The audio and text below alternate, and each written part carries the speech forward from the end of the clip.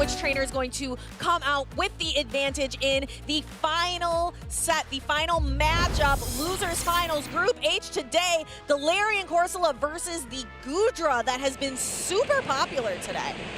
Goodra will have an immense pacing advantage in this matchup, but where Goodra's going to struggle is it can't hit for super effective damage. So Goodra will be able to fire off a lot of Aqua Tails, but Galarian Corsola, it's one of the bulkiest Pokemon in this format. It has the stats to outlast the Dragon Breath, outlast the Aqua Tail spam, and deal very nice damage with the Nightshades. Ooh, Nightshade does do quite a bit of nice damage to the Goodra, but Goodra able to get in one more attack. This Aqua Tail is not going to be enough to knock out, so Enhoff can safely no shield. And then are we going to get to see a farm down? No, we see an aggressive switch into Phoenix the Boss's own Galarian Corsola with the Credilli that we've been talking about is just so safe. I think this is one of the less effective targets that Credilli wants to see. This is one of the more neutral matchups. Credilli can typically outlast Galarian Corsola in the Zero Shield, as with the debuffs, it's able to endure the Astonish damage, the two Nightshades, and barely, as long as it has some pretty good stats, right? It is barely able to survive both Nightshades, all the damage, and make it to a third Rock Tomb, and barely be able to win the Zeros. Looks like Enhoff is just looking for damage on this Pokemon, will go for the Grass Knot. Grass Knot does quite a bit of damage, but it does set up the Corsola to potentially be able to pick up the KO now with the Nightshade, because it's only one stage debuffed instead of two. Taking a look at this Nightshade, let's see, the Galarian Corsola launches the Nightshade, Credilli hangs on, but is not able to throw an attack. So now Enhoff is able to bring in the Shadow Kanto Marowak and has two Protect Shields still remaining. Now that Shadow Kanto Marowak, I can sense it, and it can sense that Dedenne hiding in the back. So we see the Goodra coming out. We see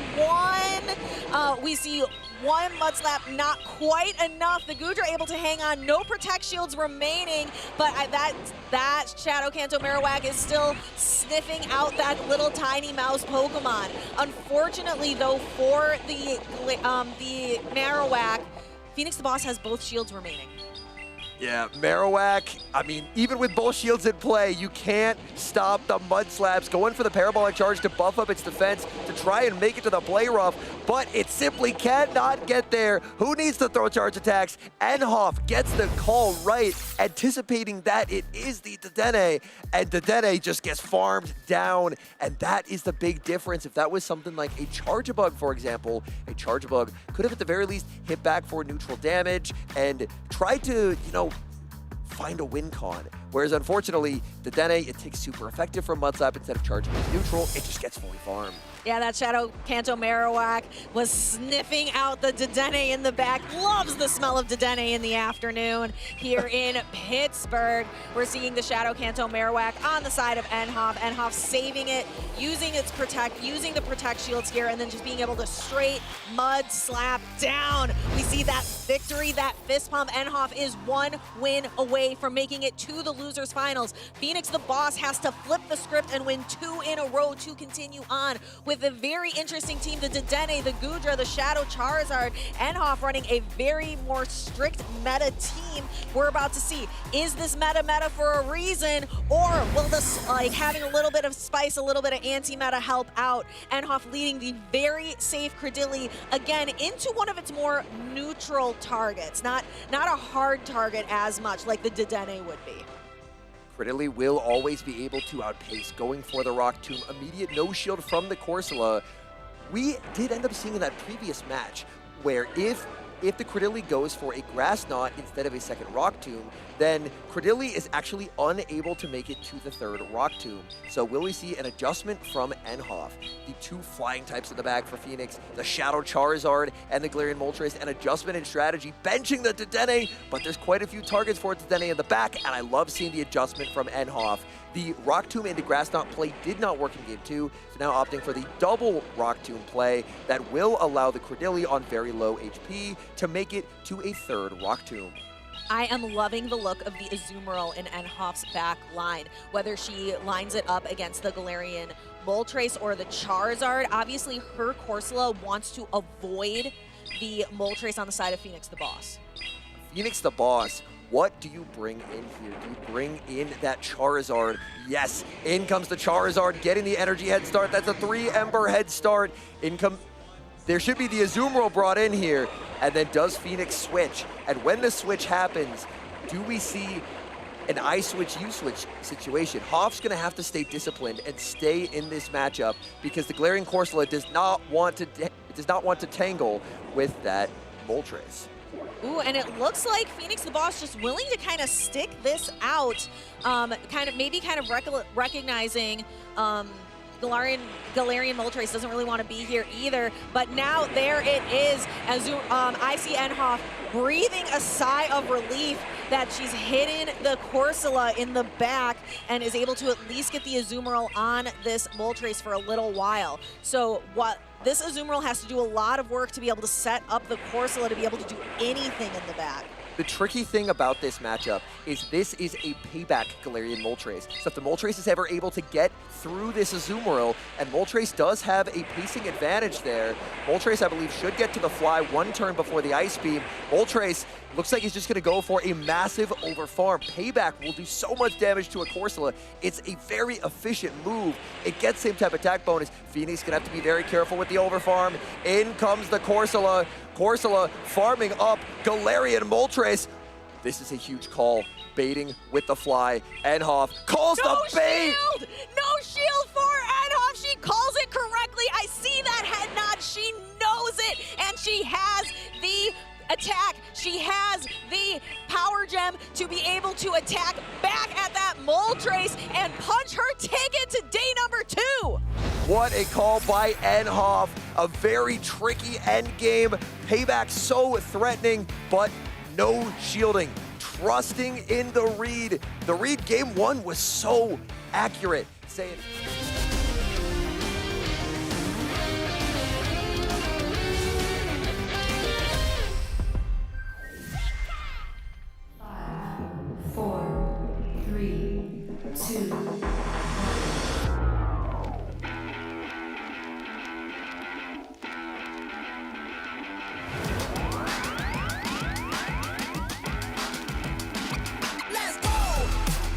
one more, you could attack for this. Just the past pennies there, it's over! Fernando Cifuentes has found it!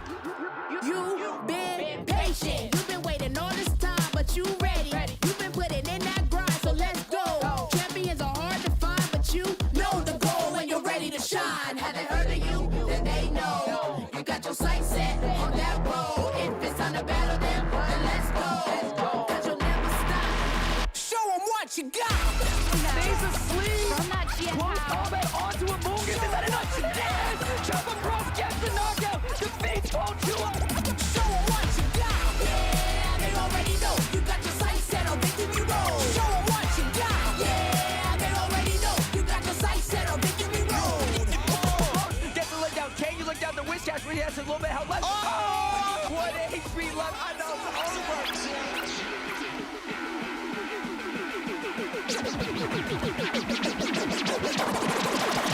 Show them what you got. Yeah, they already know. You got your sights set on victory road. Show them what you got. Yeah, they already know. You got your sights set on victory road.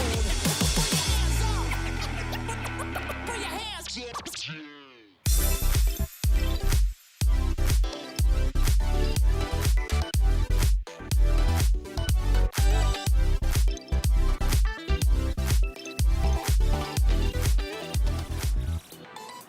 Locals will sometimes call Pittsburgh the City of Champions for their legendary performances in sports throughout the years. Today, we will be crowning another champion. Not in baseball, not in hockey, not in football, but in Pokémon GO. My name is Stephanie Christine, also known as DeFi 250, and I am here with Home Slice Henry.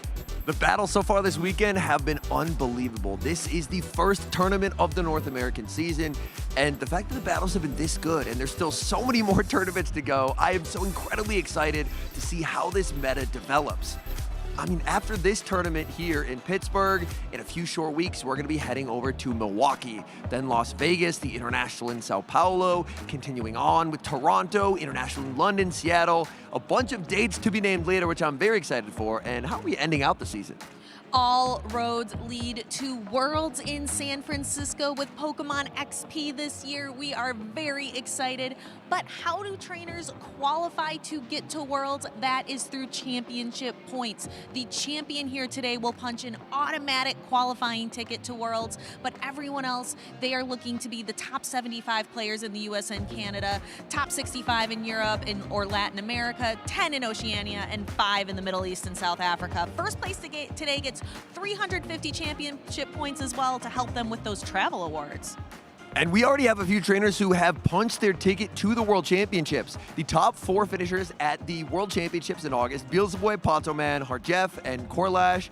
And then this past weekend, Inadequence punched his ticket by winning Frankfurt. And Harjef punched, I guess, he qualified twice over by winning Monterey. We actually saw Harjef here today, but he did not have as great of a performance, and he's actually featured right now in our top matchup of day number 1, and that was versus Caleb Pang. Caleb Pang with his trusty Bastiodon and an Annihilate sweep. Harjef faced Caleb in already once, lost to him in 1 round, and then had to play him again here and lost again. A very tough turn of events for Harjef. The Annihilate for Caleb, getting the reverse sweep, picking up the 1-hit KO, and then it moved to a decisive game 3. And in game number 3, Harjef saved all of his Protect Shields for the Annihilate, hoping against hope Annihilate could make it to a last-second Rage Fist, but it could not get there. The Sucker Punch damage was too much, and Caleb Pang emerged victorious in this heavyweight bout. Our most hyped matchup of the day has to be all of the mind games that took place in Arrow's phenomenal losers bracket run against Blazingly Blaze. So many different mind games here, Henry. My favorite was in that game number 3, where towards the end, Blazingly Blaze had to try and predict the combo play. When would he snipe with the Steelix? So he switches the Stunfisk into the Gastrodon, expecting Arrow to switch, but Arrow stays in, gets valuable Mudslap damage. The Stunfisk finally takes the knockout, but the damage was done. The Stunfisk was too low. Steelix overcomes one of its worst matchups to get Arrow into day number 2. Will this be the tournament that Arrow takes it all? We will have to see. The shock factor here. We saw Murkrows all over the place in Monterey, and a murder of Murkrows showed up here in Pittsburgh, just winning game after game after game in day number 1. Murkrow after Murkrow is apt. There were so many trainers running Murkrow. Ashton Ash, Ilsemi, DuneBug. There's Ashton Ash. And you know Scissor's not surviving this. Heavy damage from the Drill Peck, and Ashton Ash with a thumbs up as Murkrow was absolutely dominant. And Murkrow, I believe, is featured as well as Ashton Ash in our caster MVP picks for day number 2. That was 2-0 Butters pick, was Ashton Ash and the Murkrow, and then Will went ahead with Arrow and that Shadow Steelix from our very hype matchup that we featured earlier. And Hoff's Azumarill was also a key to victory, and for my pick, Out of Pocket's Crunch Charjabug. Now, I'm sure quite a few of these Pokemon, with how well they did in day number 1, will be on our day 2 usage. And right at the top, we have a 3-way tie for first with Credilli, Corsola, and Gastrodon. But what interests me, for the math lovers out there, is if you add up the percentage from Gastrodon and Shadow Marowak, that equals 100%. That means every team in today's competition, in day number 2, has a Mudslapper. If you didn't have a Mudslapper, you did not make day 2. I absolutely love this top 12 because I was so curious at the start. Are we going to go with something like Frankfurt? Are we going to go with something like Monterey and Pittsburgh? But no, North America, we came up with our own take on the meta, and but definitely that murder of Murkrows flying in from Monterey definitely featured very heavily here. Yeah, those Murkrow, they did an immense amount of damage. My goodness. Now, something that I am a little bit curious about as well is how this day 2 bracket is going to shape up, because we have some heavy hitters, some matchups that I'm very excited for. Honestly, looking at these matchups, I think I'm excited for all of them, to be honest. I am as well. We're going to be kicking it over to Speediest Chief and 2-0 Butters for Overload, Raichu and Trent, DuneBug and LNDS Steinar, Z, Zweillous and GCB, and then later we will get to Out of Pocket versus Ashton Ash, a rematch from NAIC. Yeah, the NAIC Finals getting a rematch. And if you thought the winner's bracket was good, the loser's bracket has some unbelievable matchups as well. Arrow versus Semi, Phoenix Dark versus Caleb Peng, Hungry Wolfpack versus Silent Beast, and Enhoff versus Hschirra.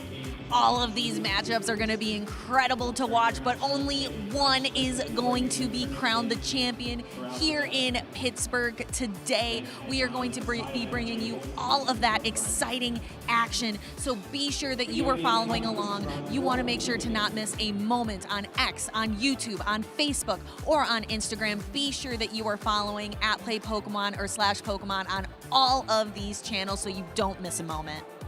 We have so many unbelievable spots where you are able to watch the content and follow along with the action, because if day one is any indication, it's only getting better from here with day number 2.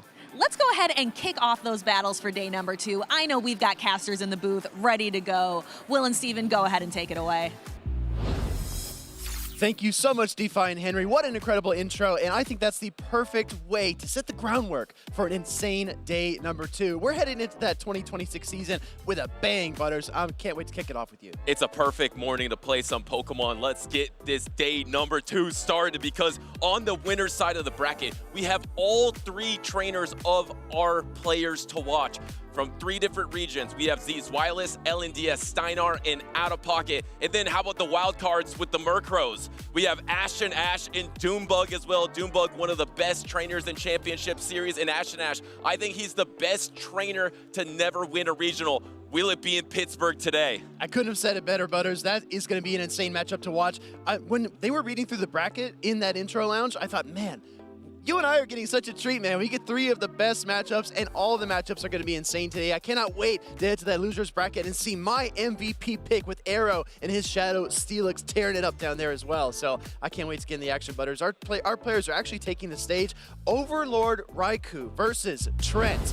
Trent we saw absolutely pop off at Worlds, but here he's got the Dugong and the Lantern, double water types. Meanwhile, Overlord Raichu with the Shadow Dusknoir. Butters, you and I have not talked about that Pokemon enough. Some frisky teams here to start us off in Pittsburgh, because the Shadow Dusknoir was a Pokemon that a lot of trainers were trying towards the end of last season, specifically in the World Championships. It has some decent play into Corsola as well, and it's kind of a powerhouse with Protect Shield. And then Golisopod, the water type that has completely fallen off a cliff in the new meta. But we saw double Mud Slappers are in the top 5, right? I think Gastrodon is 68%, surpassing the Shadow Kanto Marowak, which I believe was 4th on the usage. So having that bug water type is going to be really strong against the Mud Slappers. Of course, Trent, his MVP is that Purified Fortress, and we're just getting into the battles. Yeah. So let's go. There it is. There's the fortress. It's bug on bug. Both the Pokemon I was just talking about. Is it the Fury Cutter? Yes, so swapping out, say swap Shadow Dusknoir. Shadow Dusknoir hits the field here, and that the absence of a dark type outside of the Galarian Moltres is a big reason for that, but here it comes. Trent is ready for the safe switch. Gonna go for the dynamic punch here. This will deal a lot of neutral damage, but no shield from Trent immediately. He knows he can withstand it. He does withstand it, but it does a chunk into the Moltres, and now you can completely sucker punch down, but no, there's actually a Shadow Punch. Woo! He decided to go for one more Astonish, and he got punished because he might have got a Protect Shield or a knockout with that Shadow Punch. Overlord Raichu doesn't love that decision. Now he's going to have to go for a Fury Cutter down, have to give up a Protect Shield because you are double weak to that Moltres in the back. You're actually extremely weak to Galarian Moltres. Butters, you know that I see what you see. That second fly might get queued up, like Trent can't quite get there, so he's got to settle for 1. Coming in with the Lantern, and this is going from good to great for Trent. Throwing the Aqua Jet, Overlord Raichu misfiring here against the opposing water type. We're warming up here in Pittsburgh. That's not very effective into the Lantern. You have the Gastrodon in the back to meet the Fortress, but Trent is in a dominating position. But this is not terrible for Golisopod, because you're resisting that water gun damage, and you're throwing neutral Fury Cutters, neutral X-Scissor. X-Scissor should have been the attack for the first time, but maybe you'll get a little more farm after this if you use your last Protect Shield on this Thunderbolt. But no, actually letting it go. Yeah, lets it go. He's going to put it all on his Mud Slapper in the Gastrodon in the back. Thunderbolt connects. Golisopod goes down. Gastrodon, the last hope here for Overlord Raichu, plus he's down his shield, and he can't switch out. Once he gets debuffed, he's stuck. And he's just going straight for the Sand Tombs here, because Rock Tomb will be resisted. Sand Tomb is going to drop the defense of this Gastrodon. You usually only see that Rock Tomb from the Fortress, but now since the defense has dropped, look at these bug bites. They are chunking into this Gastrodon. Not even chunking, Butters. They are shredding through the HP of this water and ground type. Shield comes up there by Trent. He's got 2 of them. Might as well use them. But I think that second Sand Tube's going to get fired off, and here it comes. It's a swarm of bug bites as this last Protect Shield comes out. Gonna drop the defense now. This Gastrodon is 2-stage defense dropped, and you're gonna be able to get to 1 more charge attack. No, the double body slam actually. Hold on a second. You get the Protect Shield here. You can back to back. How much health does that Lantern have? Does Trent Oh, wait a second. He tries to swap on it. But no, the bug bite actually registered and knocked out at the exact same time as that body slam. Insane. I saw Trent tapping on that Lantern. He wanted to catch the back-to-back body slams in case Overlord Raiku's Gastrodon hung on through the bug bite damage, thus sealing up the matchup and allowing his Fortress to finish things up. We didn't really see that coming because it didn't look like the Gastrodon was in range of 1 bug bite, but because you got double Sand Tomb, he was, in fact, in range of 1 bug bite. He was doing so much damage by the end there. And remember, when you throw a charge attack, the fast attack...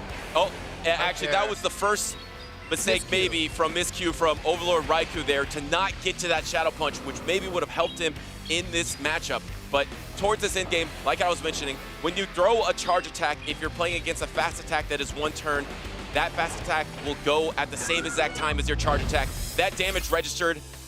It was a knockout.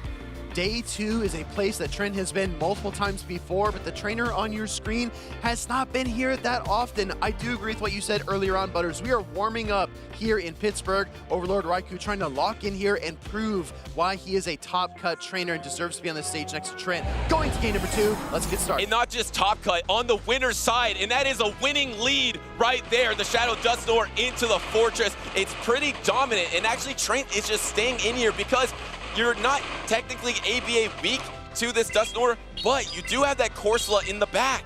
Yeah, I'm really kind of puzzled here. I mean, he's got 2 kind of like pseudo answers to the Ghost type that he sees in the lead, but Trent's staying in here, maybe trying to, actually goes for the Moltres on the safe switch, met by the Cradilly. But now you have the energy advantage, and we saw this time and time again in the World Championships. When you get that little bit of energy advantage as the Galarian Moltres, it is huge in this matchup because you're able to outpace the Cradilly. Most Cradillys in this meta will be using Acid, so that means a 1 or 2 Sucker Punch advantage is absolutely crucial. Exactly, and Trent throwing on the charge check priority because he knows the Galarian Moltres is going to win that, not taking the debuff first. I mean, these are minor things that you might not think about too often, but the top players make these plays consistently. Going to go on that charge check priority again, but this time, Butters, for the Brave Bird. He's going for it, and it looks like it's going to land. Remember, this is debuff, but this is such a strong attack, and it barely doesn't knock out. Crazily endures with 1 HP and a dream to throw another Rock Tomb, which will probably be the knockout into the Galarian Moltres. Yes, secures the knockout, secures the alignment, but actually instant pivots into the Shadow Dusknoir. In comes the Galarian Corsola here. The Astonished damage on both sides is going to add up really quickly, but the shield here by Trent is going to maintain that HP. Things are looking pretty solid for Trent. He recognizes he can spin down. Can he get there? No! And he denies another Shadow Punch here in game number 2. And this is great for Overlord Raichu that he did pivot. He pivoted with that 1 health Cradilly, so now if he gets debuffed on his Golisopod, which he definitely will right here with this Rock Tomb, he can now swap out and remove that debuff. What a great play. The first game he was warming up, now his play is crispy because he knew that once Moltres was out of the game, everything was safe for that. But he doesn't get there, Butters. No! He can't get there. 45 seconds is too long. And he's going to take another Rock Tomb, and this is going to definitely KO this Golisopod. Oh, wow! And Trent is able to get the Bug Bite, and there it is, the Purified Fortress. It was dominant in the World Championships for him. It's dominant to start Pittsburgh as well. Oh my goodness, Trent absolutely operating within the margins here of this series number 1 on day 2 in Pittsburgh. But as we are just getting warmed up, but I'm telling you, man, we are at 11 right now. That was great because I was trying to mention in that game 1, Overlord Raichu might have been warming up. In that game number 2, he so quickly registered that as soon as Moltres was out of the battle, his Shadow Dusknoir is safe. So he instantly pivoted his 1 health Cradilly to have it available to drop a debuff later on in the battle, but unfortunately, he wasn't able to Fury Cutter down on the Fortress in the end. I mean, that Fortress is just looking so strong for Trent. That right there, that swap into the Shadow Dust Noir to bug bite it down, I think that was key because it gave Trent a couple more bug bites and put him on pace, on track to get to the double Rock Tombs against that Glyspot later on in the game. And Butters, you saw it as well. Only a half second until that switch timer was available, and Raichu could have swapped to that Cradily to soak the second Rock Tomb and keep his Glyspot in the game, but he couldn't make it there in time. In my opinion, Trent has unlocked the Fortress gameplay better than any trainer I've seen so far.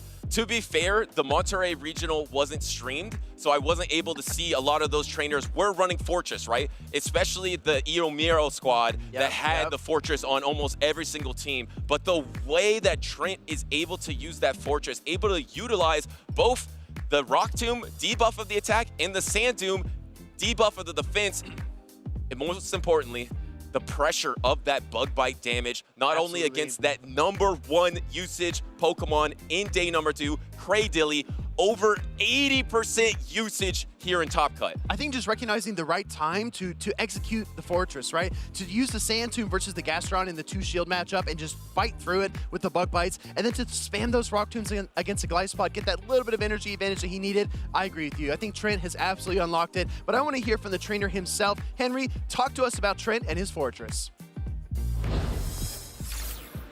Thank you so much, Speedy and Butters. My name is Holsize Henry, here on the floor with Trent, who just got a big victory on stage. He had an amazing performance at Worlds, and he's picking right back up where he left off. Now, Trent, the people gotta know. Talk to us about Fortress. It seems like a lot of trainers gave up on it, but you're showing them that they may have given up on it too early. So talk to me about how clutch Fortress has been for you so far this weekend. Yeah, so basically I was looking at the steel types in the meta. I don't have a Tinkaton to use, so I was looking at Scissor, and it's just too glassy for my liking. And I was chatting with Ashton before the tournament, and he's the one who pushed me to try Fortress out, and it's been working very well for me in this tournament. It's a steel type that can beat the Mud Slappers, and that's kind of the unique niche it has in the meta right now. I do like that because taking a look at top usage, what do you see? It's Cradily, it's the Mud Slappers. We were looking at top usage earlier, and every team in Top Cut has a Mud Slapper. So imagine having a steel type that can actually have play there. The bug bites add up so much. So my next question was, did you ever consider, because it also is the second fast move, it is Volt Switch. So was that ever in consideration, or were you knowing, I gotta make sure I have a good check into the Mud Slappers and Cradily? Because I believe there were a few trainers testing out that Volt Switch Fortress, but none made it to day 2 like you did.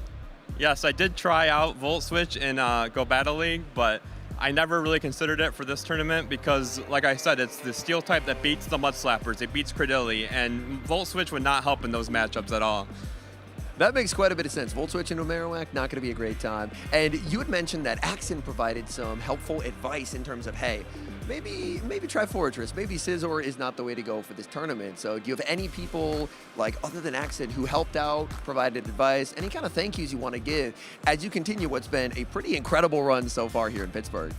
Yeah, I'm going to give a shout out to the Pokémon GO, as well as Beelzeboy and Master Mahir for helping me prep for this first matchup here. One of the things that I love so much about these tournaments is you get to see these unbelievable performances, and you get to learn all the people behind the scenes who get to provide advice and help, and the sense of community as trainers come together and they work to build these teams, spend hours in the lab, and provide some amazing results. So big congratulations, amazing win on stage, and I'll kick it back to the casters, Butters and Speedy. Awesome. Thank you so much, Henry and Trent. Trent is always like so composed, right? He's always so calm. He's like, you know, I tried in Go Battle League, but I really like beating those Mud Slappers. Let's keep it real. Always appreciate hearing from him. And it's so serendipitous as well because I recognize Trent from those Go Battle League leaderboards seasons past, years ago, and he's translating all that success into the championship series. I could not be happier for him, and hey, can't wait to see where he goes from here. Speaking of seasons past, years ago, you were the original Fortress user. You were the original one to unlock it, but now Trent has done it. And let's see how Fortress matches up against the top meta here in day number 2. Of course, I mentioned already, Cradily absolutely topping the charts here. Galarian Corsola and Gastrodon tied for second and third. We didn't necessarily expect Gastrodon to overtake Shadow Cattle Marowak by that margin. Exactly, yeah. Yeah, the 68% versus the 30%. It looks like a big slide for that Shadow Kenta Marowak, but our friend Desynct pointed out on socials that every single team in our top cut has a Mud Slap user. So it's either that Gastron or the Marowak on every single team. I want to talk about the steel types as well, Butters. We've got Fortress, Shadow Steelix, and Bastiodon. Lots of heavy metal down there at the bottom. I called the Bastiodon. Nobody else saw it coming. What do you think?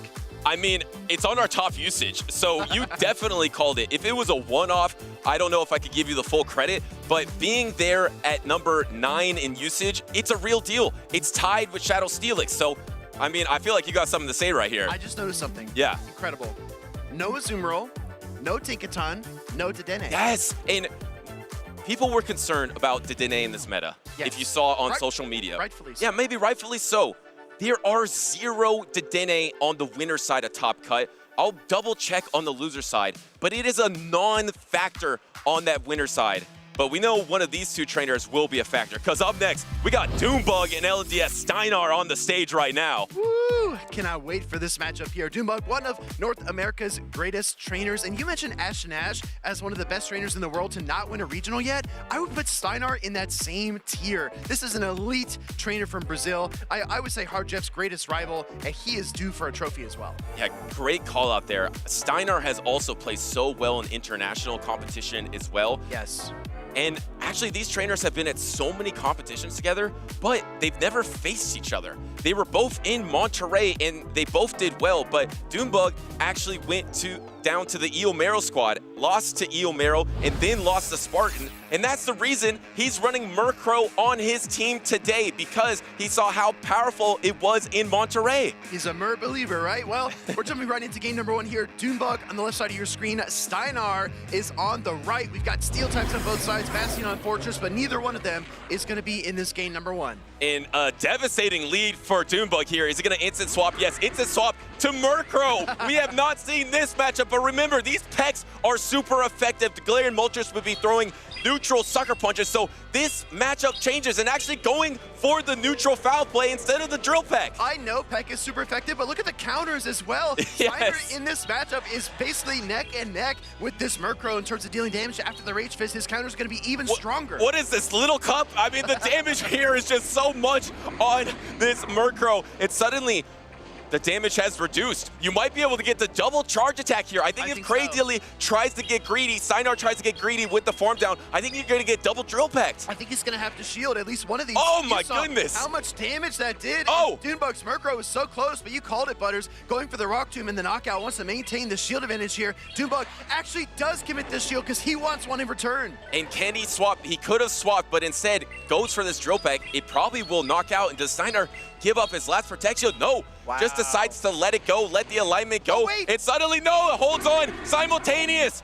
What happens here, Speedy? Hey, it all comes down to which Pokemon comes in. Galarian Moltres versus Galarian Corsola would be great for Steinar, but if he sends out the Annihilate into that Galarian Corsola, it could be devastating. DuneBug, Corsola, Steinar, Annihilate, pivot.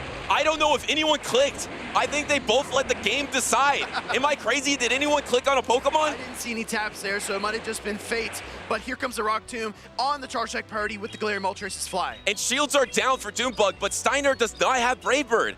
Yep. He has Payback and Fly. Decided to go for that Fly there on Charge Attack priority. There is one protection remaining. Since Steinar already knows the backline Pokemon is Corsola, of course he's going to invest in this Galarian Moltres. Yeah, absolutely. He wants to get this this Cradily out of the way. Rock Tomb is ready to go on the Charge Attack priority. Here comes another Fly. This looks really rough for DuneBug at this point because even if he connects with the Power Gem, I don't know if it's going to be enough. Yeah, it's going to take Astonish damage and the Power Gem. And remember, there is a pivot available for Steinar to try to catch here. And you actually are getting close to Power Gem range. Oh, wow! Steinar catches it, looks up at his opponent, knows that was a game-winning play. They say nobody catches on DuneBug, but Steinar says, I can do it. 2 Astonishes come through. That's a little bit more energy back over to DuneBug's side, but is it enough to pace up to the Power Gem? Here comes a payback. He has the payback, throwing it right before the Power Gem is available. LNDS Steinar takes game number 1. What a decisive strike there at the end by Steinar, swapping in and catching the Power Gem on his fighting type. and just absolutely sealing up that game. I need to talk about the mind games in this dynamic. These are two top trainers that have never faced each other before. Yep. Steinar swapped when DuneBug had the power gem exactly, and that doesn't usually happen at the highest level. Usually at the highest level, a trainer will pause thinking that the opponent is not gonna throw it right when they have energy because you'll swap then. But DuneBug's thinking, I'm playing another high-level trainer. I'm just going to throw it when I have it. But Steinar was ahead of him and swapped, and he caught it. And it was a game-winning catch. Yeah, DuneBug was trying to put himself in Steinar's shoes and say, what would I do in this situation? Also, right here in the mid-game, this is so critical because Steinar was trying to do enough counter damage to the Murkrow to allow his Cradily to come in and acid down without needing to take the second drill peck. But he was one counter off, and this play at the very end, obviously, like we talked about a couple times already, sealed up the game for him. DuneBug would have won the game if he didn't get caught on. And it would have been on the back of that little Murkrow. Because Murkrow was able to chunk that Annihilate, get a Protect Shield, and then simultaneously knock out the counter swap after he had taken all of that counter damage. So that Murkrow put in so much work, but the catch was the deciding factor. I just want to remind everyone, like, that was a disastrous lead for DuneBug, leading that Cradily into Annihilate. We know how that goes. We all watched Beelzebub versus Pataman in Game 7 of the Grand Finals reset. We know how that turns out. So for DuneBug to make it that close, that competitive, speaks volumes about him as well. DuneBug was speaking yesterday that he was a little worried about Bastiodon. Say swapping Murkrow is not a trainer worried about Bastiodon. So maybe thinking about it overnight, Steinar will not bring the Bastiodon, but since he showed Say swap Murkrow in game number 1, I'm curious, does Steinar respond with the Bastiodon? But look at Dune's team. He's got the Shadow Kid Marowak and the Unova Stunfisk. He has two incredibly strong answers for Bastiodon, so it's a risky game, but we've seen trainers adjust, switching over to the Bastiodon mid-series. Steinar might do exactly what you said. And we have the leads. It is the Shadow Annihilate once again for Steinar, keeping with the same exact team of 3 in the same order. Looks like he has a plan here against DuneBug's Unova Stunfisk. Remember, this Shadow Annihilate does have Ice Punch for that super effective damage. This is a little tricky for Steinar. He can't really switch out because if he sends out his Cradily, that's his hard answer. And if he goes to Moltres, obviously that would be a disaster. So he's kind of forced to stay in here with the Annihilate. Does he throw the Ice Punch or does he bait the Rage Fist? He is going to go, actually just hold his energy. He's holding all his energy here, gonna take this next Mud Bomb. Remember, he gave up an early Protect Shield, saying, I want to invest in this Shadow Annihilate in this matchup. Now, he's at almost 100 energy, throwing the Ice Punch. This will surely knock out the Stunfisk. Let's see if DuneBug, DuneBug just lets it go. Maybe he's gonna try to go for a peck down with that Murkrow, but you're gonna absolutely have to give up a Protect Shield here. Yeah, absolutely. One peck goes through, but the Ice Punch is queued up. DuneBug gives up that shield as expected. The question on my mind is, does Steinar allow the farm down, or does he pivot out of this matchup with the Annihilate? He's not even close to another charge attack, so he's gonna go and let the Annihilate go. Coming in with the Cradily, actually. And you're so far ahead on energy. I mean, I say so far ahead just because the pacing is rapid with this Murkrow. You're already at the Drill Peck. You can also swap into your own Cradily. I love how perfectly that Drill Peck does half the damage of a Cradily. Yeah, you got to admire the damage calcs there. Rock Tomb getting fired off will take that final shield away from DuneBug, and the question becomes, will Steinar try to catch this second Drill Peck and save his Cradily from this matchup? DuneBug overcharging quite a bit, builds to the double, throws it. And you can't really shield here, because if you shield, he has the double. So now you're gonna have to come in with Moltres, but you can't Sucker Punch this down. This is so awkward for Steinar. Yeah, this is really bad. Coming in now with the Cradily. This is gonna be interesting. This might have opened a slight window for Steinar. But it's so much less punishing without the Brave Bird. Once again, DuneBug is with Protect Shields down, facing a Galarian Moltres, but he can't get punished with the Brave Bird. The fly does land. There is one Protect Shield remaining. You're gonna have to think you give it up here, but you're gonna have to get the 2 charge attacks. Yeah. Steinar can't quite Sucker Punch down here, which is the problem, right? He can't farm down, so he's gonna be forced to throw another fly. So he's gotta overcharge as much as possible, throw in the charge attack priority, and try to budget his energy to get to another move against the Murkrow. I mean, it might be possible. It might be possible, but there's just no way you're outpacing. It just all comes down to the bulk of Galarian Moltres. How much damage is it gonna take from this Drill Peck? We saw it do half the health of a Cradily. It's probably gonna do a huge chunk into this Moltres. It is gonna come down the Pecks. Can the pet do it? Or can he get to the drill pet? 4, No! 5, on charge tech priority. Little Murkrow takes it. Gonna take down that Galarian Moltres and win this game number 2. DuneBug committed to it in game 2 and it paid off. And Murkrow looking like the superior dark flying type in this meta. DuneBug takes game number 2, ties up this series once again on the back of Murkrow. Yeah, we call How it. tricky is that little thing? We called it yesterday, tiny but mighty. As you take a little zoom in on DuneBug's team, we've seen the Galarian Corso, we've seen the Cradily, we just saw the Unova Stunfisk, but that Murkrow that you keep talking about, Butters, that is the consistent here on DuneBug's trios. The biggest thing for me that I'm now realizing, its play into Cradily is so awesome. Because you're doing half the health with each drill peck, and by the time you get debuffed by a Rock Tomb, your next drill peck will knock out. Yeah. The best factor for this little Murkrow is if you get an energy advantage, you get to the triple before Cradily gets to the double. And that is the biggest factor that's making it look better than Galarian Moltres, in my opinion. No, I think you nailed it, right? 7-6 for the Rock Tombs and then 5 every time for the Murkrow. It's so fast. And like you said, that 50% damage. Yeah. And then when you factor in the peck damage, even after the Rock Tomb debuff, that second drill peck will get it done. The question in my mind, Butters, like you pointed this out right before game number 2, Steinar has to stop the Murkrow. And it looks like there's one trump card that he can pull to do it.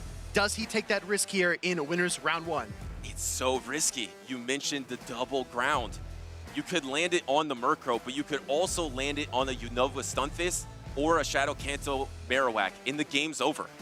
So you could hard win the game, you could hard lose the game, but you see in these matchups, they're so close.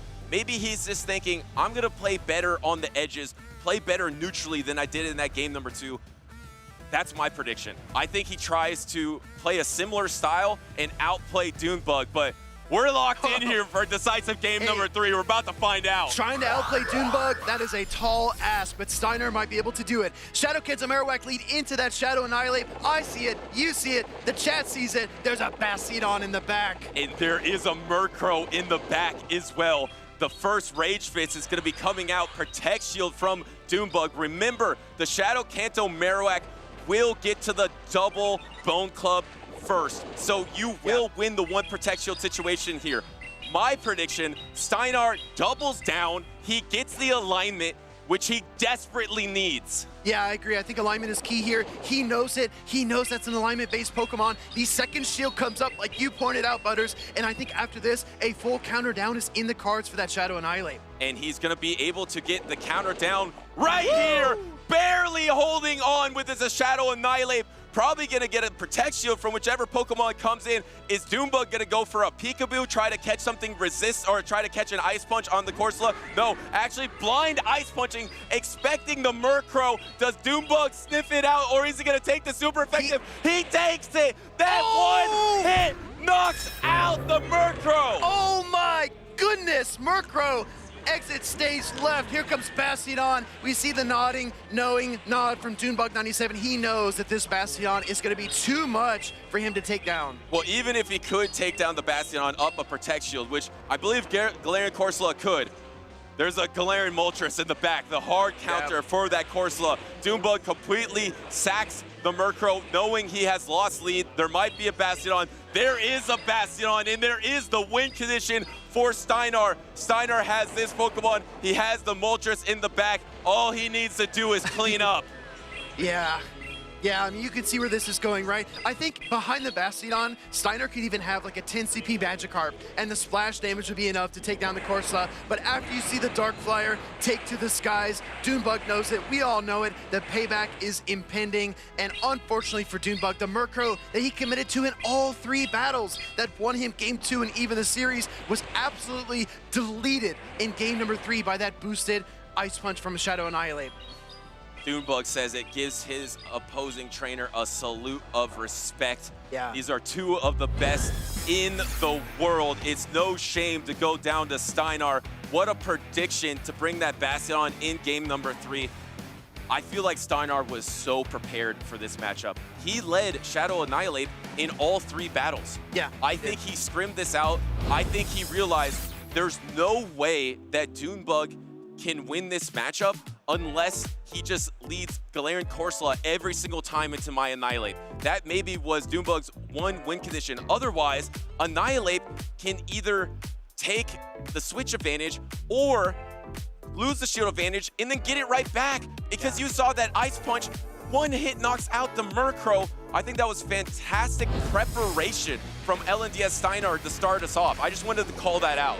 You saw as well, DuneBug was kind of hedging his bets against a potential Bastion lead. He was not putting that Murkrow in the lead. He was actually just leading a ground type almost every single time. He let the Shadow Kanto Marowak, he let the Unova Stunfisk. He was ready for the Bastion, but he could not pinpoint where it was going to be, and Steinar was not willing to lead it. So that Annihilate was so safe coming game after game, because as you pointed out, Butters, there was no Murkrow lead, there was no hard check to it, and Steinar must have known through the scrims, through the practice, maybe practicing with Harjefe and others, he must have known what DuneBug was likely to do.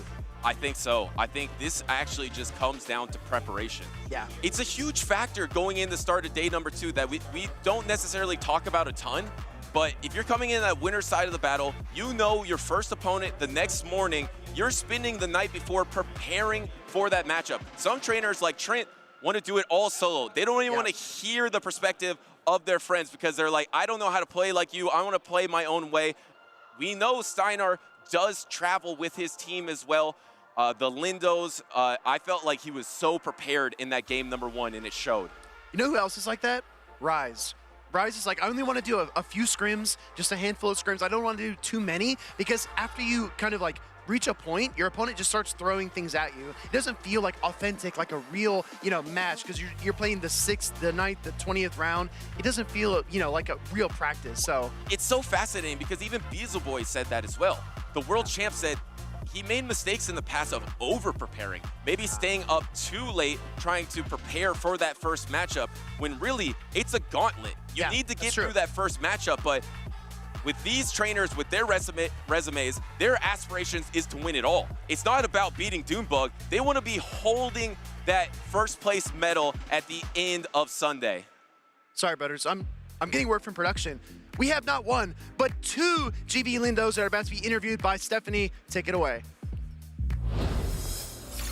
Thank you so much, Will. I am here to interview LNDS Steinar off of an incredible battle just now against DuneBug. Steinar, I want to ask you a little bit about your team changes. You just had 7th place in Monterey, and you really changed up your team. You were running, I think, Shadow Caesar, you were running Lantern, you were running a Goodra. What inspired you to change your team so much? Eu acho que a Nirlape é um Pokémon que está sendo muito desrespeitado atualmente, e ele é um Pokémon muito forte no meta, para counterar o meta, e a gente não tinha um terrestre no time, e a gente achou que Gastrodon era muito bom. So he said he thinks that Annihilate is a very strong Pokemon in the meta. Almost every team is disrespecting Annihilate, so I think it was a great pick for Pittsburgh. And he was missing a ground type in the Monterey team. Gastrodon was big for Pittsburgh. And you are playing out of your mind today. The simultaneous KO, the catch of the Power Gem, that was incredible. Is this your weekend to take it all? Eu espero que sim. He hopes so. Who would you like to shout out for supporting you throughout this whole weekend, and even in Monterey, because you just came, this is 2 weekends back to back that you've been battling. Who has been your support system? Meus pais, primeiramente, eles estão sempre me apoiando, mas principalmente o pessoal da Tuzi, o pessoal do Gibelindos e os meus amigos que vieram viajar comigo, o Kana e o Rajaf. So my parents mostly, because they support me a lot. The Tuzi Esports, all the support, we are here because of them, and friends from Gibelindos and the friends they're here supporting him. Thank you so much, both of you, for taking a moment to chat with me. We've had plenty of world travelers. We're actually going to have another world traveler on stage here in a moment. Will and Butters, let's hear some more battles. Thank you so much, Stephanie. And Pada Baines, congratulations to LNDS Steinar. Awesome for Hschirra to provide some translation as well. And you know, at the end there, Steinar specifically thanked Hschirra as well. But in the translation, he didn't mention that. I was going to say. Maybe just to not try to say, and he thanked me. But I want to talk about that friendship because we've seen that before. I just remember a standout moment for me was on the stage, I believe, of 2024 NAIC. Correct. That moment with Swagron. Correct. It was just so emotional. These trainers have been through so much together. They support each other through and through, and they really want the other to succeed, even when they're oftentimes in the same top 5 of a competition. So it gets dicey, but I just love to see the friendships within the community between these two top trainers. So that was an awesome moment to see for me. Butters, I'm getting a little misty-eyed. Let's get it down to the stage, get us off camera. I want to talk about these next trainers up on stage. We've got the Zweillous taking on GCB. Chat, I know it's early, especially if you're on the West Coast. Let's get active in the chat. If you're rooting for the trainer on the left from Germany, type some Z's in the chat. If you're rooting for GCB, type those 3 letters as well. Butters, what do you think of these teams? We've got Guzzlord and Wigglytuff right there, dead center. Well, first I want to talk real quick about the trainer on the right because new season, new faces. This is a trainer that has only competed 1 time in the past in 2025 Baltimore. Now coming in on that winner's side of the bracket. So show him some support as well. Everyone knows Zweillous. He is awesome, but I love seeing the new faces here trying to make an impact on the scene. But now, let's talk about those Pokemon. Because Guzzlord is a pick that we've seen with Arrow, but ZZ was the trainer to get it to that winner's side. In the only Corviknight, there's only 1 Corviknight in all of winner's side top cut, and it is on the team of 6 of Zweillous as we have a Cradilly mirror here. I think that the Cradilly on GX's side is gonna win because it's purified. When you purify a Pokemon, you increase all of its stats, which includes attack. Exactly, right? Steps up their stats just a little bit. This is formerly a Shadow Cradilly that was purified. I know DeFi is very happy about that as well. But you're exactly right, Butters. Winning the Charge Strike priority tie, Zweillous fires off the Rock Tomb second. He recognizes he's not going to win it in the upcoming matches, so he pivots into the Charge Bug. He's probably wishing he had Crunch right now. He wishes he was a Crunch-a-Bug as GCB is able to bring out that Dusclops into this matchup. And I actually love that swap from ZZ because as soon as that Rock Tomb came through, he knew that that Cradilly was in range of an X-Scissor, and he would get to that X-Scissor at the same exact time as that Rock Tomb. So he baits out this Dusclops, and now suddenly you're at the discharge, but he's trying to throw on better timing, which he does get that better timing. I don't think this quite knocks out, but it's going to be so close. It really is. I was surprised not to see the second Shadow Punch come through there, but GCB is confident in his Dusclops. Oh no! Oh no! Too confident and gets Volt Switch down, losing all that energy in the process, and it forces out the third Pokemon, which is Annihilate. If you don't know what happened there, we'll break it down after the match. But that Volt Switch registered before that 3 turns of that fast attack. So that is brutal for GCB here. Now coming in with the Shadow Primate, the only Shadow Primate on that winner's side as well. There's 2 Protect Shields remaining, and it goes through, it lands, knocks out the Charge-a-Bug. Yeah, my apologies, I said Annihilate, but that's definitely Shadow Primate on the field. Down a shield, but so much energy. Rage Fist is going to come through here. This is so funny as well, because Zweillous has piloted both of these Pokemon in previous tournaments. He knows exactly how this matchup goes. He knows how a lot of matchups go, if I'm going to be honest. Yeah. ZZ is a professional Pokemon Go player. Here comes the next Rage Fist from this Primate. Look how much damage this Primate has actually been able to put into this Corsola. Pivot into the Cradilly here. There's almost double Nightshade. Swap onto the Rock Tomb into his own Cradilly for Zweillous. Yeah, I could have played that a couple different ways. Could have gone to the Cradilly earlier, but instead banks almost double Nightshades on that Galarian Corsola because he wants to save that energy for the Primate just in case his Cradilly gets farmed down here. And he's going for Grass Knot here because it does slightly do more damage than the Rock Tomb.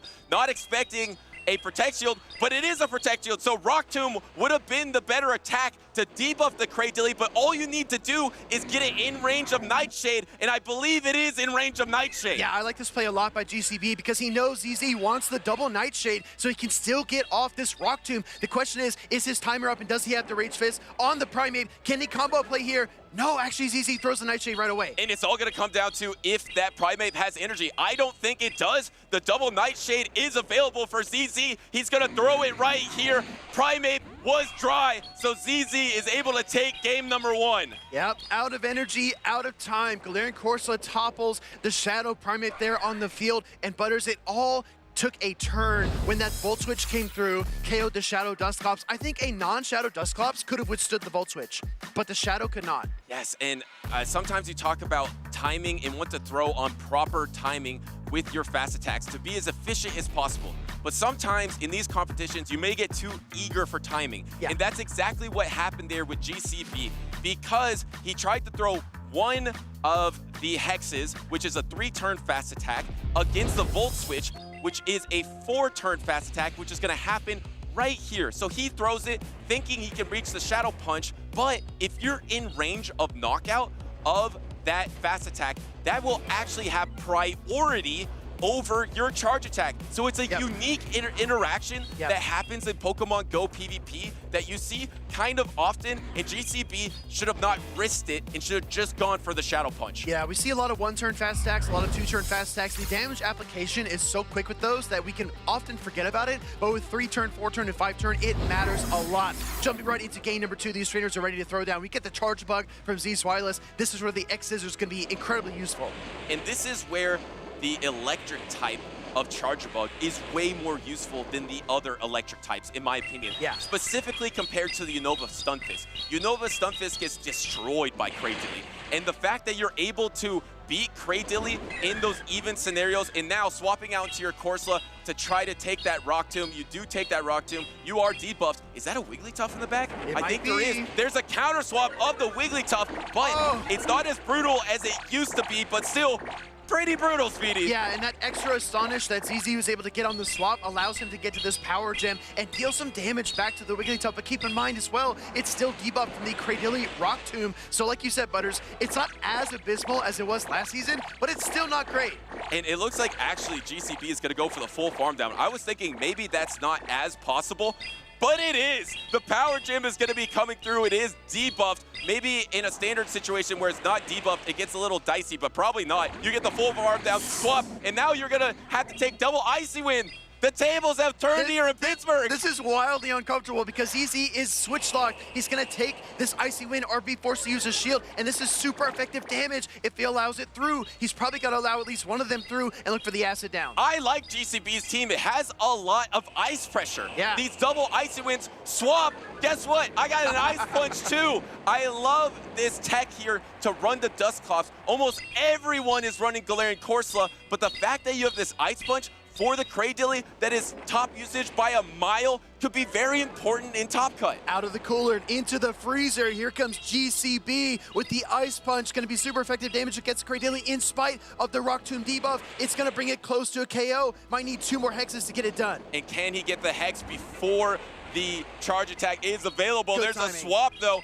Better timing there from GCB, able to throw the Shadow Punch, but I think his timer is, oh no, not quite back up, but you would probably still rather try to soak this energy here because you don't want to take that X-Scissor on your Cradilly. That's why Zweillous not only is trying to throw on great timing, hold on, Speedy. Wait. Is this going to be enough? Can you hold on if you're GCB? I don't think can so. You endure? Oh, yes, you can! Wow, Shadow Dusclops hangs on this time for GCB. Gonna get off this Shadow Punch. I don't think this is quite enough either, but Zweillous just does not want to lose any more HP on his Charge Bug. Gonna look for some Volt Switch damage. Back to the Cradilly versus Charge Bug matchup. And back to the switch timer for Zweillous.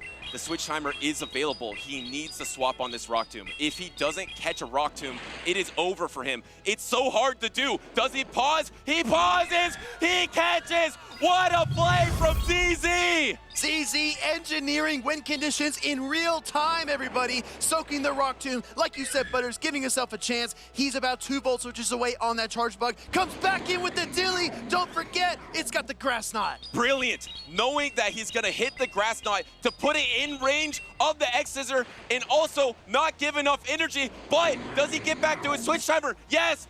GCB's at the switch timer. Does he swap? Does he go for it? He doesn't. But ZZ is so patient. He's so locked in. He's one of the best. He comes in with the Wigglytuff, throws a Volt Switch, and then the X Scissor, but he doesn't have the double. I don't think he's got enough. He doesn't have the double. This is not very effective. It knocks out, and it looks like GCB is able to hang on with the Rock Tomb. Absolutely artistic here by GCB to get off the Rock Tomb, to seal up this game number 2 in spite of ZZ's best efforts to get back into it. He was just so calm, cool, and collected, and that Ice-type coverage you mentioned, Butters, that was the key. A brilliant display of Pokemon GO PvP, Speediest Chief. Seriously, well done from both these trainers. ZZ paused on a 4-turn fast attack to swap to catch the Rock Tomb to give him a chance in this game because he was so behind after the avalanche of ice attacks.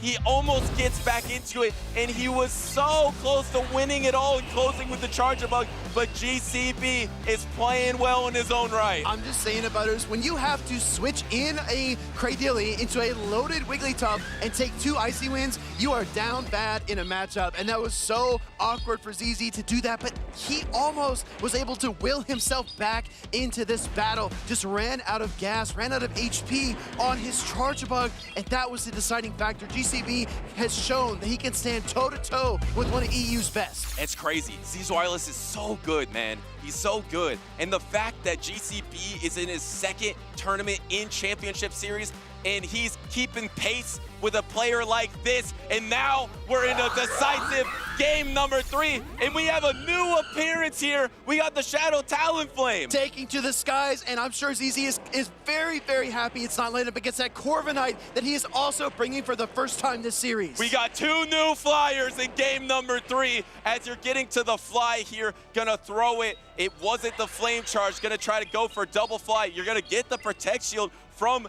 ZZ here. Are you gonna throw the Power Gem or go for the Nightshade bait? Going for the bait, but I actually don't even know if it's a bait. This probably knocks out anyway. I don't think you need the Power Gem, right? Because those Astonishes are doing so much damage. They really do. To the Shadow Talonflame, but GCB wants to bank it for a rainy day. Comes back in with the Cradilly now and forces maybe a switch. Here comes ZZ with that Corviknight.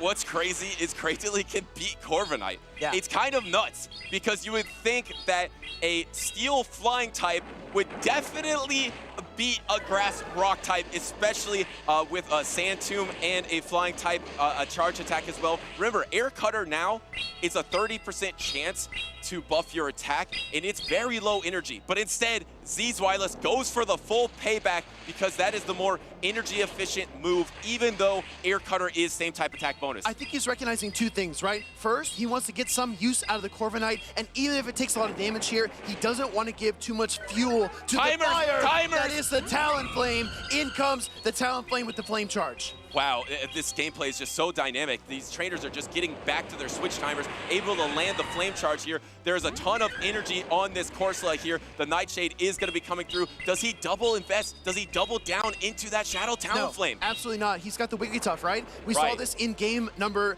2, I believe. And ZZ as well, throwing 1 Astonish to not take that additional Incinerate damage was very clever, but it could punish him here when that Wigglytuff comes in and gets additional farm. This game is pretty even coming into the home avoiding the stretch. farm, pivots out into Cradilly. Oh, it is a Cradilly, but I mean, you do have Icy Wind. You're gonna get debuffed as well. You're gonna throw the super effective, get the Protect Shield here. This matchup is much better because of the new charm, but it's still Cradilly's matchup. Do we see a pivot? We do. Yep, going to the Cradilly, Rock Tomb fired off by Zweillous here, recognizing he is gonna lose that charge attack priority. He needs to fire this off as quickly as he can, letting it through. GCB saving the shield for the Wigglytuff. Can he get to a Rock Tomb of his own? Yes. Oh, that is brutal for ZZ here, going for the Rock Tomb, which will debuff his own Cradilly. Where's his switch timer right now? Is it coming back up? It is almost up. Keep an eye on that, trainers, because he's gonna farm down here. He can switch anytime he wants. There is 1 Protect Shield remaining. This is probably going down right here. No, actually, he saves it. 3 moves. He needs 2 Rock Tombs and 1 charge attack on that Galarian Corsola to tie up this game. And I think GCB needs to charm through and prevent the second Rock Tomb, but he can't. Oh, wow, how much energy was on that Corsola. You're gonna be able to charm down at this rate. Can you get to that Icy Wind? But I don't think the Icy Wind is enough. He's gonna get there. No! First is the Power Gym. First is Zweillous gonna be able to knock out. You hear the roar of the crowd here in Pittsburgh. It's a rock after rock after rock. Rock and roll, ZZ. That's a double rock tomb power gem combination to win that game 3. And I gotta be honest with you, Butters, I am certain he did not expect to fight tooth and nail in round 1 of the winner's side bracket in Pittsburgh on day 2. Well, I guess rock beats ice because that onslaught of the Power Gym, the Rock Tombs, was a change of pace in that game number 3, but Zweillous was challenged, like you mentioned, by GCB. So congratulations to an up-and-coming trainer that has now dropped down to the loser's side of the bracket here in Pittsburgh. I am so impressed with GCB. I'm so impressed. Whenever I see him on the bracket, I'm going to circle his name from now on. That is a trainer that is outstanding. The knowledge of the switch timer, the ability to move the pieces around and keep himself in very contested matchups. Right here versus the Corviknight throwing that flame charge to boost his attack. You could argue a couple things. If they would have gone a little differently, this is easily GCB's game. It really could have been. I think at the end of the game, that farm down from Zweillous and the fact that you could never get out of this matchup to try to swap on something or clear your debuff for the Wigglytuff, but it also just got outpaced. Yes, it paces way faster, but Zweillous knows all his matchups. He is a pro, and he is relieved to be going on in this tournament. That was not easy for him. I saw a post that ZZ made on socials. He said, you know what? When I travel over to NA, I don't have the best results. I'm, 30th, 40th, 50th, just not top cutting, not excelling the way that I would like. So maybe other trainers deserve to be featured a little bit more. And I appreciate that, right? I appreciate being aware, but at the same time, he's proving to himself here in Pittsburgh that he can take on NA's best and not just dominate in EU, right? He was a player to watch for a reason. He's moved on, Steiner's moved on. Well, let's hear from Zweillous himself and go to the stage with Home Slice Henry. Thank you so much, Butters. Home Slice Henry here, joined with the one and only Zweillous. He's got to be used to these interviews by now because all he does, it seems like, is win. Now, a very important part of that big win that he had just on stage was it really felt like his ability to dance in and out of matchups with this new 45-second switch timer, one of the most impactful changes. So I want to hear for the man himself, how are you liking this 45-second switch timer so far? I have to say, I'm a big fan. I said it last year when it was changed from 60 to 50 seconds. I consider that a buff to my playstyle. And honestly, my play Pokemon performances have ticked up since. Now we are even 5 seconds shorter, and my team is kind of built around exploiting that strategy. Having a lot of Pokemon that get to the moves really fast, that are maybe able to endure a little longer in a matchup, like the Credilli. So you can always just move the pieces around the board without having to commit to anything too soon. And yeah, have some very fun, very flexible, very dynamic endgame scenarios, which I'm kind of aiming for this weekend. And speaking of the team, you mentioned it's designed around this 45-second switch timer. You are well known for running some Pokemon that people may not necessarily be given as much to. I know in the hotel the other night, I got into you in the Go Battle League, and I got cooked by an Incineroar. It terribly for me. I had a Pawniard, Firefang's going crazy. It went very bad for me. So it feels like a Pokemon has been rising a little, and it's really good for you so far is Charjabug, that extra Volt Switch damage this season. Talk to me about how Charjabug has been helpful for this playstyle in the tournament. So yeah, everybody was, and me included, was very scared about Dedenne as the premier electric type at the start of the season. But what Dedenne has, in terms of problems that Charjabug doesn't have, is that its matchups feel very alignment dependent, very rock, paper, scissors, as we like to call it. Whereas Charjabug, with the bug subtyping, it takes neutral from ground type attacks, which otherwise are the best counters to electric type Pokemon. So you still have all the benefits from the electric type, but you also have a very interesting secondary typing that helps. For example, in this matchup, the bug type helped resist the Primeape Karate Chops. It was super helpful just with its spamminess, with its pacing, because Volt Switch was already a good move. Now it does even more damage, but charging up to the charge attacks was always its strong suit. So yeah, again, you have a lot of flexibility, a lot of good roll compression with this Pokemon because it can do so many things at once. ZZ and Charjabug off to an electrifying start at day number 2. Big, awesome win on stream, and we'll kick it to a short break. I believe we have a segment from the World Championships that just happened this past August. I got to go there. I got to visit the Pokemon Center, centered around that Pokemon Center. Are you guys ready for the Pokémon Center? Yeah, so excited! What are you gonna get at the Pokémon Center? I'm gonna get the Jigglypuff. What are you gonna get? I'm gonna get the Pikachu. Oh, I'm so excited! Okay, let's go! Let's go! Let's go!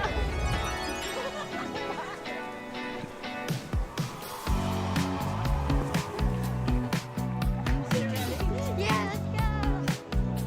Yes, we need to get these. Oh, this one. Oh, Psyduck. Oh, Psyduck, Quagsire, Tatsugiri. Oh!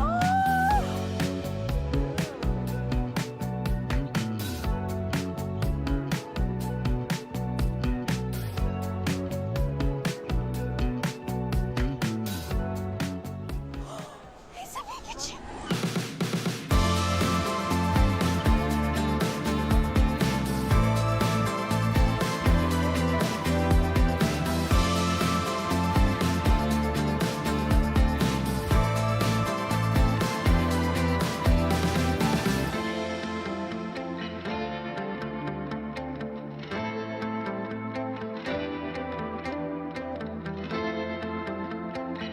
Tough choice. Remember, you can only have one.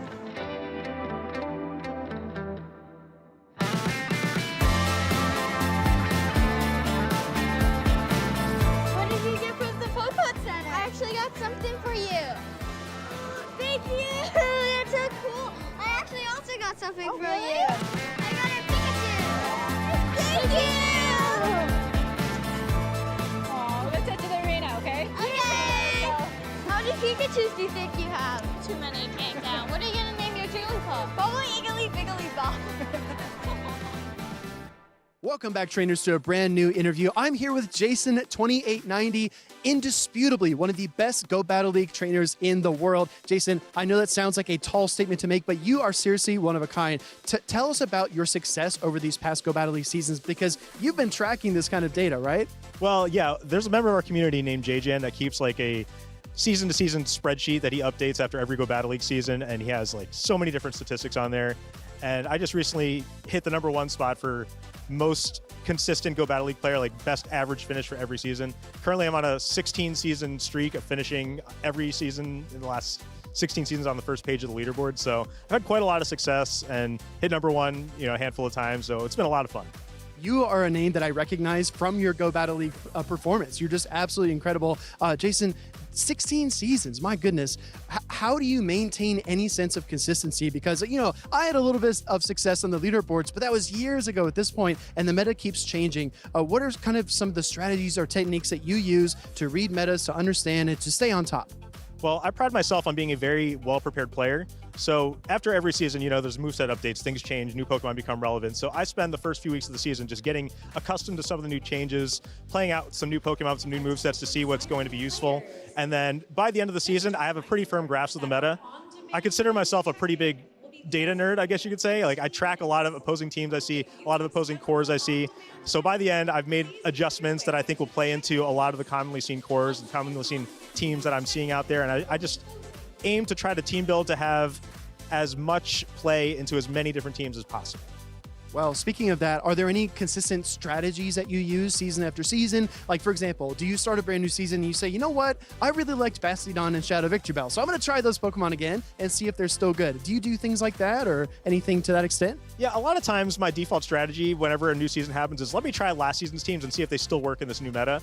And, I'll find out pretty quickly if they're going to be good or not going to be good. And if they are going to be good, I'll find some way to incorporate those in the new meta. But mainly my biggest strategy when it comes to team building is to incorporate what's known as an ABA strategy, which is kind of not a very common team building technique because I end up being weak in the front and back to specific Pokemon. But the way that it works, I end up baiting my Pokemon into making mistakes because they assume after they take out my lead, that was the only Pokemon of that type that he had. So I could save swap something that hard loses to that typing and I'll be fine because that's presumably their only Pokemon of that typing. But surprise, I got a Bastiodon in the back, ready to punish your flyer. That was not my only flying counter. Stuff like that, which I think gives me an edge in the long run over a lot of other trainers and takes advantage of how other people build their teams, basically. Awesome, Jason. I have one more question for you. You're here competing in the Show 6 Pick 3 format, which is the official format for the Championship Series. In Go Battle League, of course, we like to call it blind threes, where you essentially lock in a team of 3 Pokemon and that's it. Are there any skills that you've picked up in Go Battle League that translate directly over to the Championship Series and play Pokemon? Well, obviously all the in-game mechanics stay the same, like move counting, move timing, team reading, all that plays into it. But the team building aspect is something that I consider to be extremely different. I am a very good Go Battle League blind 3v3 team builder, but Show 6 Pick 3 is a completely different beast. I am definitely not as experienced as a lot of the other trainers out here, but I'm hoping that my skills in the Go Battle League and my natural like game mechanics and strategies will help translate to have me have a hopefully strong showing in Pittsburgh here. Awesome, Jason. Thank you so much. I would encourage a lot of Go Battle League trainers like yourself that are really successful in the format to come out and try the championship series. But for now, root for Jason. Let us know who you're supporting in the tournament bracket, and back to the Pokemon action.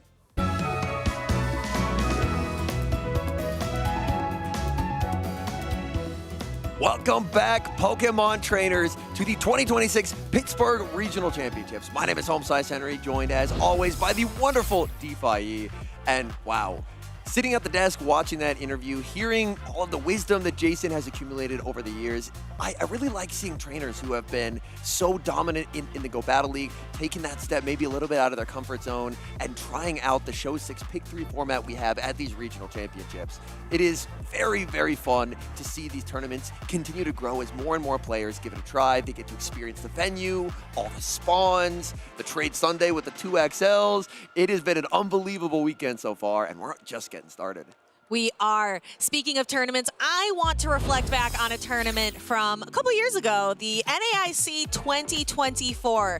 If memory serves, Ashton, Ash, and Out of Pocket have played before. Ashton Ash lost 2-3 to Out of Pocket in the winners finals of NAIC.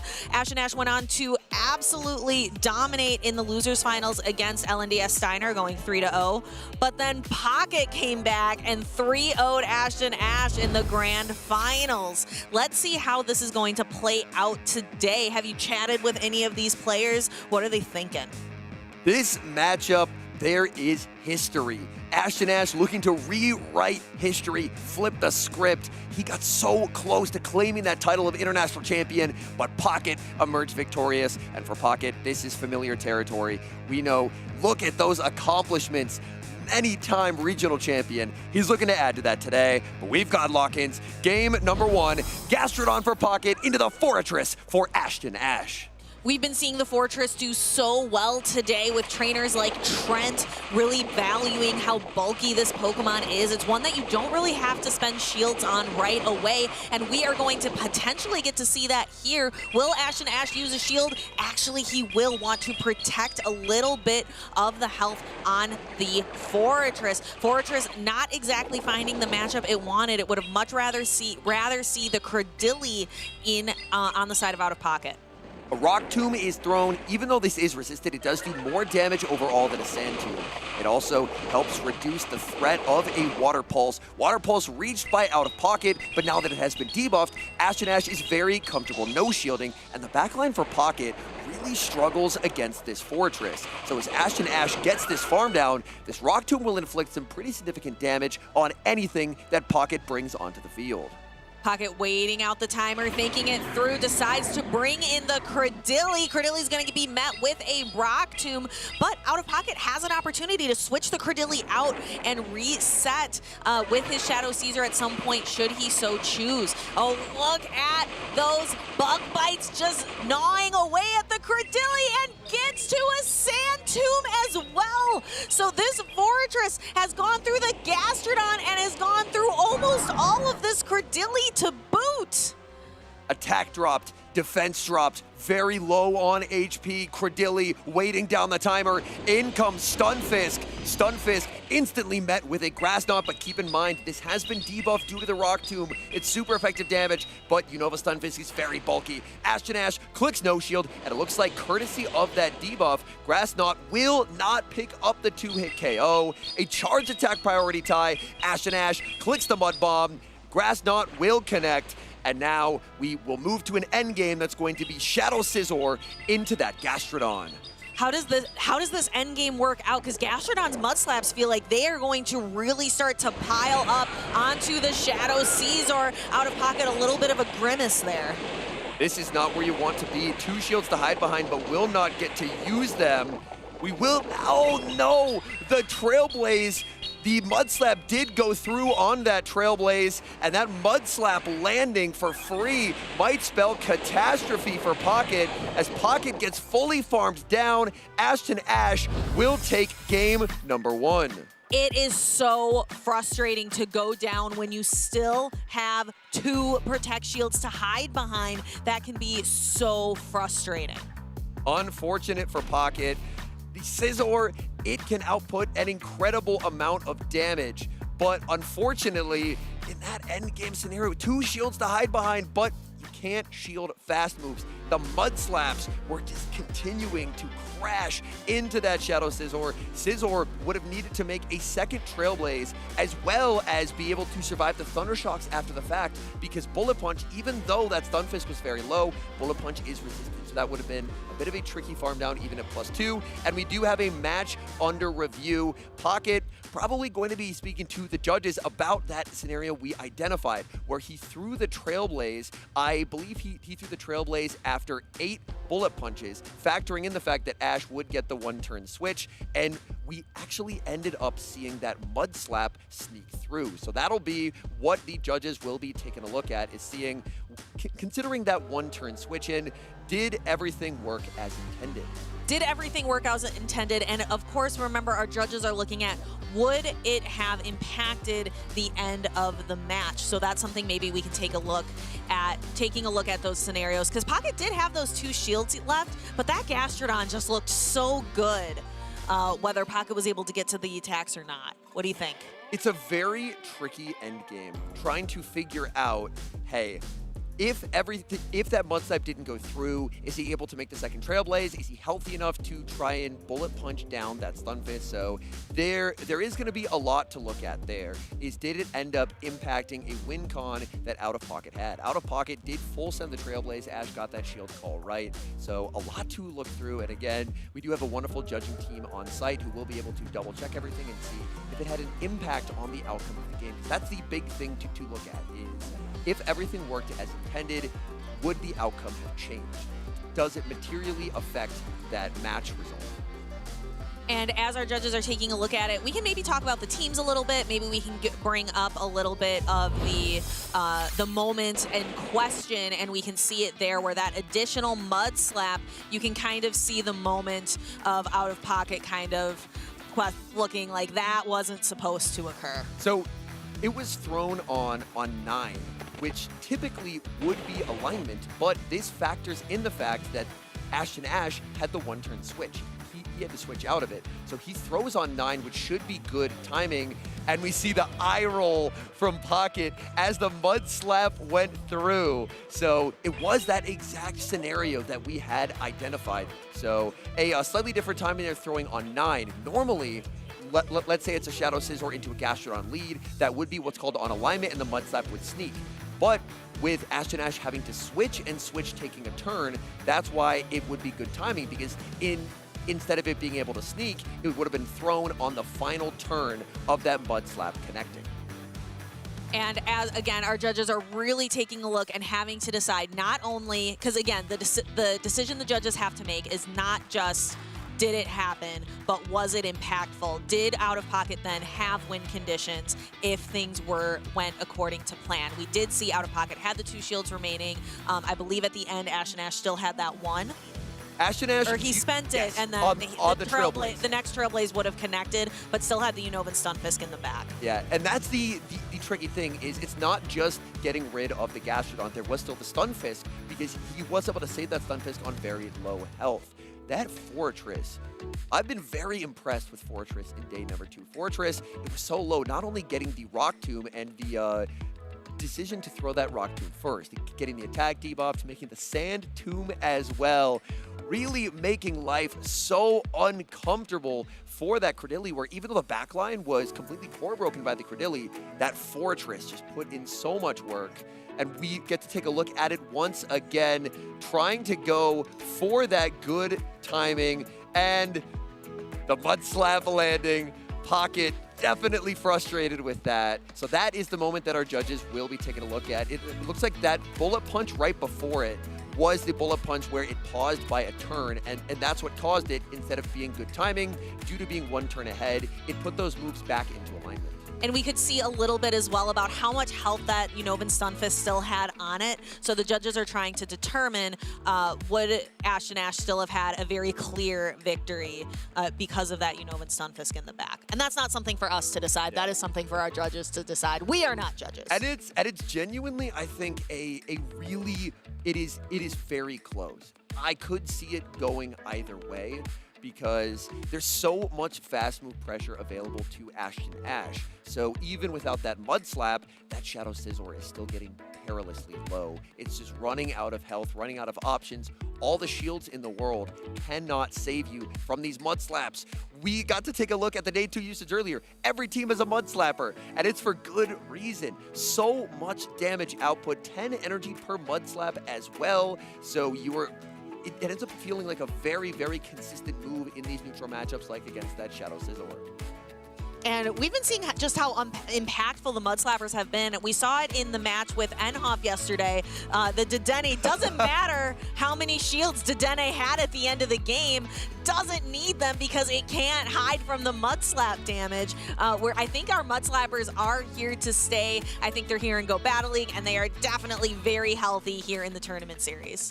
And that's part of where the decision from some players like Zweillous to put the Charge Bug on the team can be helpful, because neutral Mud Slaps still do a lot, but at the very least, due to that bug subtyping, Charge Bug is only taking neutral damage. And when you're only taking neutral damage, suddenly, if you're in that scenario where you are up 2 shields to 0, you can actually get to a few charge attacks, whereas that poor Dedenne, it couldn't get to 2 moves. It just got Mud Slapped all the way down, and it was a bit of a tragic end to that game, as the Dedenne had all the resources it could ever want, but it simply was not enough to get through that full health Marowak.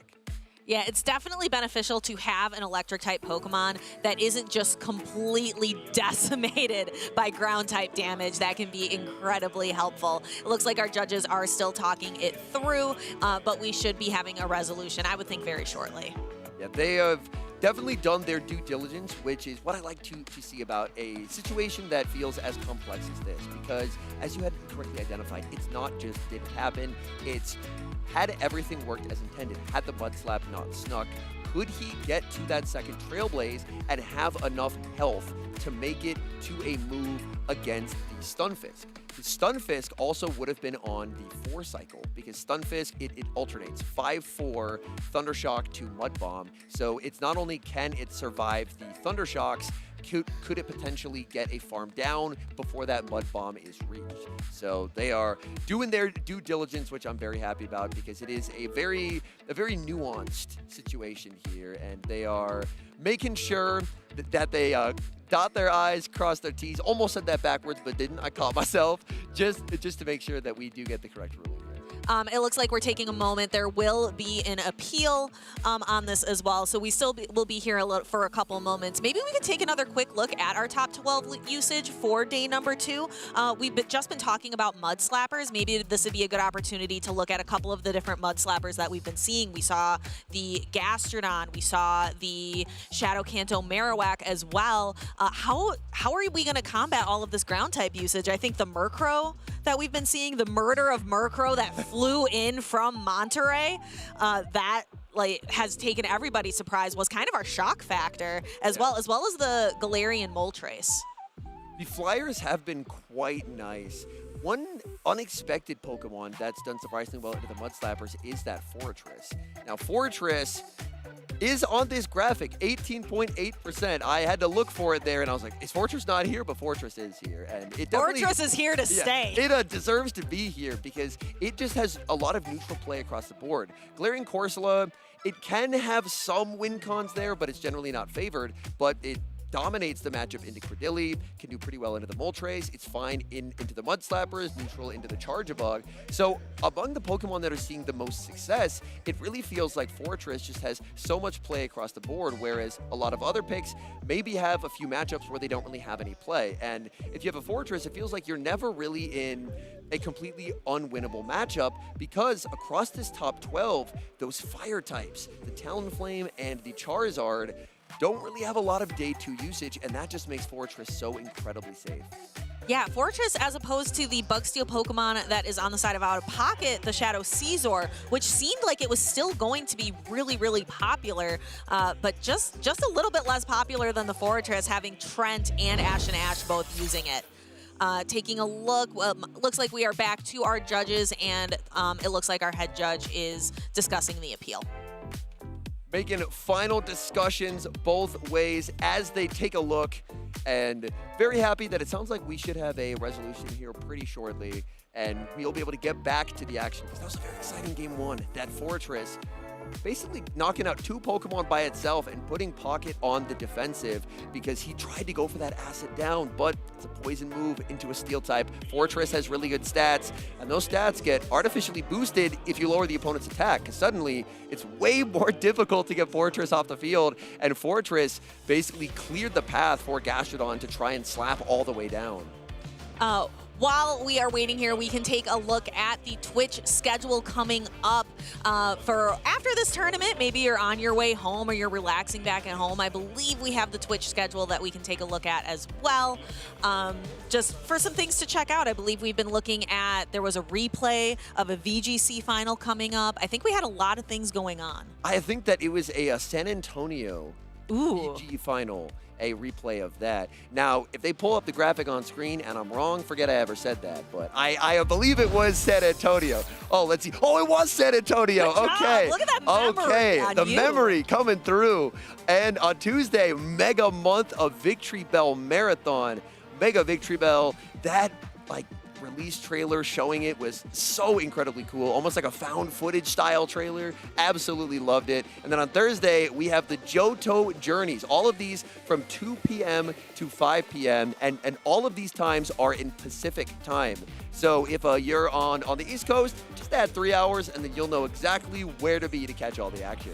I love going back and watching the Pokemon anime, and that Victory Bell Marathon looks so much fun. I was really in love with Mega Victory Bell's found footage as well. They had something similar when they debuted Greavard as well as a Pokemon from the Paldea region. That was really, really exciting. I've been loving all of these little teases for Pokemon Legends ZA that will be coming out next month. We're going to have it in our hands next month. I am so excited to have Pokemon like Mega Victory Bell, Mega Dragonite. We got the first partner Pokemon from Kalos. Finally all have Megas now, which is very exciting. I saw some Raichu Megas. Yeah, my personal favorite out of all the ones we've seen so far, and I promise, no bias here, is probably got to be my friend Malamar. I think the design is incredibly, incredibly cool. Malamar is a Pokemon that actually won last year's Milwaukee Regional Championships. Pocket, the trainer on stage, was able to secure the win with Malamar and then Shadow Malamar in its first tournament. I believe we had a perfect unbeaten tournament. I think it was like an 18-0 potentially there. So Malamar has definitely made its presence felt in the Pokemon GO Championship Series, and it's been very fun to watch. It got pretty close to day 2 here. Unfortunately, I don't think quite got there. Looks like our head judge has departed, so we should have resolution momentarily from our judges. It looks like no rematch appeal, and it was upheld. So Ashton does have the 0-1. So, and yeah, I believe that's how it went. Yeah, I gotta remember the end of that match was like a few moments ago. It was a tough end game because Shadow Scizor, we heard in Trent's interview, right, that part of the reason he opted for the Fortress is the bulk, and the lack of bulk on Shadow Scizor ended up proving to be a bit of a hindrance in that game, as he just could not survive enough mud slaps to find a win condition. And now our battlers get to lock in for Ashton, one win away from rewriting history. Lost in the NAIC Finals to Pocket, and now looking to potentially flip the script, rewrite history, forge his own path here in Pittsburgh. along with that Murkrow that just did so well in Monterey and came straight from Monterey last weekend up here to Pittsburgh. Murkrow, I believe, was 2-0 Butters' MVP pick for Ashton Ash. I'm wondering if that's a Pokemon that we are going to see here in game number 2 of Winners Round 1, or will it be scared away by something like that Charjabug? I think for Ashton Ash, he should be bringing this Fortress every single game.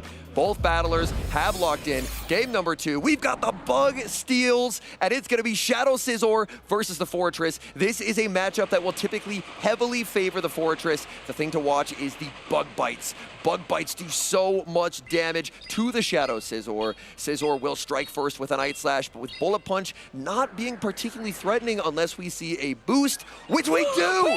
The 2-stage attack boost, and suddenly Shadow Scizor is off to the races.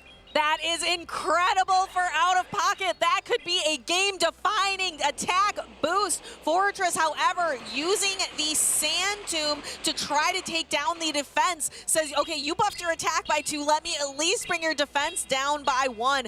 Ashton Ash having to make a decision, decides to let the Fortress go. Another boost!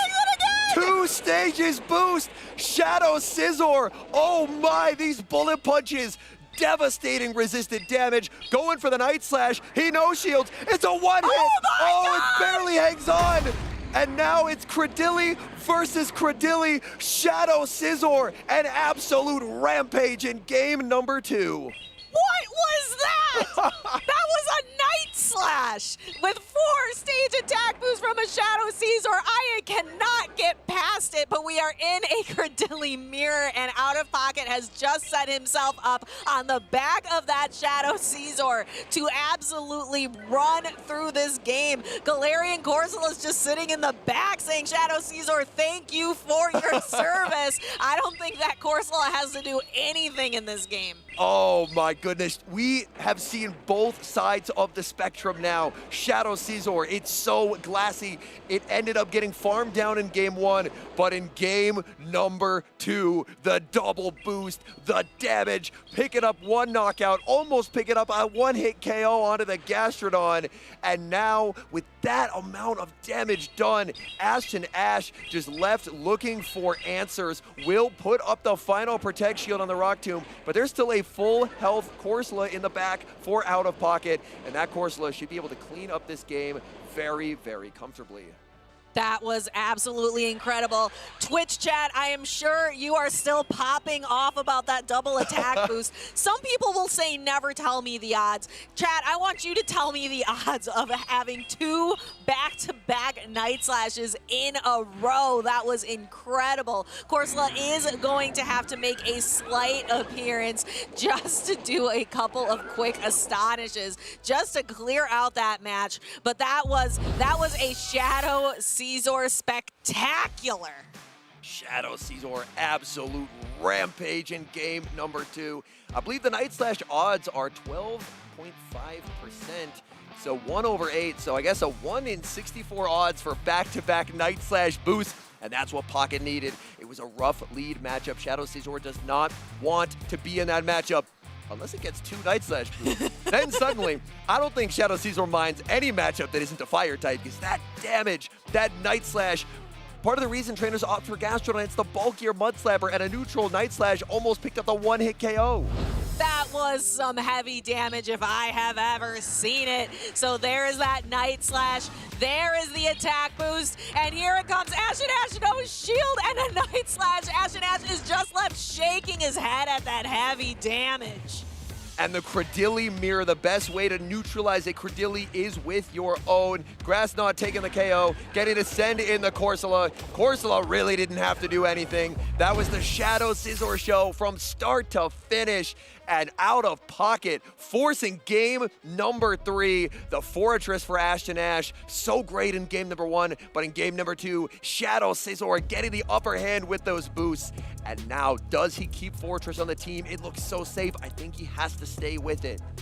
Yeah, and does Pockets run it back and say, you know, lightning struck once, lightning struck twice, can I get it a third time and just run it with the boost? No, says Shadow Caesar, you've done enough. You can stay on the bench for game number 3. Safe switch to Galarian Corsola. Out of pocket, farming up, going for the Rock Tomb. Will look to apply an instant debuff onto that Corsola. And then does he decide to stay in the matchup? No, he's going to pivot out and send in Gastrodon. Gastrodon will do an amazing job at absorbing these debuffed Nightshades. Normally Nightshade can allow this Corsola to do pretty well in the matchup. It's able to outpace the Gastrodon, but with the debuff, Gastrodon does not mind this matchup whatsoever. Gastrodon absorbing this energy, and for Ashton, a bit of an unfortunate situation where the switch clocks are misaligned, but he's not going to have a lot of energy that he's able to save. No, and this is why, as you mentioned earlier, people are choosing Gastrodon because it is so much more bulky than that Shadow Kanto Marowak. And the water pulse damage with that recent buff is really beneficial. And we can see here the water pulse is going to land. Can Ashton Gastrodon hold on? It can. We see a quick swap out for Pocket. Into Credilli. Credilli gets the farm down, but Ashton now gets to bring out the Fortress. Fortress, these bug bites, they hit for so much damage. Rock Tomb will connect for some very nice neutral damage. Ashton says no, putting up the shield. He is investing in the health of this Fortress. Fortress will not get the farm down before another Rock Tomb is reached. Ashton will go for the Rock Tomb. Sand Tomb would not be enough to KO. Out of pocket, would love nothing more than to be able to get out of this matchup. The farm, he really doesn't want to concede the farm down unless he absolutely has to. So he will get the Rock Tomb. It's a debuffed Rock Tomb, and if he wants to save the Credilli and potentially send in the Corsola, he should have the ability to do so, and there it is. Galarian Corsola hits the field, and this is tough for Ashton Ashton needs the Nightshade. Can he get there? He does! 1 HP and a dream. Hangs on to get the Nightshade, forcing the final shield from Out of Pocket, but Out of Pocket's looking at the camera. He's feeling confident. Back in comes the Fortress. Fortress just can't do enough damage to the Corsola. Nightshade after Nightshade will crash into the Fortress. Ash knows it's over. He no shields. History will repeat itself. Out of Pocket with the 2-1 victory over Ashton He's going to winners round 2. Congratulations to Out of Pocket. The MVP of that match was most certainly the Shadow Caesar. Incredible work by Out of Pocket. You could see Ashton go ahead. He had his hands up behind his head just towards the end of the match saying, you know, I think that's all for me. But it isn't all for Ashton That was a winners round matchup. That means Ashton still has an opportunity to make a run through the loser side of the bracket. What a series. I have to go back to this game. The Credilli sniping down, denying that energy. The Corsola, the 1 HP survived to get to the Nightshade, but Pocket wisely invested in the Protect Shield, and there was just nothing that this Fortress could do. Ashton shaking his head. Out of Pocket with the emphatic fist pump. Great gameplay from Pocket. Lost game number 1. Shadow Caesar in game number 2, saying, I let you down once, Pocket. I will not let you down twice. The double boost. What a series between two unbelievable competitors. That is something. If that is not in the Pittsburgh recap somewhere, that double boost, I will be incredibly disappointed because that was the match. That was the shock factor, I would say, of day number 2. But we have so many matches left. Who am I to say if nothing is going to be able to top that? That was an unbelievable series, and I believe Pocket, by winning, we are now going to have his next opponent, Zweillous. That is another amazing, amazing matchup. So the drama, the level of gameplay, it only increases as we get deeper into day number 2 in Pittsburgh. And we're not even at the grand finals yet. Pocket versus Zweillous would be a perfect, if someone told me like that was the grand finals, I would believe them. If someone told me that was an international championship finals, I would believe them. But no, we're only gonna be going into winners round 2. And let's take a look at that bracket. So we have Trent versus LNDS Steinar. Steinar, the only remaining Bastion on the winner's side of the bracket, and then Zweillous versus Out of Pocket. We're already on to the winner's semifinals. So if whoever wins these next two matchups should be guaranteed top 3, if I'm not mistaken. But we are going to be taking a little break from the winner's side, and next up we are going to be working through our loser's side of the bracket. Starting from the bottom here, up next we will be seeing Overlord Raichu, then DuneBug versus Silent Beast. We'll be seeing GCB and Phoenix Dark, and then finally Ashton Ash, who we just saw lose to Pocket, will be playing El Semi. But Overlord Raichu versus Hschirra is up next. And wow, what an absolute gauntlet on the loser side of the bracket. Some unbelievable trainers making their exit from the tournament, and my goodness, these matchups. I want to highlight a matchup that I'm excited for, but as I look down it, I'm like, I'm excited for all of these. All of these matchups seem really, really good. So I absolutely cannot wait, as it looks like we are getting our battlers on the stage. So we won't take you to the stage quite yet, but should be in a minute or two once the battlers do get settled. We've got some unbelievable Pokemon Go action coming up, and I absolutely cannot wait as we get closer to crowning our first North American regional champion of the season. Who will it be? Will it be someone who's sitting on winner's side? So again, winner's side, we've got Trent, we've got Steinar, we've got Zweillous and Out of Pocket, but we will also have an opportunity to see someone come in from the loser side of the bracket, which is always so exciting. You know me, I'm always rooting for our loser side bracket players. Everyone else, they always end up picking for the MVP picks. They pick someone winner's side. I don't care that I usually lose the MVP picks. I think it's more exciting. I love the loser side of the bracket, that winner go home mentality. It is just grittier. It is just more intense than the winner side of the bracket for me. And what we have now is Overlord Raichu versus Hschirra. I love Hschirra's team. We have Galarian Moltres, we have the Tinkaton, we have the Goodra. I am a big fan, but we also got to cast in a match from Overlord Raichu yesterday, and that Shadow Dusknoir was really impactful as well, and kind of a fun pick in the current meta. One bit of tech on Hschirra's team that could be beneficial is, according to the notes, this Charge Bug is on the same moveset as Out of Pocket. It's a Crunch Charge Bug. Discharge, we've seen a few times on stream. Discharge in neutral scenarios, it's just never picking up the KO you want it to pick up. It is a very weak charge attack.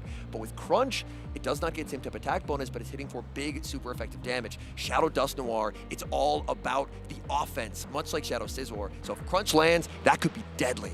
And Crunch is such a good tech on Charge-a-Bug when a Pokemon that is just so prevalent is that Galarian Corsola. No Galarian Corsola to be found on Overlord Raichu's team, but as you mentioned, that Shadow Dusknoir is a great opportunity to still be able to utilize. Maybe the tech was designed for Galarian Corsola, but it will certainly work just fine on a Shadow Dusknoir.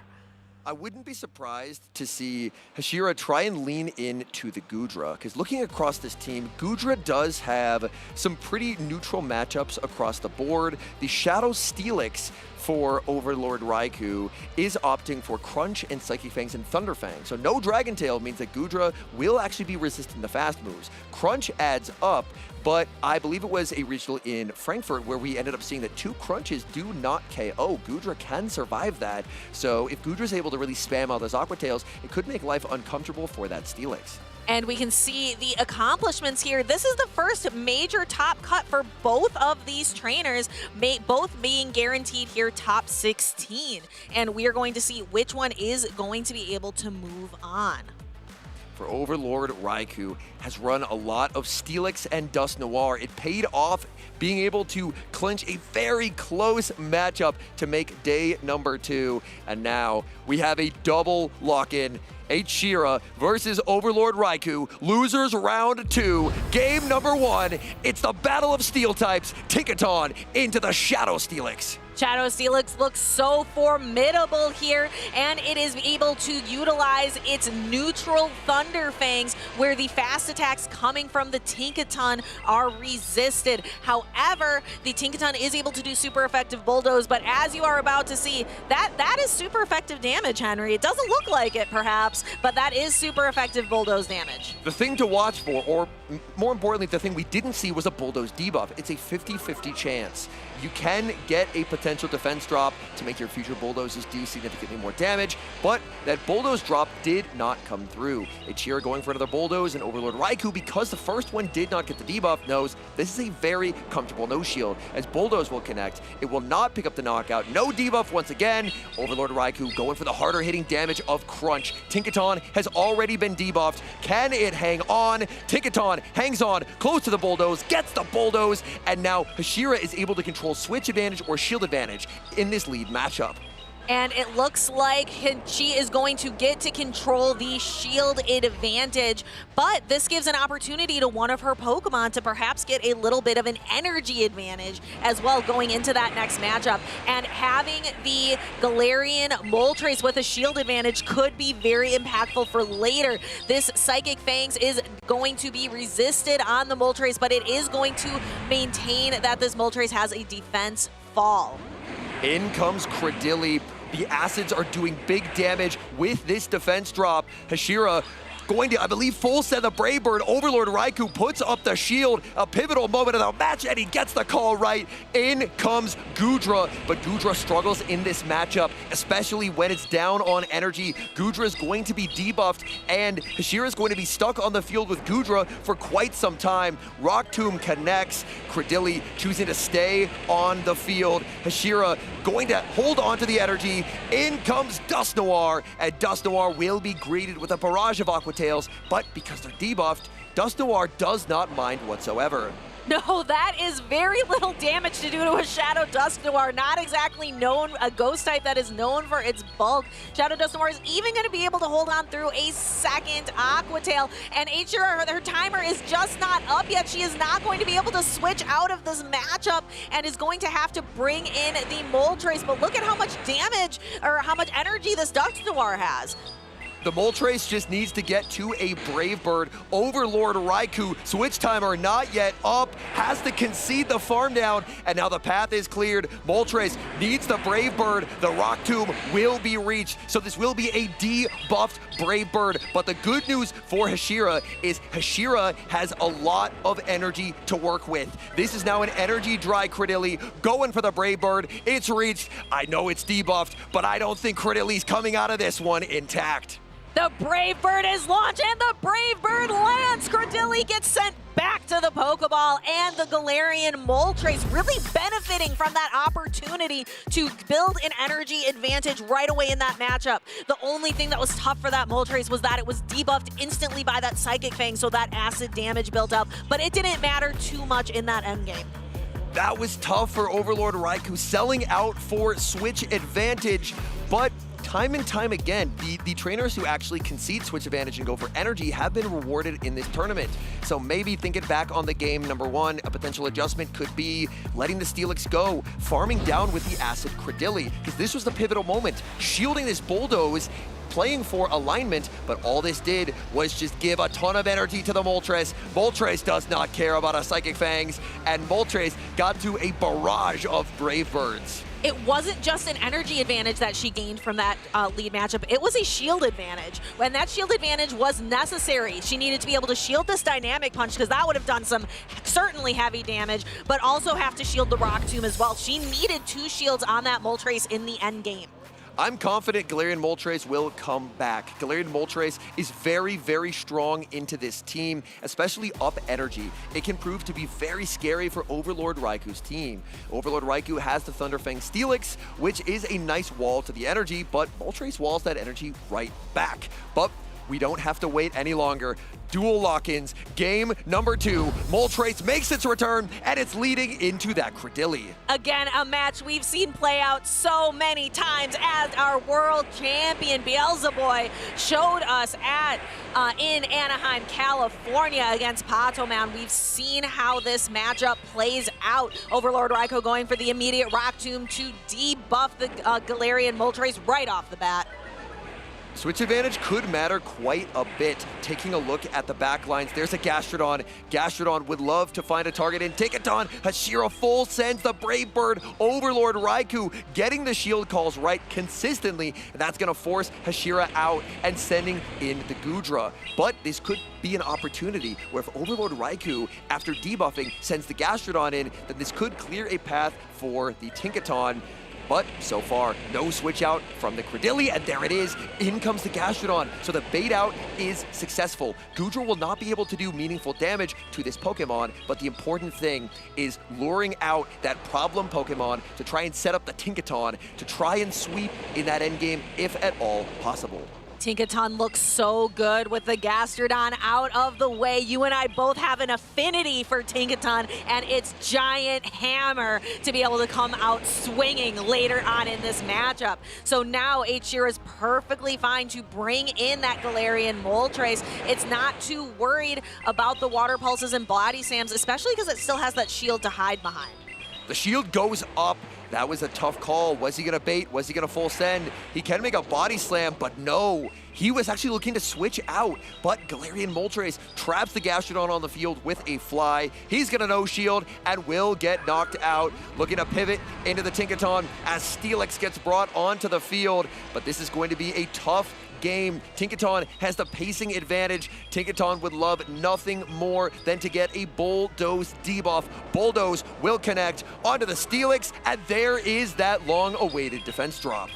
Both trainers are using Pokemon that really focus on debuffing the opponent, and both trainers have an opportunity to switch out and clear debuffs. Overlord Raikou can bring in that Credilli at any point, but Hschirra is stuck in with Tinkaton for at least until the end of this charge attack. The Credilli is also pretty close to a charge attack for Overlord Raikou. So Overlord Raikou may be biding his time, waiting for the opportunity to switch it in, but no, just gonna go for a Crunch. Crunch, we know it does not knock out. It will get this Tinkaton very low, but it will not be enough to pick up the knockout. There's the switch into the Moltres. Moltres trying to get to the fly, but it cannot get the energy it needs. Rock Tomb is reached, and saving that energy from earlier comes up big for Overlord Raikou as Rock Tomb takes the knockout, and now there's just no hope remaining for the Tinkaton, as even a Bulldoze will not be enough to pick up the knockout. No, and even if it were, Overlord Raikou still has a Protect Shield, so Overlord Raikou really flipping the script here in game number 2 to be able to work to knock out the Tinkaton. Not even going for the Rock Tomb, going for the Grass Knot, just making sure that that Tinkaton cannot do any more damage, and still had the Steelix and a shield. That was a dominant performance from Overlord Raikou. I think where the game kind of got off the rails for Hschirra was, I loved the idea to safe switch the Goodra to try and bait out the Gastrodon, but what was difficult was it got debuffed and then farmed down. And the Gastrodon, now that it runs Water Pulse being a better move this season, Water Pulse was actually able to threaten the Galarian Moltres, whereas in previous seasons, Gastrodon had basically no coverage into the Flyers, so that shield could have still stayed up, but the Water Pulse was so threatening, it pressured a shield, and then that's what ended up being the difference maker in that end game, not having that shield to work with, and we get to see it again, the farm down from the Gastrodon pressuring a shield and pressuring the energy from the Moltres as well, really put that Steelix and Credilli pairing in a good spot to close out the game. Overlord Raikou benching the Shadow Dusknoir, which I think is a very fun pick for this team, but just going to show that the Gastrodon, the utility, the power of Mud Slaps, how bulky it is, really just proved to be part of the recipe for success in game number 2. Now the trainers have to decide. We are at a decisive game number 3, our favorite games to cast here in the championship series. It is win or go home here in losers round 2. The winner of this matchup will either go on to face face DuneBug 97 or Silent Beast number 4 and continue their march through the loser side of the bracket. But it all comes down to this match first. Will Hschirra continue to go with that recipe of Galarian, Moltres, Goodra, and Tinkaton, or will she have to make a pivot? There are 3 other Pokemon on her team we have yet to see: the Cradily, the Charjabug, and the Gastrodon. I think we are going to continue to probably see that same recipe for success from Overlord Raichu. That Steelix just seems to be so safe right now, and its potential to just continuously debuff opponents with Psychic Fangs, maybe a cheeky crunch debuff as well. We've got lock-ins. Decisive game number 3, win or go home. It's Gastrodon into Gastrodon. That's a whole lot of mud slap on the field. And it looks like both trainers content to stay in it. Now, I know that Lou the Pikachu over across the pond would say that Hschirra's Gastrodon is the better and the winning Gastrodon in this matchup because that is her favorite. But the pink Gastrodon was the one that won Frankfurt last weekend. Charge attack priority tie won by Ovi. Ovi going to be actually no shielding. So both water pulses have been no shielded. Will we see an aggressive switch out from either trainer? No. They're content to just stay on the field. Can they survive this last second mud slap? Yes. Hschirra going for the body slam. Ovi has to decide, is it worth the shield? Is this 1 HP? Ovi's not gonna risk it. No, not worth it at all, but is only going to get 1 fast attack advantage from this Gastrodon. Which Pokemon is going to benefit most? And deciding that it is the Cradily. Cradily also going to take a lot less damage from that mud slap that comes through. And then bringing in the Tinkaton. But the Galarian Moltres on the side of Hschirra has nowhere potentially to go now. I really like the decision by Overlord Raichu to bring in the Cradily. You know the Gastrodon's already out of the way. It's highly likely your Steelix has a good matchup in the back, but you do not want to reveal your cards just yet, because Tinkaton would be the preferred Pokemon to deal with that Steelix for Hschirra. However, if you're able to bring out the Cradily, you haven't yet revealed that final closer of Steelix just yet, and that can force your opponent into alignment that they think at the time with incomplete information is good, but once all the cards are revealed, suddenly Moltres is getting hit with massive Thunderfang damage. Yeah, I don't think Moltres has anywhere to go. It has nowhere to hide. It is going to be met with big Thunderfang damage coming up very shortly. Both trainers sticking it in this matchup, and Overlord Raichu reveals his hand, reveals the final card in that Shadow Steelix, and we're gonna start seeing those defense drops. So the Psychic Fang damage on this charge attack, that's not what matters here. What matters here is the defense drop to just continue to increase the power of these Thunderfangs. Oh, Moltres, it's not gonna get a second fly. It wants this second fly so desperately, but it's not going to happen. Overlord Raichu, every shield call correct, calling the fly, getting the farm down. Hschirra has 2 shields to work with, but unfortunately, all that's left to shield are Psychic Fangs. It really seems like there's no way out. Hschirra knows it, clicks no shield, Psychic Fang connects.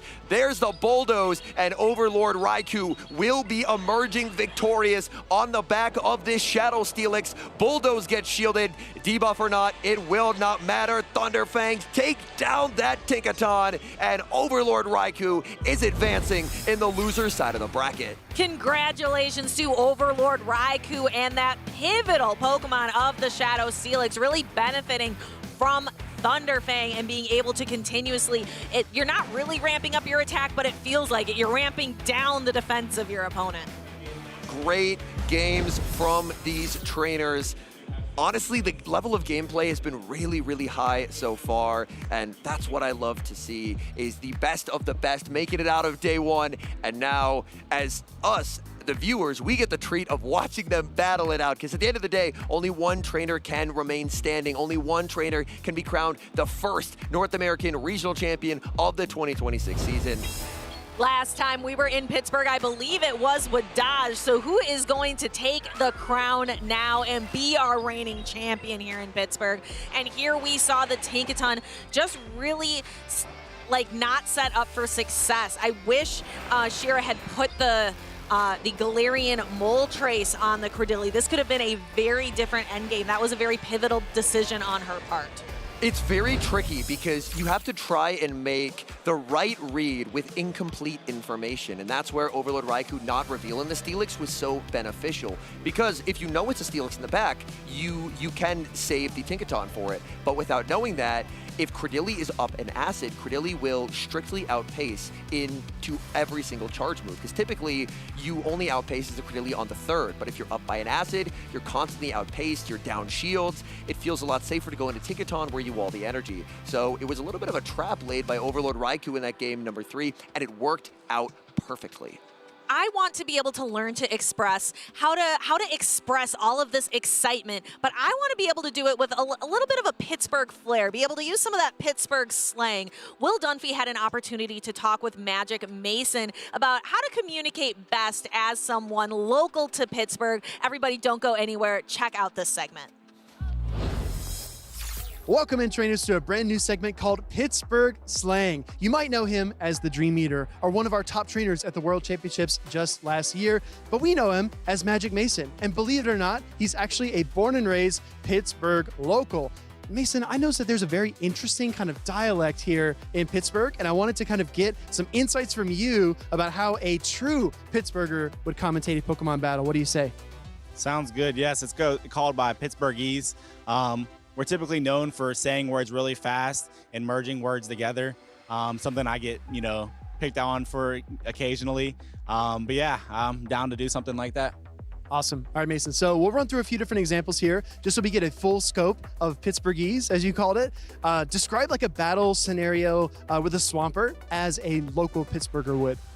Okay, sounds good. So the way I was thinking about it, it'd be like, have my Nebby father looking in on my battle, and he was wondering what was going on. And so, I led into a matchup with Swampert, and I had a very alignment-dependent backline. So I went down 2 shields, and I really had to control that alignment. So once I was able to give up the 2 shields and get alignment, I was able to use my sweeper in the back and win the game. Okay. So the vowel, right? The vowel O, a little bit different there in down. Yeah. We they say downtown, going downtown. So we say it a little bit funny, but it's more, our little bit of a slang we use on there. Awesome. Okay, well, let's get into a few more specific words, because I'm already picking up that the vowels can change. What would you call something that like just destroys a backline? Like, for example, a Talonflame with a bunch of energy. How would you describe that battle scenario?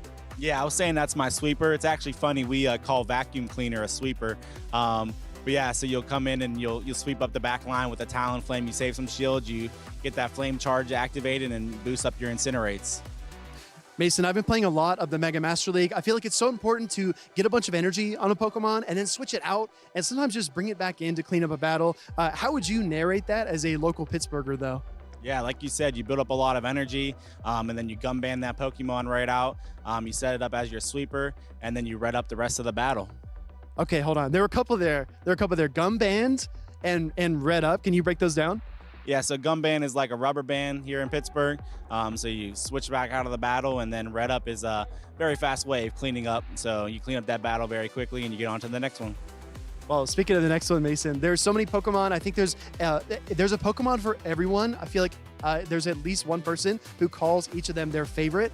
But I feel like Pittsburgh is so iconic, all the rivers, all the bridges. Is there an iconic Pokemon that kind of captures Pittsburgh in your mind? Yes, actually, I think it's one of the most recently buffed Pokemon in Polion. This is the Steel City, and it's a Steel-type Pokemon. As you mentioned, we got the rivers. That's the water. And then even our hockey team is the Penguin, so it's a Penguin-type Pokemon. So I really feel like it encapsulates Pittsburgh perfectly. Awesome, Mason. Well, you were incredible at Worlds. Congratulations on your run there. But we are really excited to see what you do here in Pittsburgh in your hometown as well. So let us know in the chat if you're cheering for Magic Mason, and follow along with all your favorite trainers in the bracket. But for now, we're going back to the live tournament action.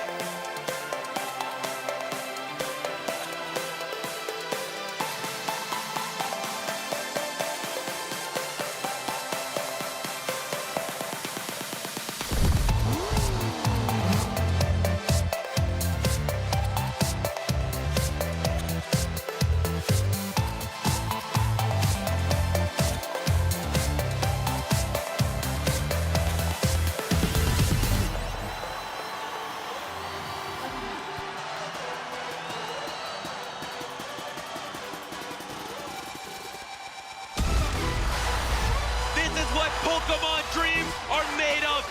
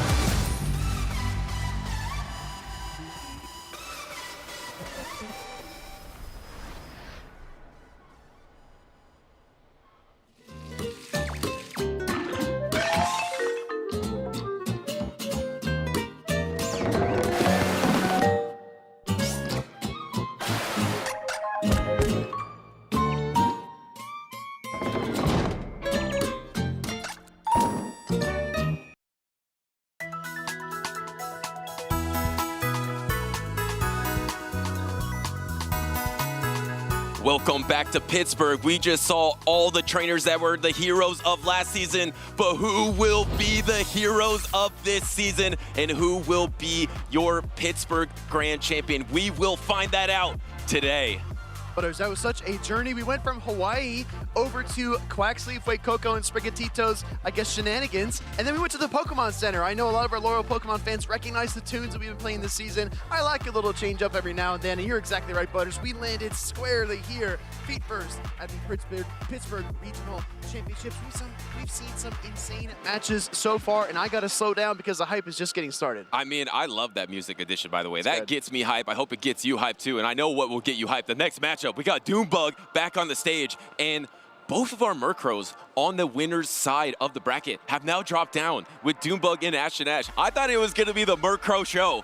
That's what I was hoping for, the Mur show in Championship Sunday. But so far, it's on the loser side. But they're not out of it yet, especially in the hands of trainers like DuneBug and Ashton. He has the opportunity to bounce back here versus Silent Beast, who was already waiting on that loser side of the bracket. Or actually, we might have to update. There could have been some wins happening on that loser side off stream as well. That's exactly right. If you remember, Steinar sent DuneBug down to the loser side bracket with his Bastion, but let's head down to the stage because our trainers are ready to battle it out in our losers round 2. DuneBug 97, as you pointed out, Butters, on the left side of the screen, taking on Silent Beast. I saw Clodsire in the top usage, but I thought it was a myth. I didn't think that we were going to see it. It's on Silent Beast's team. I saw that the shiny Clodsire yesterday, and I'm sorry, I just got to talk about Murkrow again. You bring it to every game. Why would you not bring it to every single battle against Silent Beast's team? There's no hard counter for it. It's great against It's great against Galarian Corsola. It's great against Gastrodon. 3 dominant matchups. And then the pacing is so fantastic. You're going to be able to keep up with Goodra, Clodsire. I think it comes out in every single battle here. Out of 12 charge attacks, there are only 3 ways to deal super effective damage to the Murkrow. Stone Edge on the Clodsire, Thunder Punch on the Goodra, Power Gem on the Galarian Corsola, and it's going to take you a while to get to those moves on the Clodsire and the Corsola. So Butters, I think you're exactly right. DuneBug can safe switch it, he can lead it, he can close with it, he can move that Pokemon around wherever he wants. And it's up to Silent Beast to decide how he's going to try and counter that. I expect him to hold on to his shields, play with his energy, maybe make some switches, and try to get ahead. But Silent Beast is no stranger to top cut as well. As you saw in his accolades, he has 2 top 4 finishes versus DuneBug, I think, that has 4 regional championships. Yeah. And now the Goodra is leading into the Galarian Corsola. Goodra paces so quickly this season, obviously because of the Dragon Breath change, but Aqua Tail and Thunder Punch aren't really impactful attacks when they're neutral. They don't do much damage. They really rely on being super effective. Neutral is the key word here. It doesn't get much more neutral than it does right here on the field. Landing in the first Thunder Punch, I almost wonder if that Goodra could have just gone straight, maybe triple Aqua Tails, but either way, DuneBug, after a slight pause there, is finally able to get to his Nightshade, and I think our trainers will continue to battle it out. Yeah, and we'll still cast it out because these trainers are still going for it, but DuneBug is significantly behind. It's interesting to me that Silent Beast is going straight Thunder Punch here. That might be a matchup-specific thing because Thunder Punch will do more damage to an Aqua Tail, but Aqua Tail's lower energy, and it's not that much worse than a Thunder Punch. That's exactly what I was thinking, right? I was thinking maybe 3 Aqua Tails would get the job done, but I trust Silent Beast knows this matchup better than I do. It comes to Murkrow, a little bit of energy lead, and the Charizard comes out to meet it. If you're trying to keep pace with the Murkrow, I think this Charizard is Silent Beast's best shot. I felt like DuneBug was so far behind, but suddenly he just gets a couple pecks on Murkrow, and he's back in it. So anything can happen now in this battle. Probably just going to go straight Air Cutter, because why not? Shadow Charizard has its chance here. I feel like it's been denied over and over in Pittsburgh, but getting that Air Cutter, getting the Protect Shield, not getting the boost, but already at the next Air Cutter, and DuneBug tried to swap on it. I was going to say, I wonder if DuneBug just double shields the Murkrow and stays in the matchup, but instead pivots to the Galarian, or excuse me, pivots to the Cradilly, and it's going to take a Blast Burn for his trouble if he's not careful and he gets hit. He lets it go, and Cradilly feels the wrath of that Blast Burn there because Silent Beast was going to be able to get the both charge attacks either way. He was trying to call the bait. It didn't happen. He's just full sacking the Cradilly here. It's a great decision because the Corsola is in the back. You get the peck down. Here comes the Corsola, but now you're already at double foul play. Double foul play is definitely going to knock out. There's only 1 Protect Shield remaining. All you need to do is get the triple charge attack. Yeah, triple charge attacks, 1 to break the shield, 2 to KO the Galarian Corsola, and then peck down the rest of the back line. And meanwhile, as this matchup drags on, that switch timer ticks down. But I got to be honest, Butters, I think there's still like 25 seconds left, and Silent Beast can't pivot out. Well, the thing is, this fast attack pressure, even though it's resisted, is actually doing a lot here. There is no timer. Like you mentioned, the next foul play is going through, so it's all going to come down to fast attacks here. This will knock out the Corsola. Dragon Breath doesn't do that much damage anymore. I think the Goodra was dry, so is the Charizard, so it's all fast attacks here. All fast attacks. Goodra's got a little bit more HP, comes in with the Dragon Breath. It's dealing some damage. Murkrow cannot hang on, and because of that, DuneBug will lose that game number 1. But let's not get too far ahead of ourselves. That opening matchup with the Galarian Corsola versus the Goodra, there was a bit of a mishap there. He's already saying that right now. He's already saying he's gonna review it, and I believe the judges are. He's requesting a review in this matchup here, which is very understandable. He played it out as every trainer should, and he did the best he could, and actually almost won the game with that Murkrow in the end, but that little health on the Goodra. Goodra's bulkier than you expect, and just put in enough work with that Dragon Breath, almost even got to an Aqua Tail. I was gonna say, I think DuneBug might have missed maybe 3 or even 4 Astonishes, and you gotta think as well, the Goodra keeps on Dragon Breathing at the same time. That's 12 or 15 Dragon Breaths that went through that chipped down his Galarian Corsola and made things a lot more difficult for him. Well, also, you got knocked out by the Goodra, that if the Astonishes hit that Goodra loses that health. And so that could change the in-game completely, because that Goodra could have been lower health. You could have got the peck down, or it could have just been knocked out. So these judges are officially reviewing it. We'll let you know as soon as we know, but we all kind of saw it in that opening matchup. It seems like it probably was a factor in the in-game, but we're going to let the judges decide here. But as I do have a bit of good news, I walked out onto the floor just before our rotation. Got a chance to catch up with a couple of players. They said that because of the new wired connections here at the Pittsburgh Regionals, the tables have been smooth as butter, if I may say, right? It's been really, really good for the trainers out there. I want every player to have the best possible experience, and that made me feel awesome. Could you say it was the speediest regional yet, to throw it back at you? Oh, come on, bro. You're too much. But no, I'm very relieved and happy to hear that the trainers at the tables are having a good time. So as we work our way through this review at the stage, we're going to go ahead and see what the judges decide and then move forward. Yeah, well, let's break down the teams a little bit more. So we saw the Murkrow, which we probably expected, and we know that Silent Beast was relying on the Goodra, maybe to try to be that neutral answer for the Murkrow. Yeah. It's flexible. It's going to be good against pretty much everything on the side of DuneBug besides the Fortress. And even the Fortress, it's a bad matchup, but it's not devastating. So I think Goodra is your best neutral pick overall, way better than the Clodsire in this matchup in particular, because DuneBug is one of those few trainers running the double ground, running the Stunfisk and the Shadow Kanto Marowak. So I'm actually expecting a lot of Goodra from Silent Beast here. We just saw Hschirra on stage with the Goodra as well. She fell a little bit short, but remember, this was on the winning team of Hschirra at Monterey last weekend, where he won it all.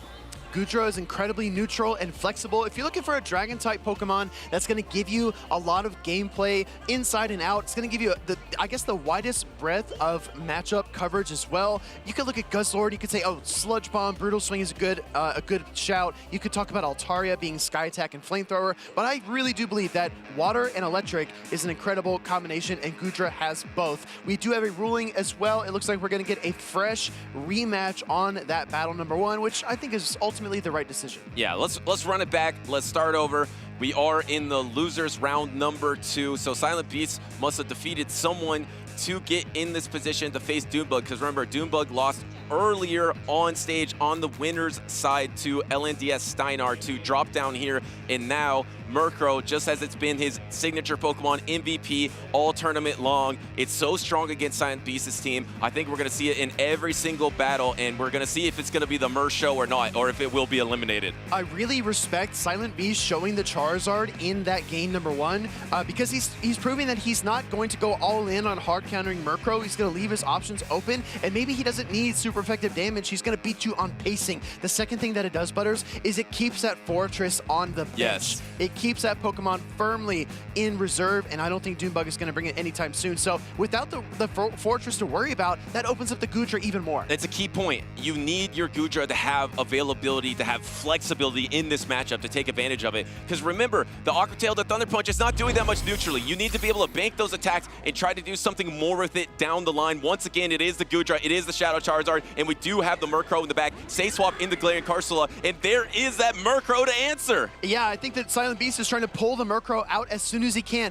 Again, the Boogeyman is much scarier when you can't see them, but as soon as you reveal that you can actually face it, that's exactly what Silent Beast is trying to do here. Foul Play connects into the Galarian Corsola, dealing a ton of damage, but I think this is all going according to plan. Whoa, and actually going for the Nightshade bait here and getting the Protect Shield from DuneBug. Looks like he's going to try to get to this second attack with the Power Gem. Is he going to give up with the Protect Shield? Since he safe swapped it, can he actually win the once here? I believe he can. He's going to be able to get to this Power Gem if he Protect Shields right here. Yeah. The Galarian Corsola actually wins the ones. But you saw that timing as well. DuneBug knew exactly when the Power Gem was ready, so he throws in the Charge Attack Party and gets the shield for his trouble. That's such a key thing that a lot of high-level players do.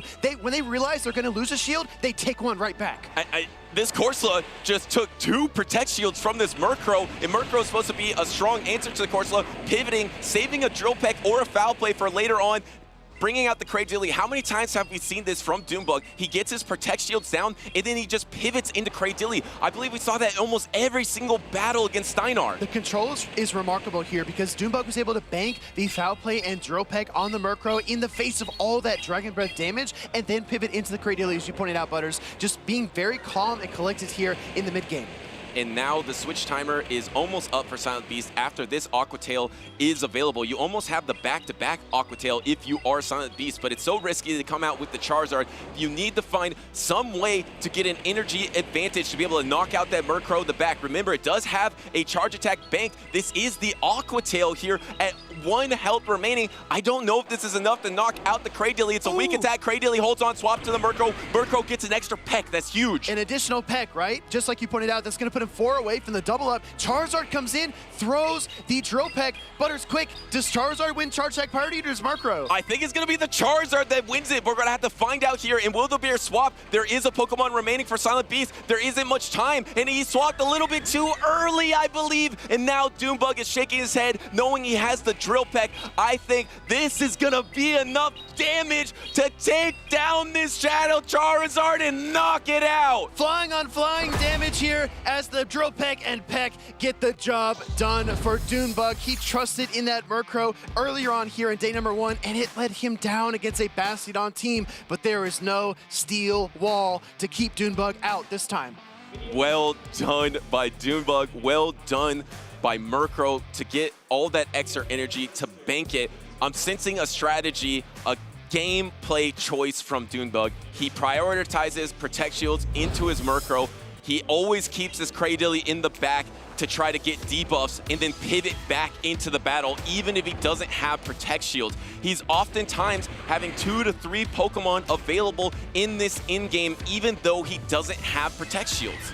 right there. That just one turn too soon. Silent Beast, I think that DuneBug was probably anticipating the swap there, but still, I think that Silent Beast had a good chance to catch the charge attack there from the Murkrow and try to win the battle. But Butters, I just want to emphasize one more time this switch timer. That's allowed DuneBug to pivot in, pivot out, send the Cradillion that you mentioned, throw the debuffs, get back to the Murkrow, farm the extra peck, and put himself on track to win that game. I think Murkrow is everything I wanted Shadow Charizard to be.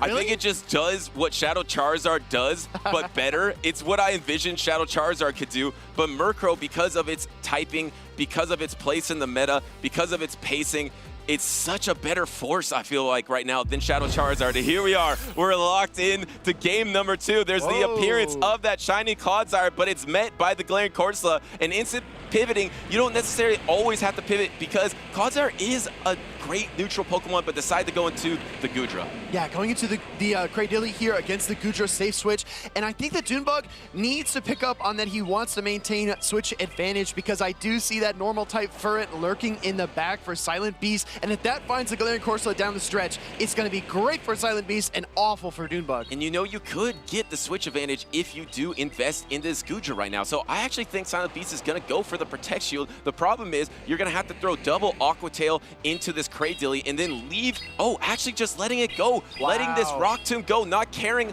about the alignment. It looks like your timer is almost back up. You're at the Aqua Tail, you throw it. You could pivot out once again if you'd like because of the misalignment, but I think DuneBug would have his timer available. I'm shocked. I mean, Silent Beast has to know the Murkrow is lurking in the back, and I don't know how good the Furret versus Murkrow matchup is, but I don't imagine it's that comfortable. Now he pivots into the Murkrow versus the Clodsire, and honestly, this just worked out for Silent Beast in a massive way. Yes, because now you guarantee the Furret versus Galarian Corsola backline. Because DuneBug's strategy is so flexible, he's just pivoting it out. Silent Beast was maybe calling that, thinking, I'm just going to keep this Furret in the back. Maybe I will get to see that Corsola. Here comes the Stone Edge, which will be super effective here.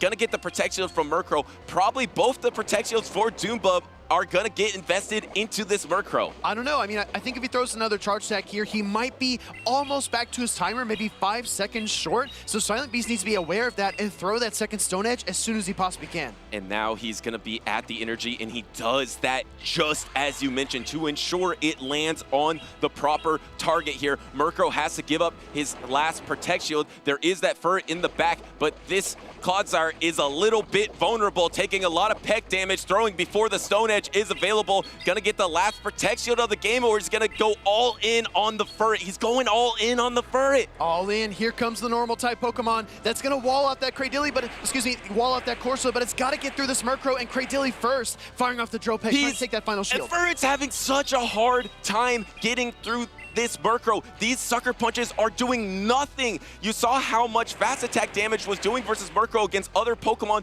This is doing nothing. Finally, you did get the body slam. Are you shocked that DuneBug didn't try to swap out of that? Yes, absolutely. I was pointing at the Cradilly. I thought he was going to try to catch the Swift on the Cradilly, but he's got a little bit of energy on it. Maybe he can outpace. I think he can. He's one fast attack ahead, and this Rock Tomb might set up his Galarian Corsola to do the impossible. And it looks like DuneBug is saying GG, nodding his head, thinking the Rock Tomb plus the Power Gem, the onslaught of these double rock attacks, the combo move, the double rocks, the double win for DuneBug as he takes this 2-0 to move on to losers round 3. Wow, brings the Furret, but Silent Beast still can't get through that Galarian Corsola and onslaught of rock type damage that DuneBug deployed in that decisive battle.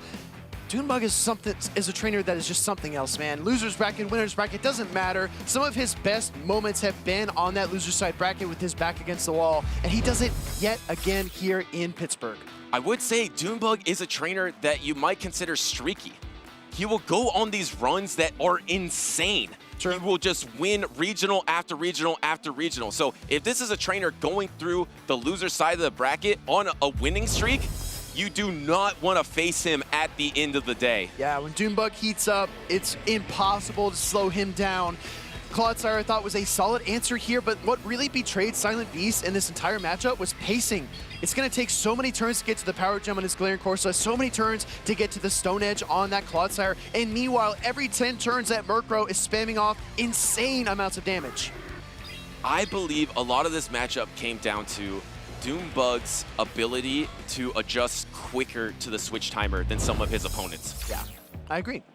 in my opinion, there was a couple of opportunities where Silent Beast could have maybe banked some energy on a low health Gudra, like an Aqua Tail, pivot out a little bit more, and then use those charge attacks in more efficient ways down the stretch.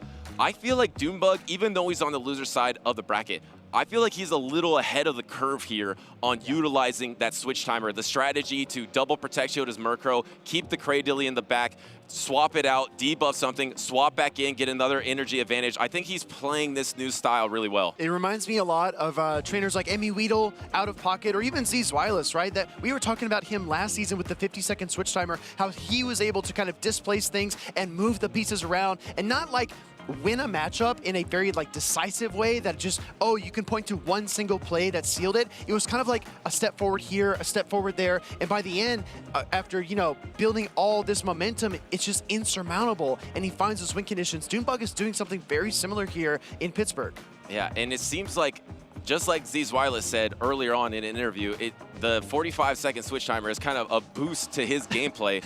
I think it could be to DuneBug as well, just because of his talent, his ability to adjust faster than other trainers. I think he's a little ahead of the curve here, so well done. DuneBug does move on. And I do believe we have something to move on to, a little promotion for you all, a little bit of Champions of Pokémon League near you, a great place to play locals, get championship points, meet your community. It's really an awesome feature, and now that we have championship points, it's something I highly encourage because there's so many awesome close communities throughout the entire country, world in Pokémon GO. I mean, Butters, you remember back in 2019, 2020, the grassroots scene for Pokemon Go was insane. So many people traveling to events. We've kind of lost a lot of that steam, and I think we need to build it back up. So go ahead and get involved with your local communities. And I'll tell you what, not only can you battle against them, you can battle alongside them. There are events like Mega Camerupt Raid Day coming on September 28th from 2 to 5. Butters, you and I, we PvP quite a bit. We have a little friendly competition back here when it comes to Charge TMs. Yes. You know what guarantees Charge TM drops? Mega raids. Yes. So I'm gonna try to sneak some in so I can win this competition against you. Oh no, I don't see any. But no phones in the booth. All right. No, we can't do that while we're trying to commentate. All right. Speaking of megas, anyone out there enjoying Mega Master League right now? Ooh. How are you enjoying that, Speedy? I'm gonna leak my team to everyone. All right, Butters, don't listen. Okay. Guys, I'm playing Primal Groudon, Dialga Origin Form, and Lugia Safe Switch. Fly Aeroblast. Honestly, I was so jealous. I don't play a ton of Master League myself. Mega Master League looks so cool. I'm not gonna lie. I wish I was playing that right now. I'm gonna try to build a Mega Master League team for next season to play it. I'll be honest, the only frustrating part is that every 9 turns, Mega Gyarados or Palkia Origin are getting their Aqua Tails. Every 9 turns, bam, bam, bam, Aqua Tails all the time. So you have to be careful when you go up against those because the Mega Gyarados can take down Zacian in Crown form. It can really flip some insane matchups. Oh, I'm so excited. I have a Gyarados. Oh, I'm going to do this. It's going to be awesome next season. Is that your only Master League Pokemon?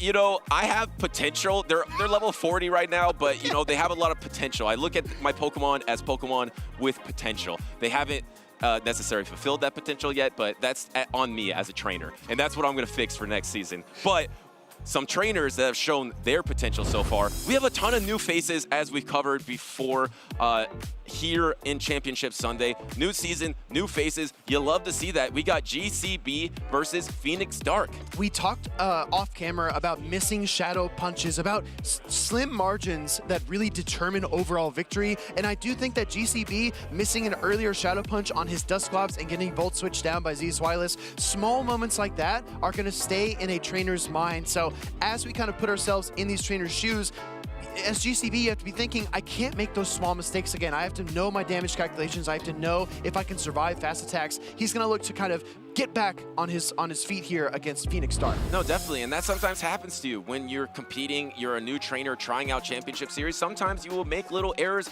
but you're on the winner's side and now you're on the loser side. You still have an opportunity to battle back. You're talented, you're here for a reason. You can still do this, and all of you out there, you can do it too. We do have a Shadow Talonflame mirror from these teams, and it looks like it is going to be in the battlefield for both these trainers. Oh, I'm so excited. We have not seen a Shadow Talonflame mirror match, and in terms of move sets, it looks like they're both running Fly and Flame Charge. So we're going to get some Fire and Flames, chat. Let's get ready. And here is the Protect Shield on that Shadow Talonflame here. The Dusclops likes to get the Protect Shields down. I don't imagine he's going to also invest in a Protect Shield. It is just a Flame Charge. No, he actually does invest in the Protect Shield as well. Flame Charge is a little more energy than the Fly, so he's actually slower to the double charge attack as he would have been with the double Fly. And it's so much cleaner to get those 3 hexes for 9 turns versus the 2 incinerates for 10. So I think GCB saw the opportunity there and took it. That's a lot of damage into the Talonflame, but another charge attack comes through.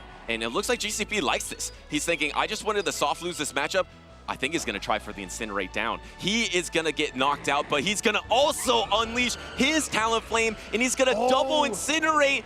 Energy lead versus the back line of Phoenix Dark. Look at him smiling. He knows it. He knows he's got a ton of energy. Incinerate's one of the best fast attacks in the game, and it puts him so far ahead of Phoenix in the middle match. We're smiling with you. This is awesome to see. You're going to go for the boost attack here to try to get some more damage with those Incinerates, and it does a lot into that Cradilly here. You're probably going to invest your Protect Shield, and what's crazy, even though you're debuffing, if you don't swap out, you're gonna get incinerated down. You need to get out of here if you're Phoenix Dark. I think GCB can double incinerate down this Cradilly. Phoenix Dark needs to be careful here. Maybe throw a couple more acids and then get out, but no! In comes another Flame Charge, boosting this attack right back up. He's being a little safe here. He could have tried to go for the Incinerate down, but if he didn't get it, it would have been devastating. And now he is 1 stage attack boost because the Cradilly did drop it a stage. He's gonna be able to reach a charge attack, swap out, try to catch something, but the energy wasn't available. But the key thing is you bank that Fly. All you need to do is get a Protect Shield down and get this Corsola in range of Fly. I feel like, I feel like the Cradilly needs 2 Rock Tombs here, which might be a little bit of a tall order, but gets to the first one right away. Gonna throw this into that Galarian Corsola. Obviously no shield. If Phoenix Dark can no shield 2 Rock Tombs, bank a Nightshade, he might have a win con. He can't though. He can't do it. And the thing is, now that you're debuffed, you're not gonna get knocked out by this Nightshade. I believe GCB just has to get to the combo play here. His timer's almost available. He just needs 4 more acids to get to the Rock Tomb, throw it, and now he combo plays. He can even win this game with a Flame Charge if he wanted to. If he doesn't overtap. If he doesn't overtap and throw an Incinerate, this is GCB's game to win. Talonflame waiting, punches the Fly, punches his ticket to a Game 1 victory here against Phoenix Dark. That was a swap, and it was soft, and it was precise. He was trying to not overtap. He did not. He won the game with the Shadow Talonflame. The Shadow Talonflame mirror goes to GCB. That's one of those moments. One of those moments I'm sure he's reflecting upon on his round 1 matchup against Zweillous. He's thinking, I do not want to make any error. I want to be precise. Like you said, Butters, soft switch, immediate, definitive press on the fly. Because we've seen it happen before. Elite trainers, they're not perfect. They're human beings just like all of us. And especially if you don't hit the charge attack instantly on that swap, because if it's a 0-turn swap after a charge attack on a combo play and you're just tapping a little recklessly, you could start the Incinerate and then you have to wait 5 turns to throw a charge attack and you would have lost the game. He was very soft, very precise with it. Well done from GCB. Going into this game number 2, I think the story of that first matchup was energy management and momentum. Phoenix Dark maybe needs to take a page out of DuneBug's playbook and switch out, move the pieces around, avoid the farm downs, and not give GCB such a lead. Yeah, it's gonna come to that exactly because there's no counters for Shadow Talonflame on either trainer's team. It's literally all gonna come down to your Shadow Talonflame gameplay. Yes, both these trainers have Gastrodon that can fight back versus the Shadow Talonflame, but Talonflame also resists the Mud Slap damage, so it's not terrible for the Talonflame. I really do believe it's all gonna come down to your management of Shadow Talonflame. Game number 1, GCB was able to get that energy advantage, and that's why he won. I really appreciate that you pointed that out, because what I've noticed this weekend is a lot of trainers don't have hard answers to top meta picks like Cradilly. How many teams have we seen with no fighting type Pokemon, and they have to find creative ways to get past them? This is a new situation, a new environment, but both of these trainers trust in that Talonflame, and they brought it for a reason. And you know what they say, Butters. Sometimes you just have to fight fire with fire. And I think they're gonna do that in this game number 2. do we see the Talonflames? Yes, Talonflame is in the back line for both of these trainers. The Cradilly versus the Furret. This is a little bit awkward. You have to obviously go straight for Trailblaze here on charge attack priority. It's going to be neutral into the Cradilly because Swift is resisted into the Cradilly. You're just going to try to boost your attack on those Sucker Punches. Yeah, Sucker Punch damage will add up over time. Trailblaze connects, and that does raise the Furret's attack stage, but Cradilly says, no, no, no, calm down, Furret. You're going right back down to neutral. Instantly going back to neutral on that charge attack priority here. And the thing is, you're going to keep pacing at the exact same time here. And swapping a double resisted grass attack into the Shadow Talonflame for GCB. Talonflame soars, shrugs off the Trailblaze, gets the Incinerate through, and the damage is starting to pile on, but I don't think 2 Incinerates is enough. Furret will get to the Oh, but he gets a full extra here. That is huge. Yes, you have to give it the protection, but you get a full extra Incinerate. GCB is shaking his head. That is a huge momentum swing to catch that grass attack, get a full Incinerate through, and now this Corsola is just so far behind. I like the double fly here. It's so perfect, too, because he got the 3rd Incinerate, which allows him to throw on perfect timing against the Galarian Corsa. 1 Incinerate, fly. 1 Incinerate, fly. Exactly, because the Corsola obviously is a 3-turn fast attack. You perfectly time it here, and it looks like Phoenix Stark is just going to invest in his own Talonflame. Hold on a second. It may not be over. Double Shield Shadow Talonflame is about to come out for Phoenix Stark. The swap into the Primeape here, but Primeape is just taking so much damage from this Incinerate. Great timing by GCB, not allowing an Incinerate to come through either. Rage Fist will connect into that Talonflame. I mean, it's only the first one, so you don't need to shield it, but this Shadow Talonflame does take more damage, and it's brand new to the meta. He let that go, but I'm a little bit worried about the fast attack pressure incoming from that Cradilly in the back. Actually protect shielding on GCB's Shadow Primeape here, and there it is! He needed 1 chop. That's all he could muster because that Incinerate damage applies on turn 5, and he threw 2, which means he loses that second Rage Fist. And the thing is, I mean, did you even care about the Protect Shields, or were you just trying to get as much fast attack damage as possible? You can swap here. Does it go for it? He does go for it. This is going to be an Incinerate off, and Phoenix Stark loses it. GCB shrugs. Okay, I'll take it. Talonflame versus Talonflame in the final moments. A flash in the pan, the strike of a match to win that game number 2. Trainers looking at each other across the stage, looking at the judges as well. I'm not sure if I saw something or if I missed something.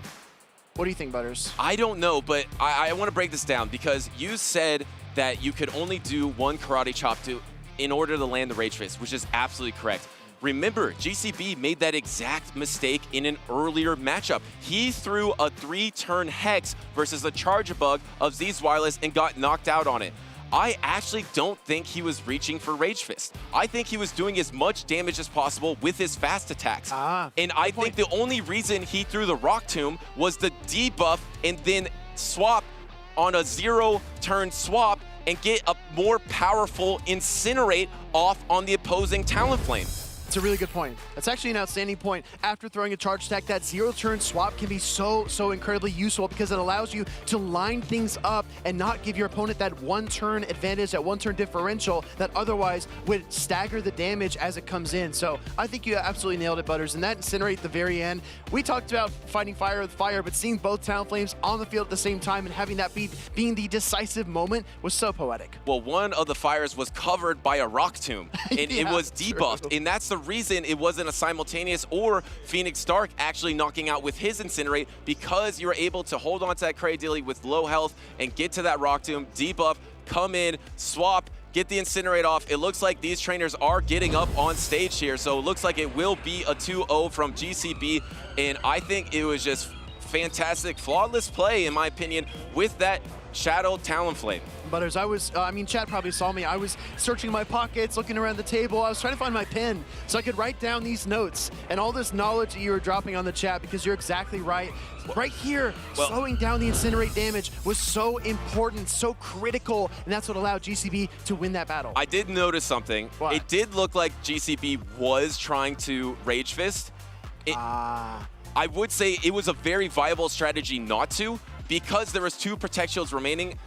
That charge attack did not matter at all, because you're never getting the 3 charge attacks. The only charge attack that ever mattered was the Rock Tomb, so being punished for going for that and missing is not punishing.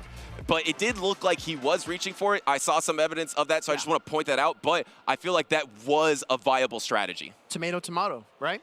Let's check out the bracket as we move through day 2 of the competition here in Pittsburgh. Some incredible matchups have already occurred. Looks like Silent Beast falling to DuneBug there, but he did get the better of Hungry Wolfpack. Our friend Dan shared that in our chat, and I wanted to point that out. Let's talk about early on. Semi defeated Arrow off stream. Phoenix Dark defeated Caleb Pang off stream. Silent Beast defeated Hungry Wolfpack off stream. And Hschirra defeated Inhoff off stream. That all happened on the floor here, so I just wanted to update you guys.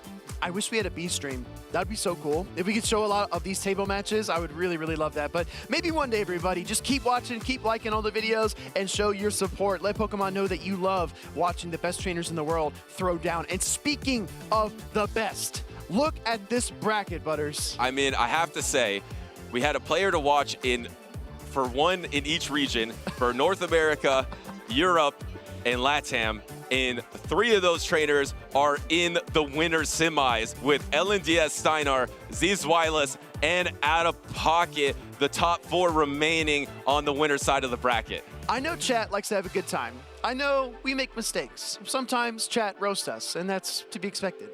But sometimes, Butters, we get it right. And those 3 trainers that we picked out have excelled above and beyond here in Pittsburgh. And unfortunately, I wish they could all win, but there's only going to be one champion at the end of the day. It's a high chance that one of those 3 will be the champion, though, because it's such an advantage coming in the winner's semis. So they're very close to even the winner's finals at this point. They're close to the grand finals. Who will it be? And which region will it be? Will region from outside of North America steal the first North American regional of the season? Would that be the first time ever? I mean, Dodge won the last 2 North American regional start. I know King IV won the first ever North American regional. So unless 2023, the first one was stolen, I think it would be the first time. Wow. Just when the world needed him the most, Wadaj was retired. Well, let's check out our trainers on stage because they are ready to throw down. We're going to see Ashton Ash battle El Semi. This one's going to be really fun. We haven't seen a Blastoise in a while, Butters, but look at the top Pokemon on each roster. Yeah, we haven't seen a Blastoise since Europe because Inadequate had that Blastoise on his championship team, but paired it with some different Pokemon, and we got to point out, this is a Mer showdown, and one of those Murkrows are Shadow, because Semi is actually running the Shadow Murkrow, which we have not seen yet. I feel like there is a lot of valid reasons, especially versus Cradily, to be running the little more bulky non-Shadow, but I cannot wait to see the 20% more damage from the Shadow Murkrow of Semi. And as you look across the board at Ashton Ash's team, he's got to have that Unova Stunfisk circled. How else are you going to take down a dark flying type in that Murkrow? You can't do it with Galarian Corsola. You can't do it with Gastron. You can't do it with Cradily. You can't do it with Fortress unless you land Rock Tombs. And all you have left is the Mirror and that Stunfisk. Yeah, and I mean, to Ashton Ash's favor, that has been his duo that he's been relying on all tournament. That's true. That core of the Unova Stunfisk and the Murkrow has been quite strong. And let's actually look on Simi's team. How many answers does he have for that Stunfisk? That you have that Shadow Kanto Marowak and the Cradily. So you actually have some good answers there, as well as the Galarian Corsola. Looks like we're just getting in it now. It is the Mer Showdown. We got Ashton Ash leading it, and there is no Shadow Murkrow in the back for Simi. But what a fantastic lead for Ashton Ash. Yeah, what an incredible lead. But the double anti-flyers in the back in that rollout Blastoise and Thunderfang Steelix. But Cradily is honestly the perfect answer here for Ashton Ash. I think he's maintaining his lead advantage. And now throwing the Hydro Cannon here, Sima is going to do a good chunk into Cradily. Once you hit the double Hydro Cannon plus rollouts, you can eventually knock out if you don't get debuffed. And it looks like Ashton Ash is not messing around, not going for that debuff, going for the super effective, and Blastoise does hold on, but since he didn't put up a Protect Shield, so will Cradily. Yeah, Ashton Ash looking to maintain switch advantage here, and I think he's going to get it. Hydro Cannon connects, Cradily shrugs it off, looking for a double acid down. Actually waits for the rollouts to come through and leave less farm for the Corsola. And he can't get out of here yet, but now he could if he wanted to, but unfortunately for Simi, he's able to get to a Rock Tomb. What a swing. what a swing, what an incredible, I guess, management of HP there for that Cradily. Out comes the Murkrow, met by the Fortress. We've got heavy metal on the field, Butters. And the steel versus steel matchups in this meta are always so awkward. They're never normal. And once again, they're not normal in this situation. You're gonna have resisted bug bite damage, but super effective sand tome damage, and then you're gonna have neutral crunches and neutral Thunderfang damage coming from the side of Shadow Steelix. I just feel like looking at the screen and asking these steel types, why can't you be normal? Got the defense drop, got the defense drop. It's actually huge. Thunderfang's coming through, and that Fortress is getting chipped down so fast. It has the second Sand Tomb ready to go, but Semi might honestly just let this go. It's like Simi got to throw both his charge attacks at once. Threw the crunch damage and got the debuff from the Psychic Fang. Swap into the Corsola, trying to get the farm down, but the swap from the Fortress to hold on with a little bit of health. Here comes the foul play. There's 2 Protect Shields remaining from Simi. This is so poetic, the way that Ashton Ash is just moving in sync, in tandem with Semi. Semi steps left, Ashton Ash steps right. They are lined up perfectly, and he's got to try to call a Power Gem bait, but I think he's going to shield regardless. He was thinking about it, but it's just going to be too much damage at this point. Even though you're a non-Shadow Murkrow, you're taking big chunks every time from this Astonish. If you took a Nightshade here, it would be devastating. It looks like he's trying to bank all this energy. The problem is, Simi's getting closer and closer to his switch timer. He wants to reach for the Steelix. He wants those Thunderfangs to connect. Double charge attacks are ready, plus extra. Ashton Ash fires a foul play here. Gonna take down the Galarian Corsola, and that Steelix is Semi's last hope. But both trainers do have a swap available. There is the Fortress for Ashton Ash, and it looks like the swap happens, but the patience from Simi. Hold on a second. Wait a second. Simi saw it. He saw the swap. Ashton Ash is smirking. He did throw the crunch anyway. The energy is wasted, and now suddenly you just need to get the 2 charge attacks, but it didn't even matter. Galarian Moltres might have been able to do it. Mandibuzz definitely would have been able to hang on through 2 more Thunderfangs, but Murkrow is not the bulkiest dark flying type in the meta.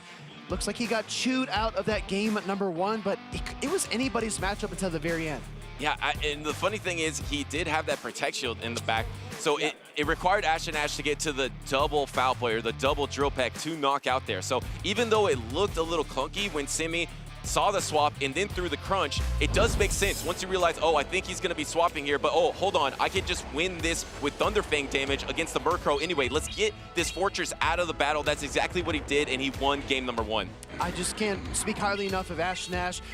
Letting his Cradily get so weak, throwing the 2 acids and then the Rock Tomb before the second Astonish applied, only giving his opponent 2 fast attacks worth of energy and also debuffing. Ashton Ash did everything he possibly could to try to win this game, and you know what, Butters? We talked about Unova Sunfist before the series began. He did not even play it in that battle. Yeah, and he was 1 peck away from winning that battle in game number 1 if he somehow was able to generate a little bit more energy against that Corsola matchup. But let's be honest, I think he was pretty much at 100 before he knocked out the Corsola. So will we see that Stunfisk in game number 2? Looks like both these trainers are locked in here. Ashton Ash with his tournament dreams on the line. He tosses out the signature Pokemon, the Murkrow, but a great counter in Blastoise. Very good counter, and it comes down to what Ashton Ash wants to save switch. Does he want to risk it all by save swapping that Galarian Corsola and maybe running into a Murkrow, or does he want to do something different? Gonna go for the drill peck here against the Blastoise and chip it down, but I imagine he's got to switch eventually. Does he go into the Corsola to try to soak all this energy in? Yes, that's exactly what he does. Corsola is a fantastic sponge, able to absorb this Hydra Cannon, and there's no clear answer for Corsola in the backline. There is no Shadow Murkrow on Simi's team. Yep, trying to call the Murkrow, and it's not there. So that's the first bit of good news here for Ashton Ash after a tough lead into rollout Blastoise. Gonna go for the Nightshade here against the Shadow Kitten Marowak. This will do quite a bit of damage, but Simi lets it through. It's a little clunky for Simi here because you need to throw the Bone Club to knock out, obviously. You will be able to hold on to this Bone Club.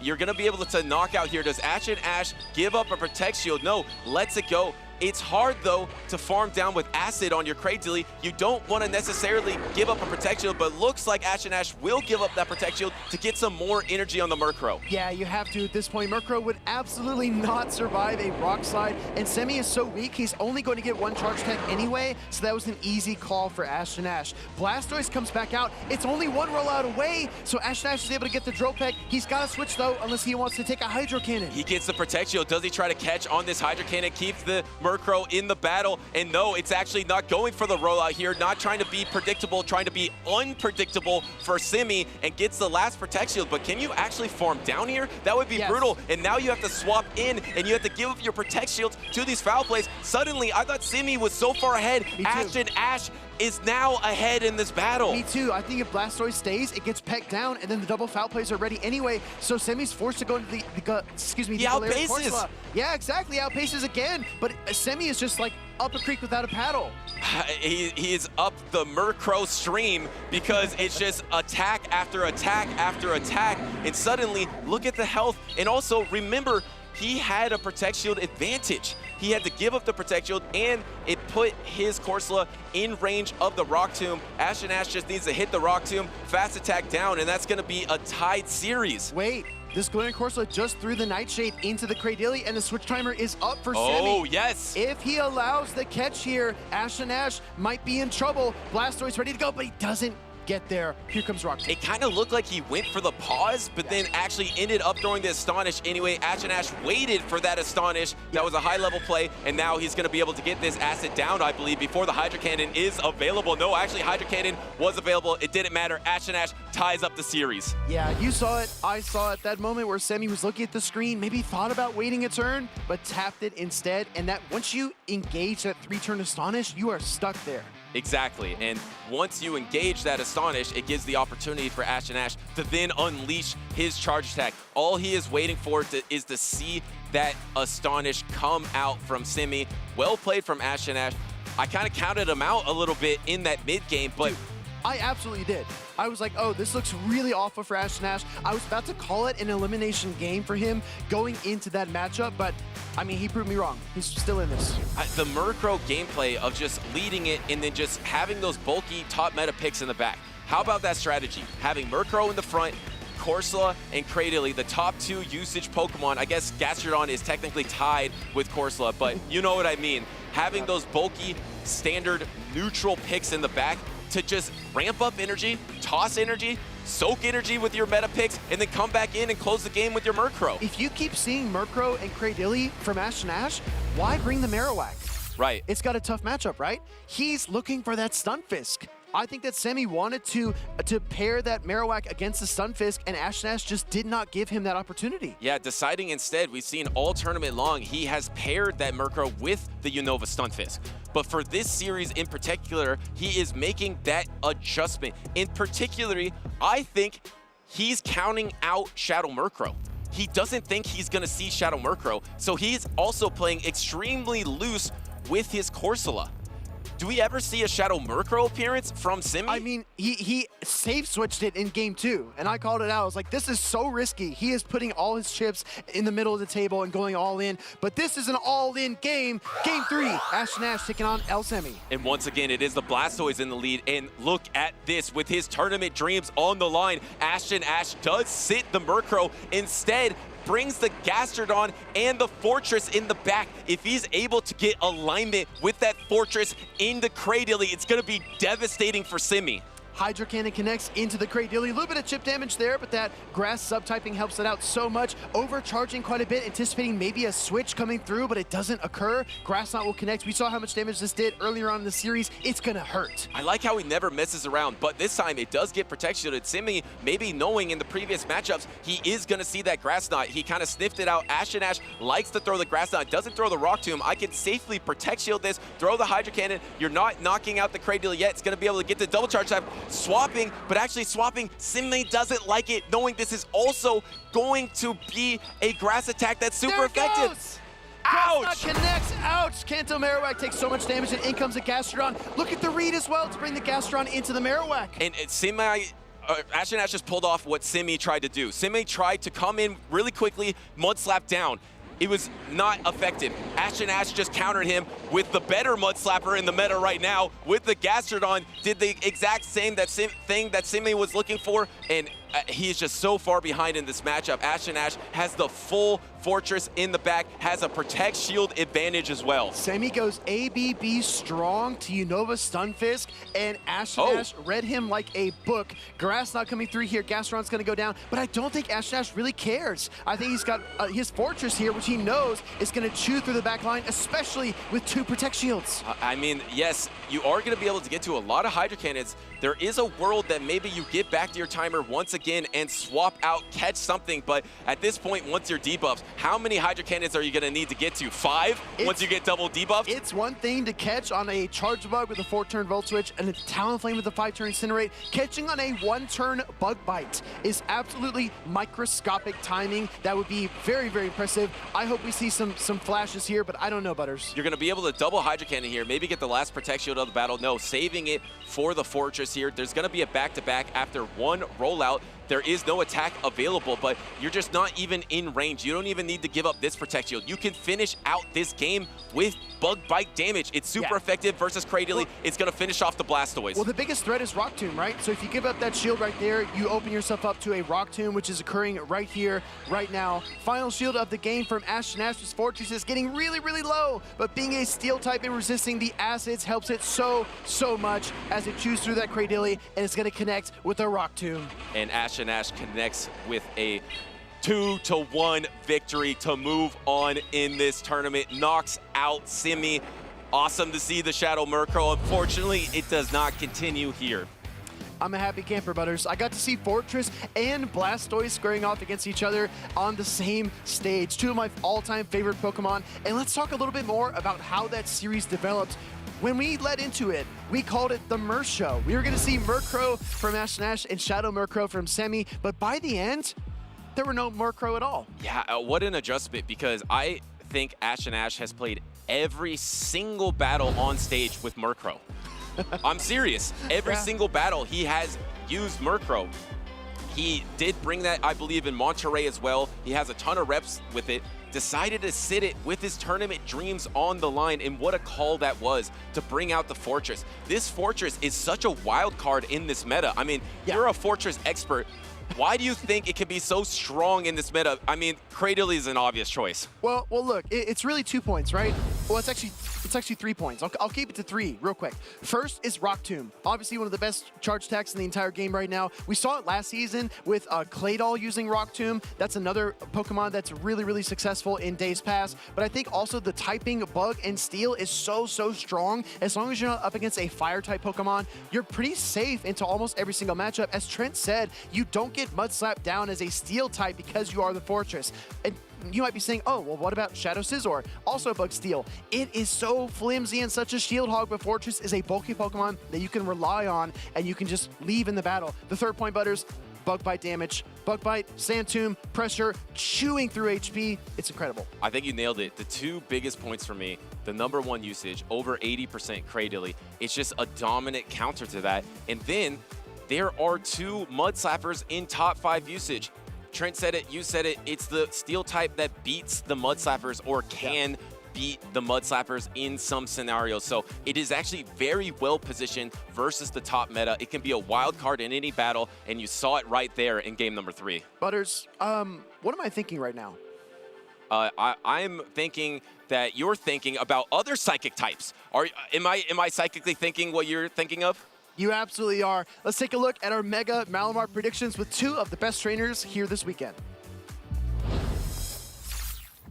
Welcome in, trainers, to a brand new segment called Mega Malamar Predictions. I've got 2 incredible trainers here. One was a Malamar champion last season in DuneBug 97, and the other top cut with Malamar as well.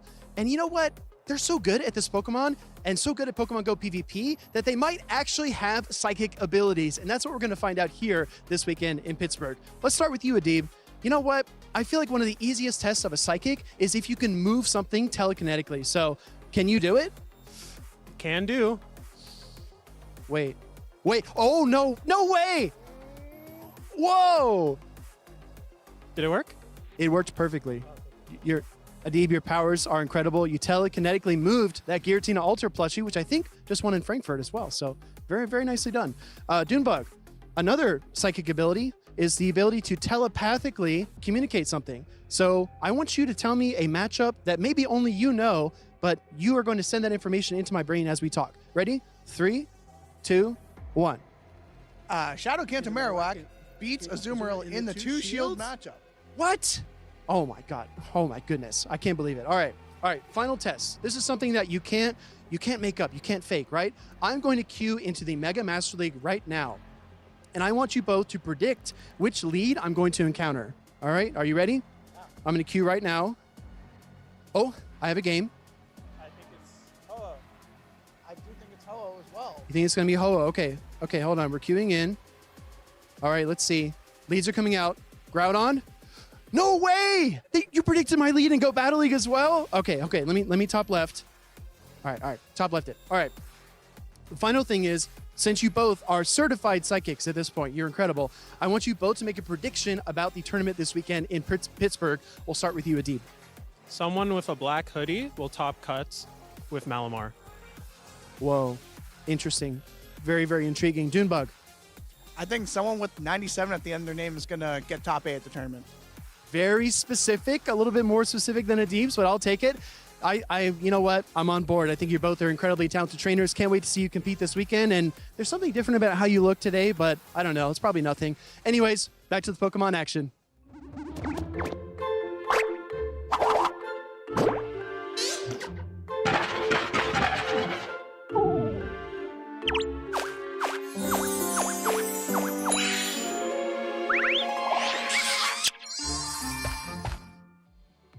Learning new movesets can be tough. There are so many changes that come every 3 months with the Go Battle League season updates, and it can feel a little bit overwhelming. So let's have some fun with it. There's a fast attack called Peck that has made a ton of Pokemon relevant just this season, and I've got 3 incredible Peckexperts that are going to break down which Pokemon know that attack and what charge attacks they know as well. But first, they have to complete a challenge. Let's get started.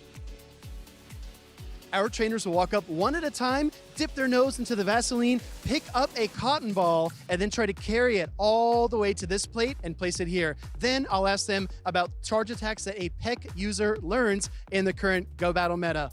Mish, let's get started. Hey, all right, let's go. Straight into the challenge. Mish has to get a little bit of the jelly there on her nose, and then needs to pick up a cotton ball and transport it across the table here. Mish, oh, she's got one.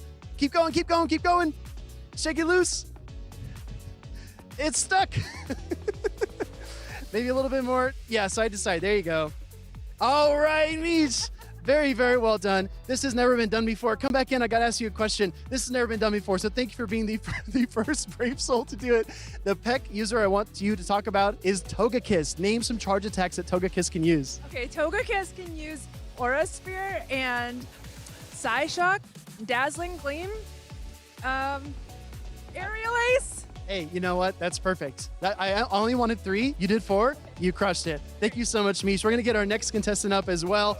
This is going to be the Zweillous. All right, ZZ. Let's get started. Go ahead, my friend. Gonna start with some jelly. He's got to pick up one of these cotton balls and transfer them across the table. Oh my goodness, look at the surgical precision. Look at this, look at this. He's got to shake it though. Oh, he did it so quick. All right, ZZ, the Peck user I want you to talk about is Xatu. Oh, Xatu. Xatu is a Peck user that certainly has access to Psyshock as of the most recent update. I think it learns Future Sight as well. Does it learn Sky Attack of all things, or? I don't believe so. It might be Nightshade. This is fairly unfortunate, but yeah, I don't believe we'll be seeing too many Xatus, so I don't mind that my expertise wasn't as impeccable as usual. I should have asked you about Carablast. I know that's one that you do know, but I tried to throw you off, and I guess we succeeded, chat. Let's absolutely go. Carablast does learn Signal Beam, so if you ever run into a Carablast in the Go Battle League, ask yourself what you've been doing with your life. Awesome, ZZ. Thank you so much. We're going to bring in Anna here for our last contestant. Anna, let's go. All right, Anna's got to get a little jelly and then the cotton ball. Okay, nice form. Incredible execution. First try. Anna, all right, shake it. Shake it off. There we go. All right, perfect. Well done. The Pokemon I wanted to talk to you about is Fearow. Tell me some charge attacks that Fearow learns. Well, most notably both Drill Peck and Drill Run, giving it very good coverage in the current season. Very strong Pokemon. I don't know beyond that. That's okay. I think you absolutely nailed it. I've gotten a lot of satisfaction out of double Dro running Bastiodon so far in this meta. Very, very nice. Very, very enjoyable. Banana, great job. Thank you so much. And I think with that, our 3 Pexperts had absolutely knocked it out of the park. That was a little bit of lesson for everyone watching at home. Make sure to read up on those Go Battle League updates, and we'll see you next time.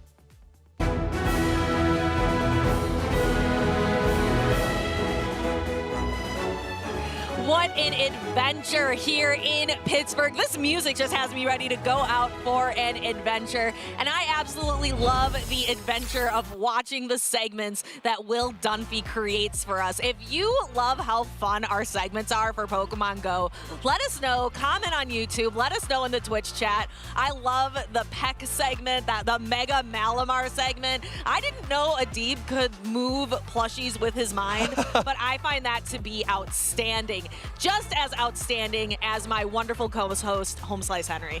Thank you so much, DeFi.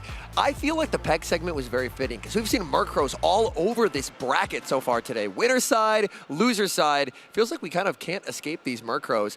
Winner's side, we've been making some really nice progress. Up next, we're going to have Trent versus LNDST Steinar and Zweillous versus Out of Pocket. The stakes only climb from here, and we are going to be in for some unbelievable matchups as these trainers are fighting to earn their place in the winners finals, which is a guaranteed top 3 finish in Pittsburgh. But the loser will have to make a tougher loser's bracket run down on the lower half of this bracket. Right now, we've got Trent with the Fortress. We've got Steinar with the Bastiodon rumbling through the winner's side of the bracket. I talked to Steinar a little bit. I was able to interview him, and he changed up his team quite a bit. He took what he had in Monterey. He learned from it. He adapted, and he is now here in Pittsburgh looking to take the crown, but Trent and his Fortress have something to say about it.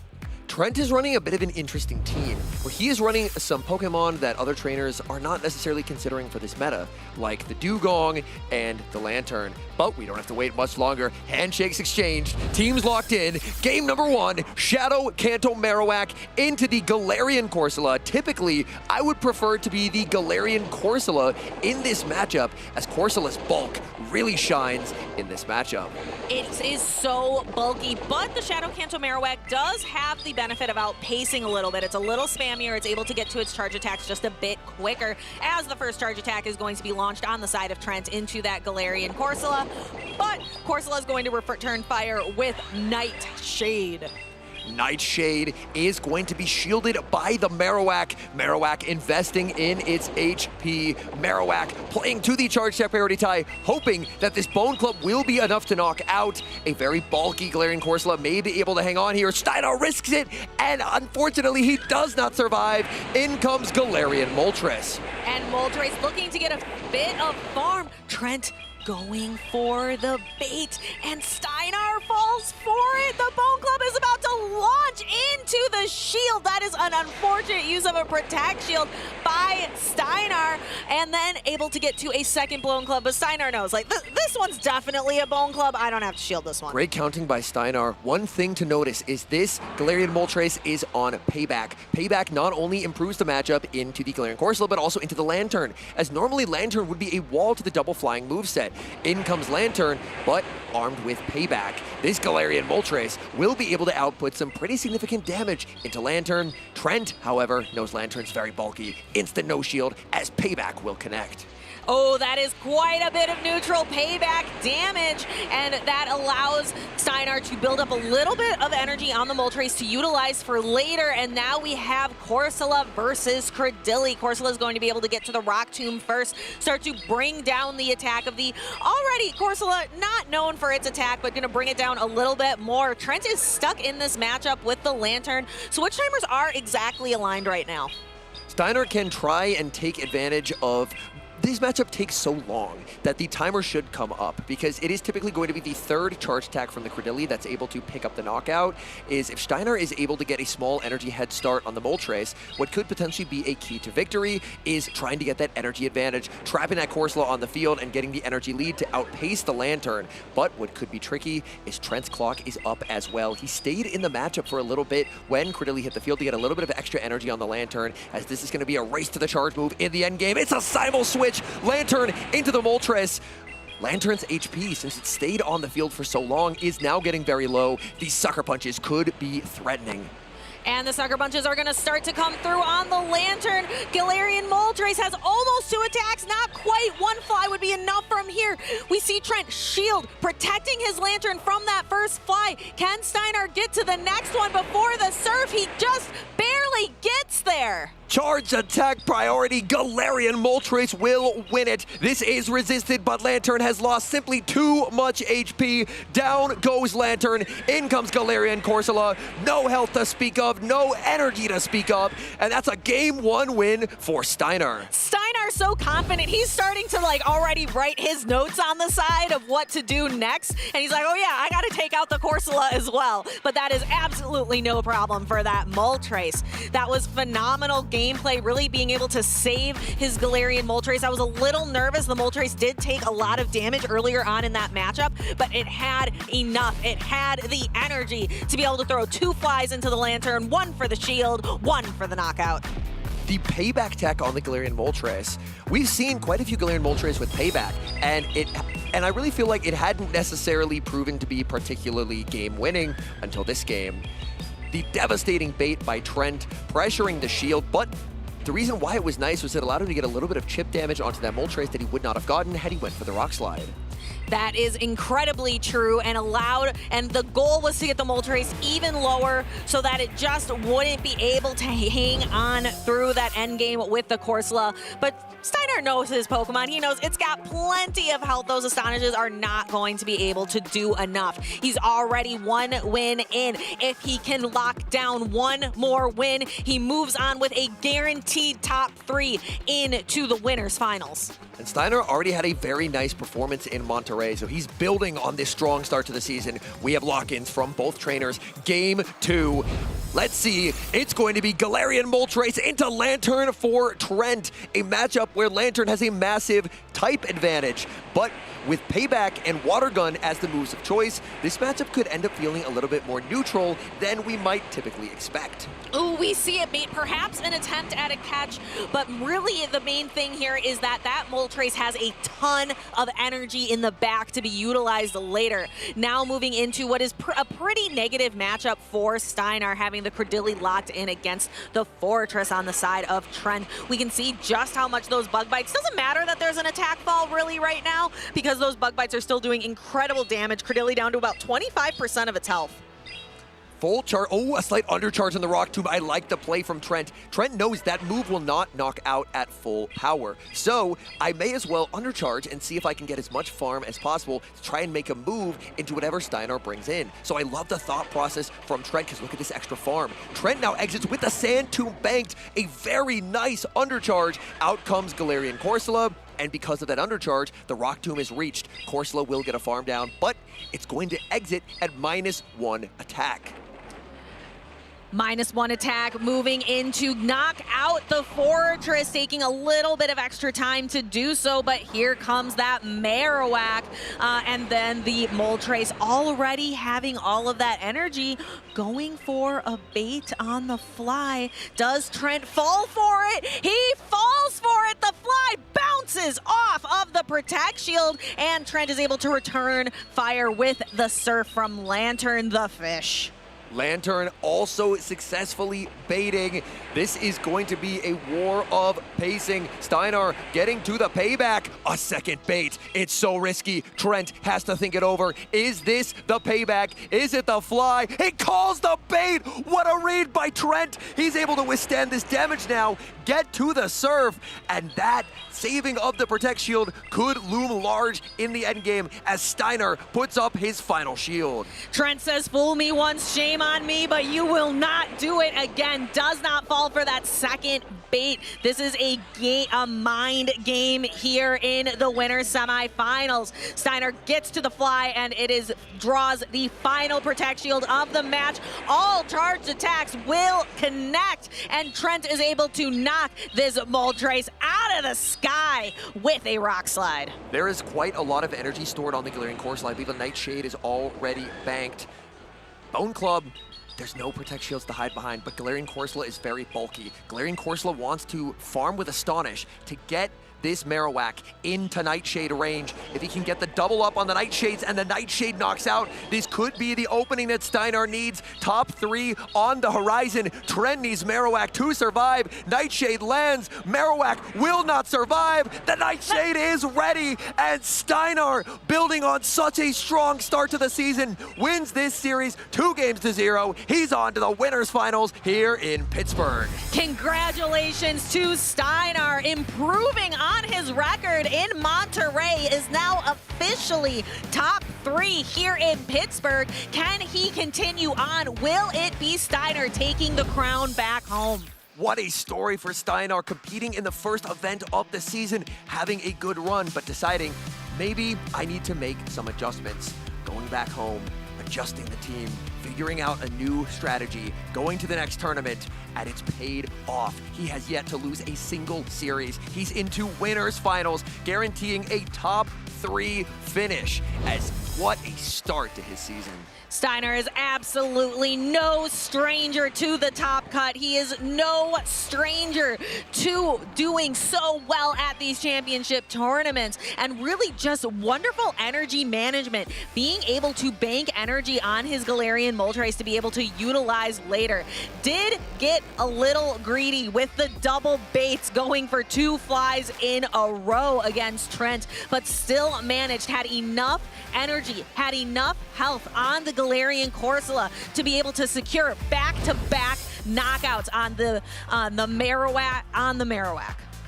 Let's take a look at our bracket. Steinar in winners finals, awaiting the winner of Zweillous versus Out of Pocket. This winners finals is shaping up to be unbelievable. Zweillous and Out of Pocket, 2 titans of our game. Zweillous representing Europe, Out of Pocket from America, and Steinar awaiting the winner representing Brazil. What an unbelievable winner side of the bracket, but there's still so many trainers alive on losers. Talk me through it, DeFi. We still are going to get to see DuneBug and Overlord Raichu battle it out down on the loser side of the bracket. We'll see Ashton, Ash, and GCB. The winner of that is going to get to take on Trent in losers round 4. We have so many phenomenal battlers who are out here. They are hungry, but that losers round, that losers bracket is such a tough road. It's so many battles. It is a mind game. It is a battle of endurance to be able to make it all the way through. Winner side, you're taking a shortcut. Just all you got to do is win. That's the easiest way to make it through one of these tournaments. Just don't lose. And on that loser side of the bracket, not only is every game a potential elimination game, you are out of the tournament if you lose this best of 3, but there's so many more rounds. So for these trainers, sometimes it can be a bit of a blessing, sometimes it can be a curse. We know in previous tournaments, there have been trainers who have made massive losers run, where by playing so many games on loser side, they were able to build that momentum, and they just became unstoppable. I believe last season, Elam was able to climb his way out of the losers bracket and bracket reset to claim 2 regional championships because he just built that momentum, that confidence grew. So sometimes it can be a benefit, but playing that many games, you're going to be up against some tough competition, so you have to bring your A game to every single matchup.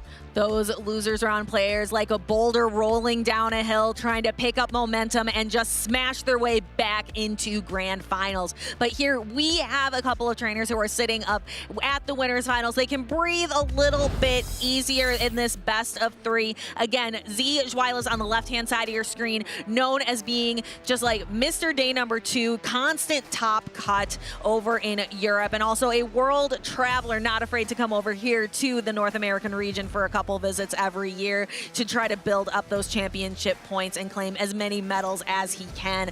Facing Out of Pocket, a trainer who puts in so much preparation into every tournament. He is out there messaging his friends at all hours of the night, asking for scrims. Home Slice Henry, I know that you have been subject to quite a few pings from Out of Pocket.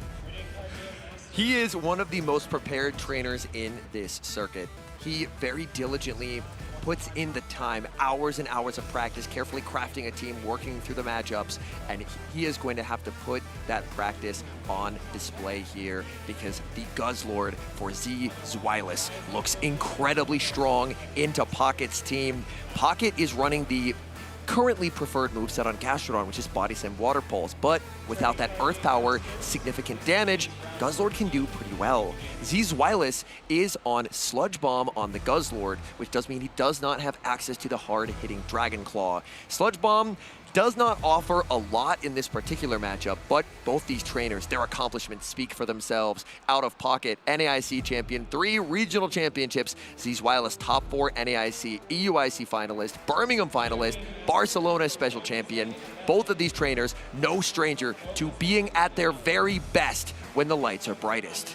So we're seeing these trainers taking a moment, looking over their teams, thinking it through before we lock in and get down to the field of battle. A phenomenal set. Again, if you told me this was the grand finals, I would believe it. We are in for such a treat in this best of 3. Will we continue to see that Shadow Caesar on the side of Pocket that did so well, rewarded Pocket's faith with a double Night Slash boost to nearly one-hit KO a Gastrodon with a Night Slash of all things? We've got lock-ins. Game number 1, Zweillous Out of Pocket. It's Corsola into that Credilli. Corsola resisting the acids from Credilli is quite comfortable here, but we're seeing in the back 2 very signature Pokemon on these teams. I'm excited to see the Guzzlord come out from ZZ later and the Shadow Caesar come out from Pocket.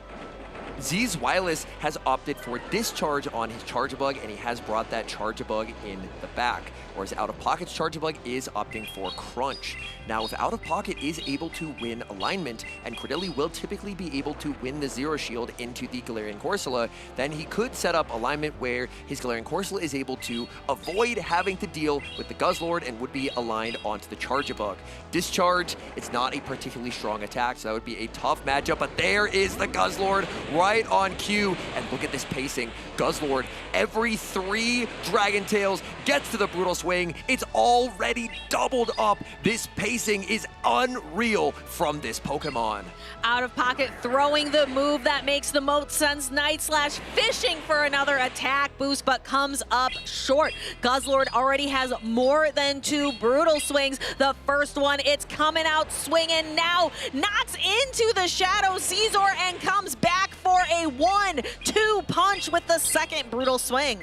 That is big damage onto Shadow Caesar. Caesar will put up the Protect Shield, looking for a farm down, gets the farm down, exiting with a massive amount of energy. In comes Charjabug. Charjabug will no shield, but this game could be turning in Pocket's favor. Pocket really likes that Corsola versus Charjabug matchup when Charjabug does not have access to Crunch. Discharge will land. He's double checking the team sheet, making sure it's not Crunch. He's going to click no shield, and look at the damage DeFi. That just simply does not do enough. Corsola so defensive, so much HP. There is not enough damage that this Charjabug can do. It is beautiful, it is shiny, but it is not going to be able to do that kind of damage with Discharge, where Corsola is just able to withstand. It's able to outlast. There is energy available on the Galarian Corsola for Zweillous. That's what Out of Pocket will have to be careful of. Out of Pocket will try and get to this next Nightshade. I like throwing it instantly, as this puts pressure on Zweillous. Zweillous will have to burn the final Protect Shield here. Nightshade comes out. burning that final shield, but for Zweillous, he's forced to throw at a discharge catch onto the Credilli by out of pocket. I saw a little nod on the side of ZZ saying, yeah, that makes sense. That catch makes sense. So, and now he has to think, what am I going to do? One more Volt Switch. Charjabug just paces so quickly, is able to throw another X-Scissor. Will out of pocket let the Credilli go? No. Keeps it in. Can we get a farm down? No, we see a quick switch and a combo play from Zweillous. Let's get that Credilli out of here. How healthy is the Corsola for out of pocket? Both these Corsolas are quite low. Pocket does not have the health needed. Zweillous takes game number 1. A sigh of relief, an incredibly close game. But Corsola, it can absorb those hits from Charjabug, but over time it just took slightly too much damage. Very well played by Zweillous. What a showcase of managing the health on your Pokemon, keeping just enough to be able to withstand and being able to outlast your opponent's Corsola instead. It just needed 2 Astonishes. That's all it needed to be able to tank. We saw the Guzzlord do heavy damage to that Shadow Caesar. So Zweillous' Charjabug being able to just barely hold on, and Pocket makes a valiant catch on his Credilli. He really tried to find a way out of this matchup, but unfortunately his Galarian Corsola was just too low. Got astonished down by Zweillous. Zweillous 1 win away from top 3 for Pocket. Pocket is going to have to stay calm, stay focused, find the answers. This is a difficult matchup.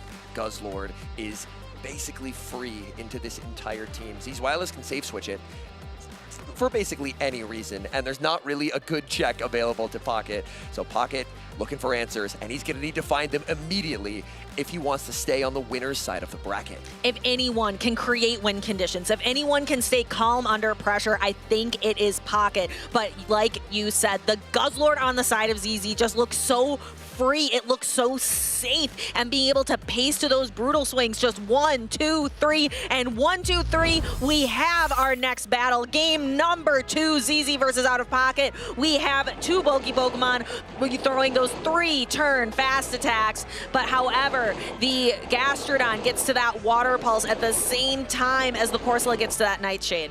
It does for the first one, but the advantage of being the Galarian Corsola is it gets to the Nightshade. The second one, it gets to it 1 faster. So the Water Pulse landing is fine for this Galarian Corsola, because Galarian Corsola will be able to make it to a second Nightshade. Now Nightshade, Pocket does have a Ghost Resist on his team with the Galar Moltres, but does he want to switch lock it? He does. He gets the catch, he saves the Gastrodon, but Zweillous brought Charjabug, and Charjabug, these full switches do so much damage. In comes Charjabug, and I don't know if that's what Pocket was hoping to see. No, it likely wasn't. Before the Moltres even gets to its first fly, it's down to about 1/3 of its health. ZZ can comfortably just shield this and keep going for the Volt Switch after Volt Switch. It has room. There's 1, there's 2, there's 3. Moltres goes down, fully farmed down by Volt Switch energy. This Charjabug, it is locked, it is loaded. I don't know if I see a way out of this matchup for Pocket. There is 100 energy on that Charjabug. He goes for Charge Attack priority, loses Charge Attack priority, and now in comes Credilli. Credilli so far behind in terms of energy. Charjabug already almost at a second X-Scissor. The shield comes up from Pocket. Pocket will try and get to the Rock Tomb, but he simply cannot get there. He gets outpaced. He's shaking his head. And for Zweillous, this Charjabug, it's been so strong for him all tournament, and it looks like it could propel him into the winner's finals. Beep, beep, all aboard the Charjabug bus. I absolutely adore this Pokemon, and it is showing why it can be the superior electric-type Pokemon. ZZ pulls out the Charjabug and it saves it with a little bit of energy and a little bit of health if it needs to get to the X-Scissor to close out the end game. That's very well played by Zweillous. Has the X-Scissor banked, may as well switch to reset that Rock Tomb debuff. Zweillous will now bring out the Guzzlord, and this is just checkmate. There is no escape for Pocket. Pocket is just, even with the debuffs, will take too much damage. The X-Scissor is loaded on the Charjabug. Rock Tomb connects. Guzzlord unfazed, going for the brutal swing. And this Credilli is easily in X-Scissor range now. Where the brutal swing lands. There is the first punch. Charjabug not quite able to swap in yet. The swap is ready. If this brutal swing doesn't take it out, either an X-Scissor will or another Dragon Tail will surely be enough. There's the switch into the Charjabug, the snipe. Down goes Credilli. Zweillous, as the crowd cheers, is going to take this series 2-0, and he's guaranteed a top 3 finish here in Pittsburgh. But that is not all we are going to see from out of Pocket. This was a winner's round match. So Pocket is not out of it yet. He has come back from tough situations in the past. He could potentially do it again. But massive congratulations to Zweillous. ZZ had an incredible run, was able to fully farm down the Galarian Moltres with the Charjabug, and just had energy for days. You can notice that extra Volt Switch damage that was given to Charjabug at the start of the season. With this catch onto the Moltres, Pocket's able to save energy on the Gastrodon, but then in came the Charjabug. Moltres would have loved another fly, but it simply cannot get there, and this Charjabug energy was just too much to handle, saving the X-Scissor, resetting the debuff, sending in Guzzlord, and then the closer, Charjabug, getting back onto the field, knocking out with the X-Scissor. There's the celebration from Zweillous. He has so much support in the crowd. He's traveled far to compete in Pittsburgh, and it has been rewarded. Unbelievable plays, and this sets up later today a winners finals between Zweillous and LNDST Steinar. That I think it really goes to show for ZZ that he's not even in his region right now and has massive support out there in the crowd. So it's one thing to have massive support in your own region. It's another thing entirely to be able to world travel and still have the crowd support, perhaps the people's champion today. Unbelievable plays all day from Zweillous. And honestly, it's just been unbelievable being at the venue so far. We have amazing spawns at the venue. It's currently a Team Go Rocket takeover event as well. So all of the stops have been lured up all day. There have been so many different Rocket grunts. Have you managed to find a good Shadow Pokemon so far from this new Rocket takeover? I don't personally use Shadow Pokemon in PvP. However, I know that a lot of trainers have been really enjoying celebrating getting a really good Shadow Phoebus for Shadow Milotic later on, but it takes a little bit of effort to be able to evolve a Phoebus. That it does. Quite a lot of candy needed. One of the other new shadows, not shinies, is Shadow Baltoy, and I was able to get a very good Great League Shadow Claydol last night. Now, I believe until midnight tonight local time, you will be able to use a Charge TM to forget frustration. So, as you're watching, go to your app, type the @ sign, like for an email, or if you're tagging someone on social media, frustration.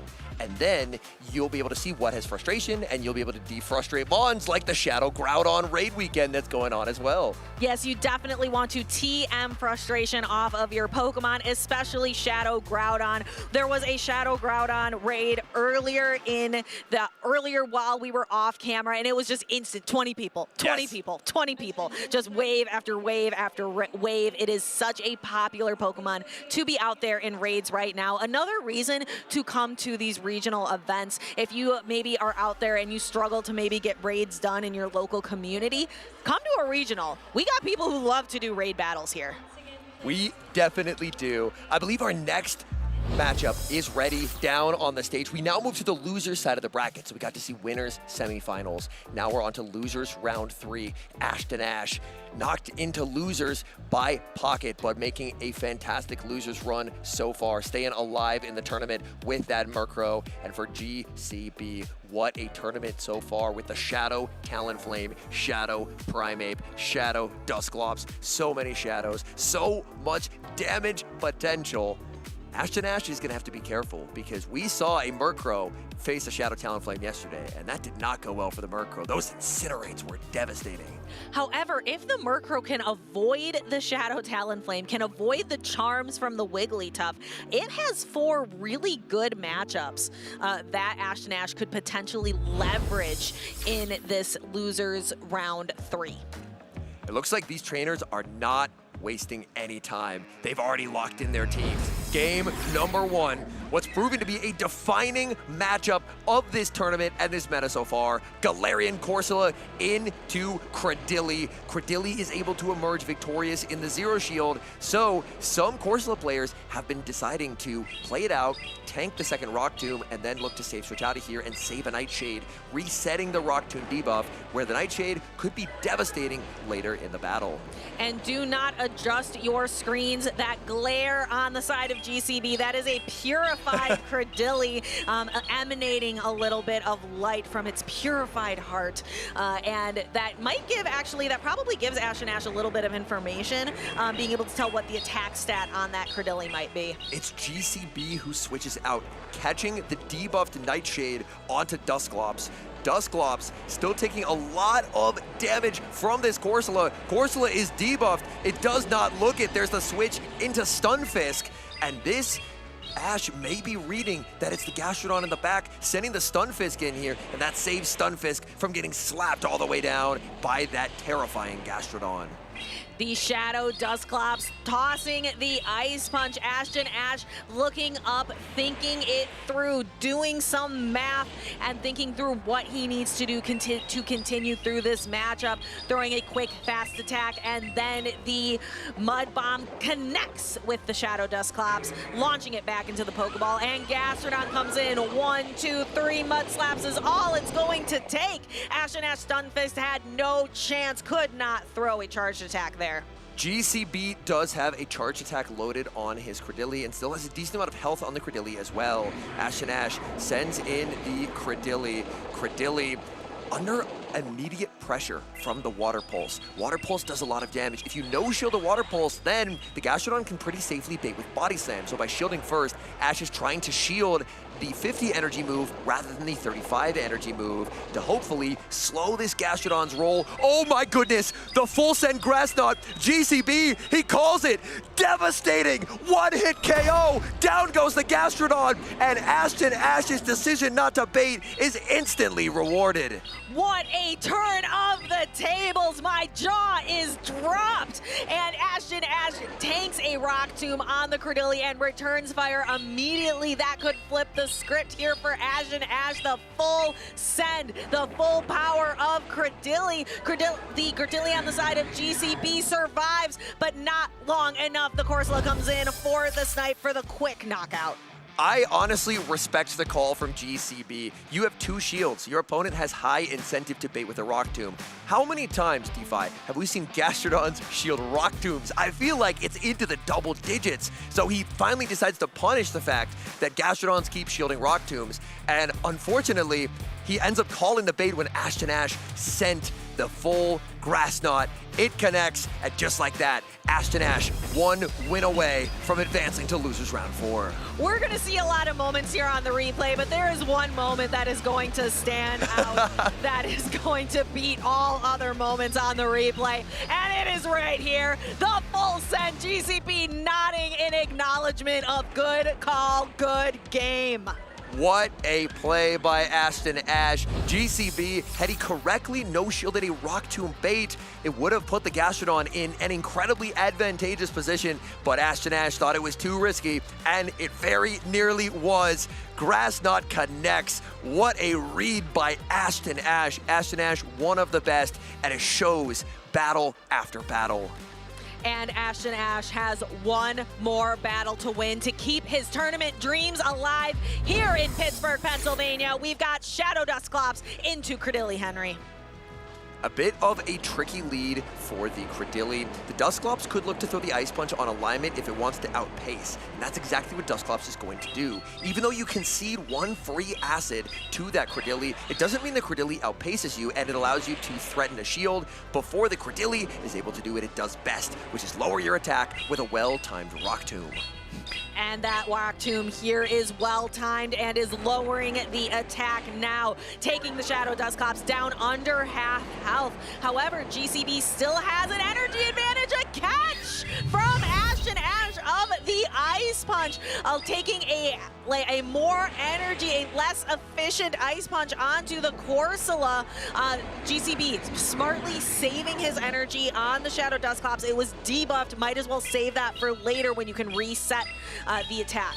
Nice job holding on to that energy, but for Ashton Ash, look what he has in the back. It's the Unova Stunfisk. Stunfisk has to be incredibly happy that it was the Credilli that was baited out. As Stunfisk struggles in that matchup, it can't really generate any kind of an advantage, but the Shadow Talonflame will not appreciate those super effective Thundershocks. Credilli farming up, but a miscount from Ashton Ash. The Grass Knot is reached, and Corsola, I don't know if it's gonna be able to hang on here, and it cannot. Corsola gets KO'd, and now Ash brings back in his own Credilli. Credilli has a lot of energy, only needs one attack to land to knock out this Credilli. Does GCB use a shield here? Does not, says Credilli, you've done your job, back to the Pokeball. And then the Talonflame comes out, and it is met with the Stunfisk. Talonflame pops back into the Pokeball for a brief respite to allow this Dusclops that had the energy loaded on it from before to hit a super effective Ice Punch on the Stunfisk. This is going to be very tough for Ashton Ash. Ashton Ash was able to have that Stunfisk onto the Talonflame, but by aggressively switching it in, GCB will now get a lot of value out of the Dusclops. Dusclops, oh, that's a great overfarm from GCB, knowing exactly where that energy was at. Ashton Ash, this is a bait. It's going to be no-shielded. The Shadow Punch does not KO it. It ends up actually being a charged attack priority tie. And this should be enough to knock out. We see a really deep undercharge from Ashton Ash as the Dusclops goes down, and the Talonflame comes in. Talonflame really was hoping to see the Murkrow, the Fortress. Ashton Ash just deferred the Incinerate through 4 Thundershocks and switched. This means that Ashton Ash should be able to get to a discharge on that Stunfisk. Ashton Ash no shielding should be only 1 away. If this ends up knocking out from the Stunfisk, this is one of the best plays in the championship series. Stunfisk so close to the move, gets the discharge. What a play! Ashton Ash would have been knocked out by the Incinerate by throwing 4 Thundershocks, deferring the Incinerate. There is the celebration from Ashton Ash. Brilliant gameplay, and he's moving on to losers round 4. We have seen that deferral of the Incinerate from a Talonflame before. We've seen it a couple different times in the championship series. It is such a precision play. It takes patience, it takes foresight, it takes a lot of thought. Can you take a moment to explain that mechanic a little bit to the viewers at home? Like, what do you mean deferred and Incinerate damage? What does that mean for trainers out there? Yeah, absolutely. So Incinerate is a 5-turn charge attack. It has the best stats of any charge attack in the game, but the drawback is because it's 5 turns, each turn is half a second, it's 2.5 seconds for each Incinerate to land. And let's review the footage real quick, and then I'll get back to my explanation. Don't worry, because this was a great series. This game number 2, undercharging that discharge, the discharge still knocking out, and then decided to stay in. It was right here, throwing 4, and the switch, and you notice the Incinerate lands on the Credilli. It doesn't land on that Stunfisk. Credilli gets farmed down, but Stunfisk makes the discharge, and there's the celebration. Absolutely brilliant win con identification. But back to the explanation. Incinerate is a 5-turn fast move. It has great stats, but the damage doesn't register until the end of the Incinerate. Ashton Ash is running Stunfisk, Thundershock, 2-turn move. So the damage will register on turn 5 of the Incinerate, so he throws 4 Thundershocks and then switches. That damage of the second Incinerate that would knock out has not registered, so by switching on turn 9, the damage lands on turn 10, which means it does not land on the Stunfisk. Stunfisk was able to get a bunch of extra farm, but took no damage. It's an incredibly high-level play, understanding that if I can get to 2 charge attacks, I can win this game. But this is the only way I can. Making that Incinerate land on the Credilli, almost passing in the Credilli like people do to catch charge attacks. This time, it was catching the fast move damage through an incredibly precise play. I have a challenge out there for Twitch chat. Where have we seen that play before? We saw it, I believe it was a European region event, and it was a Feraligatr. The damage was deferred from a Feraligatr. Feraligatr was able to build up to the Hydro Cannon to knock out the Talonflame later. So there's a trivia question for you in Twitch chat. Do you remember that play? I do personally remember that play. We'll maybe move into the next match, and then after this next match, we could potentially give you guys the answer, because I do remember that play. It was a Feraligatr into a Talonflame to win a match when there was an Ariados in the back. So if that fast move didn't get deferred, it would have been a loss. I'm excited to check out Twitch chat to see which of you remember that game. But in the meantime, we are going to toss it over to a feature of S. James P., who is another phenomenal trainer. Not here this weekend, but definitely a legend in the Play Pokemon Championship Series. My name's Sean Plowski. I'm from Wildwood, Missouri. Well, I started playing Pokemon GO from basically the very beginning. Took a little bit of a break and came back to it, and that's when PvP came out. I was using stuff like Lucario and Metagross and Ultra League, which is typically not what you would see. Those are a couple of my favorite Pokemon. I feel like I've been honing my skills as the years go on, and now I'm here. My first tournament was in Peoria last year. I was just happy to be there. My last tournament in Louisville, it didn't go exactly how I wanted it to. So for me this time, there was a little bit more of an expectation that I wanted to do well. I really just wanted to do it for me. I think I do it because it's still fun for me. I don't know if I'd still be competing if I didn't make all the relationships that I've had. You know, they have a lot of experience playing the game, so just bouncing ideas off of people like them, it's really helpful.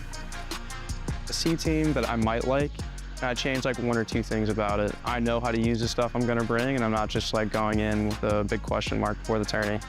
I've always been a person that's tried to use more flexible Pokemon. I don't really try to go for like RPS per se.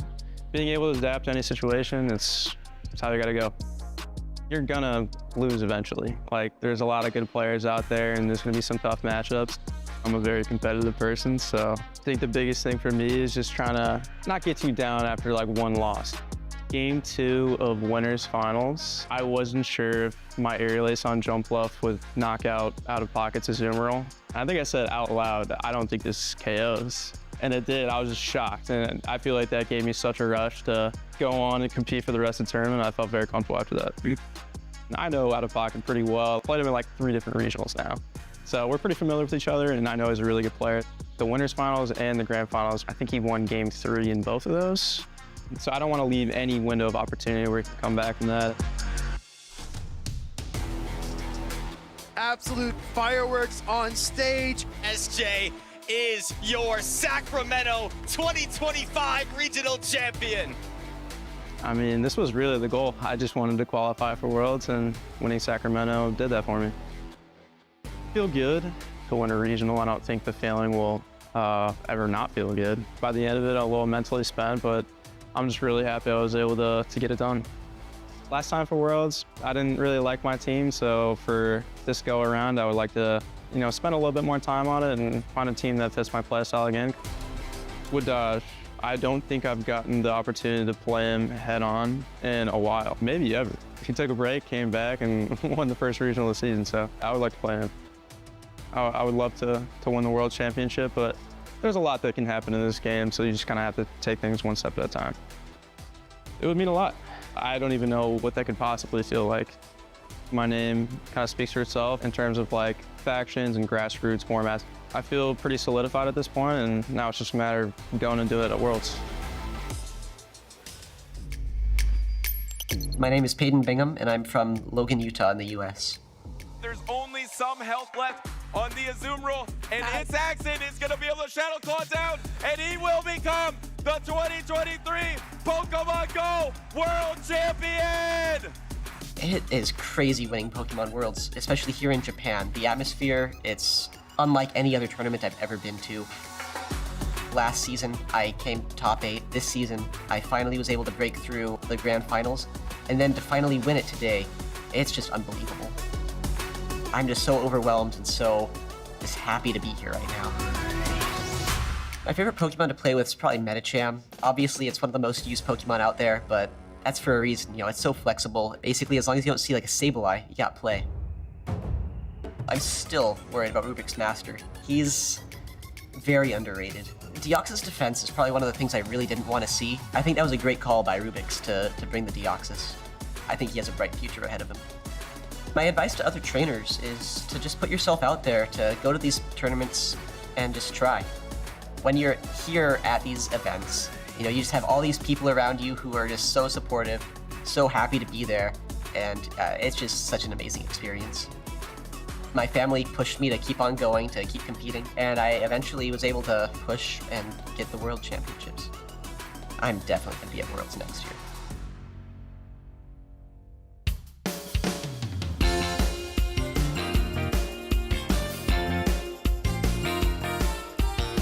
Welcome back, trainers, to our live coverage of the Pittsburgh Regional Championships. We are making our way through day number 2 of the competition, but I need all of you to do me a quick favor. You just heard from the world champ. He says his parents pushed him along. His mom helped him a lot. Text back your parents. Text them right now. But keep watching the stream.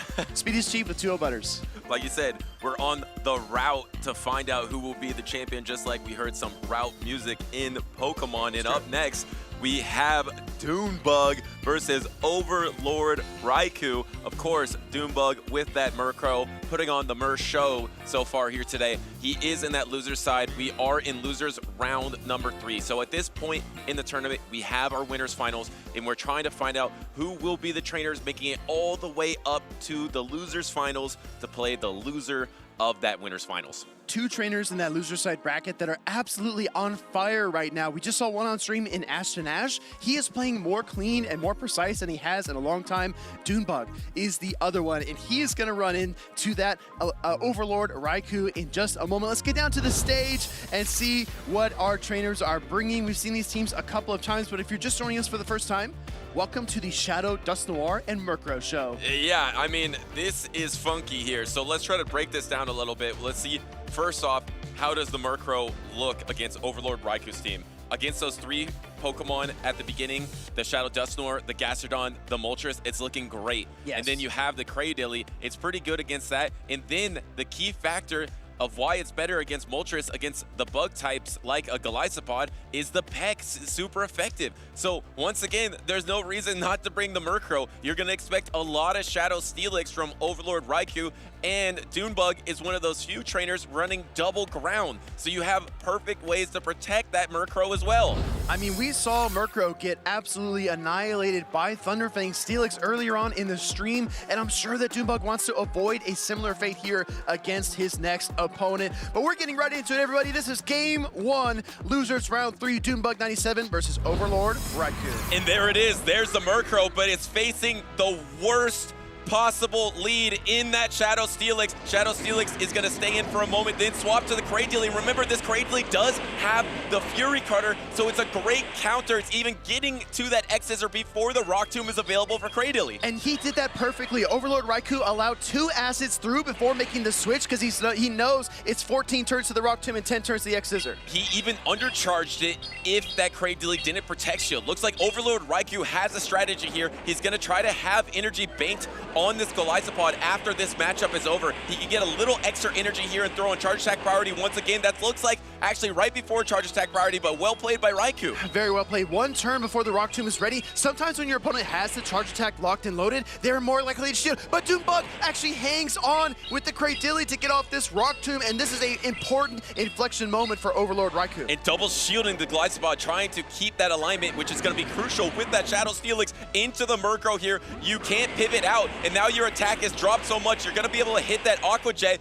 This is double 2-stage dropped on the attack. We know Murkrow doesn't have much bulk, but it's not going to do a ton. Still does half of the remaining health, though. You're going to be able to get that Peck down. You're going to land a foul play into that Steelix that comes out. Looking for the Galarian Corsola. DuneBug makes the swap immediately into the Steelix, but the downside here is that he has switch-locked his most powerful remaining Pokemon, and it's going to get debuffed into oblivion between these Psychic Fangs and Crunches from the Steelix. Interesting that OV decided to throw that Psychic Fang before even being at Crunch. damage, or even going for the crunch that's super effective, thinking that if I get that Psychic Fang damage, I know I can knock out with double Rock Tomb. I think that's his line that he's going for, and I think it's going to work out. That's so clever. Cradilli's going to go up for good timing, though, wanting to stay disciplined to the very end. 4 assets for 8 turns versus the 3 Astonishes for 9, firing off the Rock Tomb, as you pointed out, Butters. And I agree with you. I think double Rock Tomb is going to be the key here. But meanwhile, the switch timer is almost up. DuneBug could go for the Murkrow, and he does! And there it is! And it's the Drill Peck. This is going to be neutral, but we've seen it before. This Drill Peck does almost half of the health of a Cradilly. It's going to knock out the Cradilly. And can you get to a foul play against the Steelix as well? He needs to hold on. He does hold on. So he gets the chip damage as well, and Ovi does not like to see it. He said good game. He's thinking it might be over. DuneBug hanging on by a feather to get off that foul play, but DuneBug needs to do more work. He needs to land at least a Nightshade plus some Astonish damage, and that crunch is really, really close for Overlord. This Nightshade is not enough. It's going to come down to the pacing here. Which of these Pokemon can get to a charge attack first? Are you going to be able to hit that crunch before the Nightshade is available? It looks like he's going to go for the crunch, but no, the Nightshade is available. Ovi is kind of looking at it, counting it out. Hold up, I thought I had the crunch. No, DuneBug has the Nightshade. It's going to knock out the Shadow Steelix. We are working with 2 Pokemon with extreme bulk, not a lot of attack.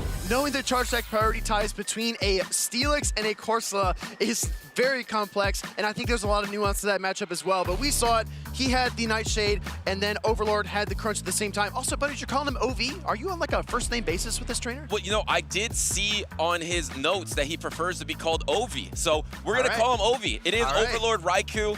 He's a new trainer here, but, you know, he wanted to be called that. So we're going to call him that. So when you're introduced to this trainer, you know exactly who he is. And he is a talented trainer that was able to almost get to that crunch in the in-game that would have won it all. Golisopod, a Pokemon that has really fallen off of the meta. A lot of other bug types are rising to prominence, but Ovi actually made it look pretty solid in this matchup against DuneBug. In spite of being double debuffed, that Aqua Jet did a ton of damage, and having it to answer the Cradilly was very nice. You also saw his handle on that Pokemon was so pristine. I can't emphasize this enough. Allowing the 2 assets through, realizing he was going to be able to charge that party tie the Cradilly was absolutely incredible. Going to game number 2, Butters. And I just want to point out one thing.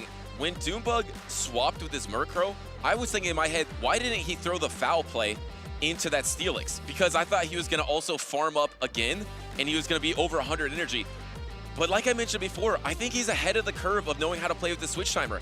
He was thinking ahead, I'm going to switch, but I'm going to get back to my timer on this Cradilly and Drill Peck it and knock it out. You couldn't make that play last season, but this season you can, and DuneBug is already making those type of efforts. He's thinking 2 steps ahead, right? Going to game number 2, this could be an elimination battle for Ovi as he takes on one of NA's best. DuneBug 97 has an awful lead to start off this game. Well, 2 fantastic leads in a row for Ovi. Safe Swap into the Fortress is met by the Shadow Steelix. You could have also brought out the Shadow Dusknoir, and I think Ovi, it's hitting him right now that I probably should have brought out that Pokemon. He's upset because he's trying to predict the Murkrow in the back. He thinks that this Pokemon would have been best against that, but he doesn't know that DuneBug locked in the Nova Stunfisk instead. Yeah, and DuneBug was safe swapping the Fortress to try to bait out that Steelix so the Murkrow could be free.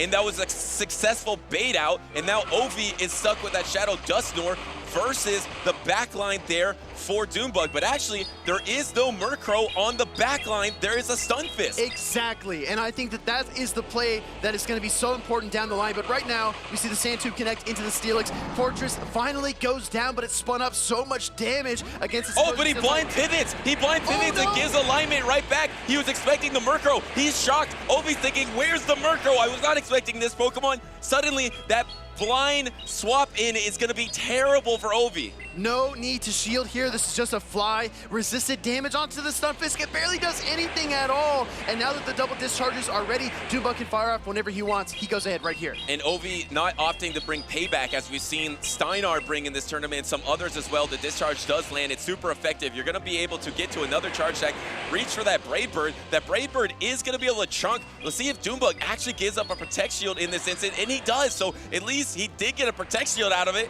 Yeah, exactly right. He is going to use that first shield of the game. He's predicting maybe that there won't be a Gastron in the back, and he's exactly right. In comes the Shadow Dusknoir, and this Pokemon can dish so much damage, but it needs protection versus these charge attacks. And this is exactly how you overwhelm these Pokemon that need Protect Shields with these attacks that are low energy, not even that strong, but you have to respect them and give up the Protect Shields, and suddenly this Dusknoir uses a Protect Shield. It is almost at half health when the Corsola enters the battlefield, swapping the Steelix, going for the crunch. We've seen the bait over and over again, so DuneBug instant no shields. Hold on, a debuff here could be nasty. Once the crunch connects, Galarian Corsola loses a ton of HP.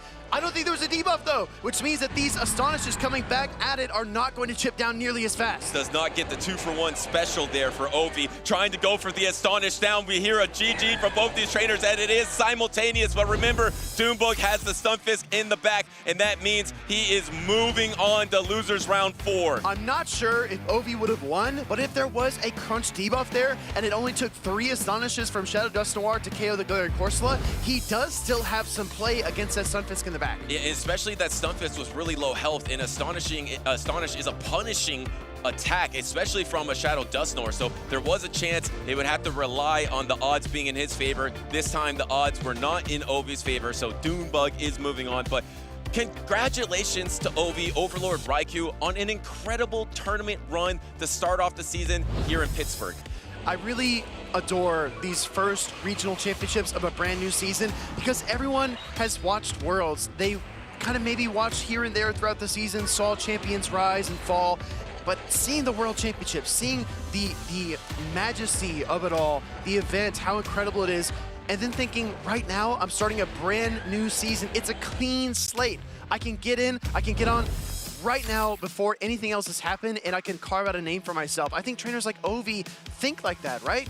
You have to. You saw the smile for him at the end. You saw frustration in the game as well, but you're realizing I made it this far against these type of trainers, and there's so much to build on. You got so much momentum now, and now you think, okay, if I clean up that a little bit, now the next time I face it, I'm gonna win that battle. I'm gonna be the one moving on to losers round 4. So it's just incredible to see the growth of these trainers, and starting off really strong. That's a great starting point. I also noticed, it was very subtle. I don't know if you saw it, Butters, but I saw Ovi send a friend request to DuneBug.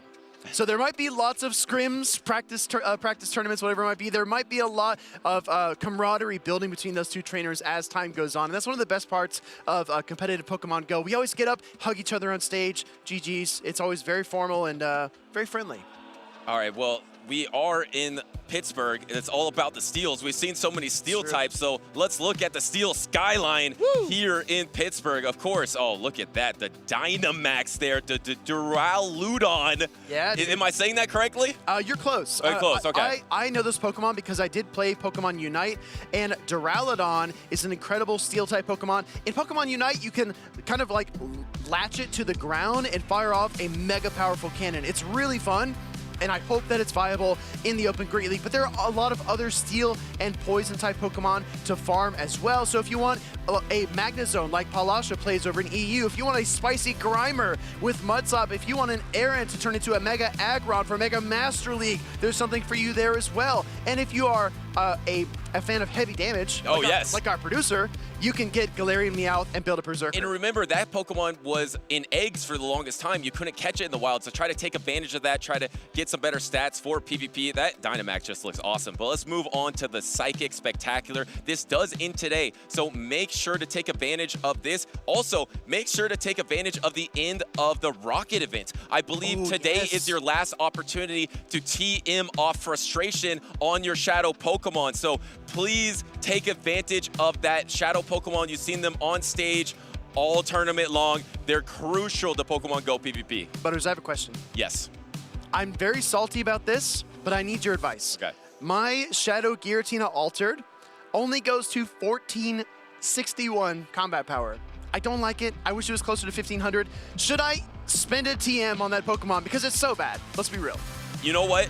My CP is like exactly the same, and I spent a TM on it. So if I did it, you should do it too. Because You never know. You spent a TM on Pokemon like that, but you also spent a bottle cap building a Ultra Beast for the Great League. So you go above and beyond, my friend. I just have to applaud your effort. Yeah, but it all worked out because Guzzlord has been a force here from Z Zweillous and true. from Arrow as well. It's a shiny Ultra Beast in that Guzzlord that is best buddied as well. But all right, we're into the next round here. We got the Ashton Ash versus Trent matchup. I don't know if Ashton Ash is going to win this one. I don't want to look ahead that there could be another Merge showdown. Trent has something to say in this matchup. He has the Fortress. And the interesting thing, Ashton Ash is protecting his Murkrow with double ground as well. I didn't notice that until now. DuneBug and Ashton Ash are protecting the Murkrow with double ground. Here's the thing, right? In the previous series we just watched with Ashton Ash, he was hiding the Murkrow. He was not leaning into what his opponent expected to see. He wasn't bringing the Unova Stunfisk either. He was playing with his opponent's mind. And I think that he might do something similar here because look at his Stunfisk versus a Dugong, versus a Lantern, versus a Galarian Moltres. It can even hold its own versus the Galarian Corsola and Fortress. There's a ton of play for it, and if Trent overcorrects for that Pokemon, he's going to be left exposed. Well, we were talking about this backstage. Ashton Ash's team is actually very weak to Dugong. That's going to be a tough matchup if he faced Trent. And guess what? He's facing Trent, so Trent maybe has a team composition advantage, has the Fortress in the lead. The Murkrow is entering the battlefield here. There is no Dugong in the back, both Mudslappers and Corsolas in the back line for these trainers. Look at these bug bites chewing through via neutral damage into the Murkrow. Drill Peck is going to get fired off here really quick by that Pokemon. As we expect, every 10 turns it gets to that charge attack, but Fortress is way bulkier than a Scizor. No need to shield. And trying to swap on the Rock Tomb, maybe even a Sand Tomb bait, maybe it was early for the Rock Tomb. Here comes the Sand Tomb into the Gastrodon. Decided not to bank this energy. I don't know how impactful this will be. You do drop the defense here, and then you swap into your own Corsola. So this could be impactful to put the Gastrodon in range of Nightshade. But here's the thing, right? If you look at Trent's team, he has a Mudslap user and a pure Ghost type. And he just saw a Murkrow across the field. He's got no other answer besides that Fortress or getting energy on one of these two Pokemon. So this was an important decision, and let's see how it plays out. Yeah, and that's why I am shocked that he threw the energy, because that Rock Tomb or even a Sand Tomb bait against a Murkrow in the back could be incredibly impactful, but he was able to clean up that Gastrodon. But are you giving a runway here for the Murkrow? You didn't really get that much out of it. Yes, you were able to force an attack. Let's see if there's a shield. No, all that energy goes to waste. This is really tough. That Fortress took a lot of punishment, and now we see a counter swap immediately into the Shadow Kanto Marowak versus the Galarian Corsola. Still 2 shields on both sides, and both of these Pokemon are 2-shield champions. They love to fast attack through. But look at the health of these backline Pokemon. Fortress has almost nothing. Murkrow does have some more health here. The pacing is in Shadow Kanto Marowak's favor, but the bulk is in Corsola's favor. So here comes a Nightshade. You actually have the back-to-back, letting this one go for Ashton Ash. You actually aren't even threatened that much by the fast attack pressure of Kanto Marowak, and that was charge attack priority. And here's the thing as well, if Ashton Ash is able to double up on charge attacks here, he might be able to force the shield away from Trent and close with Murkrow. His switch timer is almost there. He throws this move immediately into the Shadow Kanto Marowak to apply more pressure. Both of the timers are available for these trainers. Do we see a swap out? Here comes the Murkrow, and the Marowak doesn't have an attack yet. There is one Protect Shield remaining. The Fortress doesn't have that much health. It's charge attack priority into the Sand Tomb here. This is going to be able to knock out Ashton Ash. Doesn't know if he has it for sure, but this is a great help. I wonder if Trent's Marowak can come in and double up on the Bone Club here by farming down the Murkrow and try to break this shield. It's going to be so close. It's going to be incredibly close. Corsola comes in. It's got no energy, but Astonish is coming through. He can't do it. Astonish will connect. I think it will connect, and I don't think he can take it. This should be a knockout here. Ashton Ash is thinking about it. Do I get the knockout? I think I get the knockout. And he gets the knockout. That means Ashton Ash wins it here. I don't know what he's talking to Trent about. Maybe is a little confused, but that was so close in that in-game. He went for the exact win condition you were talking about. So very important wrinkle, very late in that game. We saw Trent go for that Sand Tomb, but he was just a hair too late. Ended up charge attack priority tying with the Murkrow. I think if he got that Sand Tomb one turn earlier and was able to throw that into the Murkrow, things could have been a little bit better for him. Wouldn't have taken as many pecks in terms of damage, but still very, very close to call. Yeah, what a tough battle in that in-game there. It all came down to those backline Pokemon with the double Protect Shields, the Shadow Kanto Marowak and the Galarian Corsola. But I don't want to keep saying it over and over again, but it's such a factor. The new timer. Yes. The new timer. I know maybe the old timer would have been available there, but even before that charge attack, that last Nightshade was thrown, I believe Trent actually was just at his Fortress if he tried the swap on it. He didn't go for it, but maybe he had the opportunity. I just want to clarify, we are not sponsored by the 45-second switch timer. We just love that thing so much that we need to bring it up every chance we get. This is the key moment right here.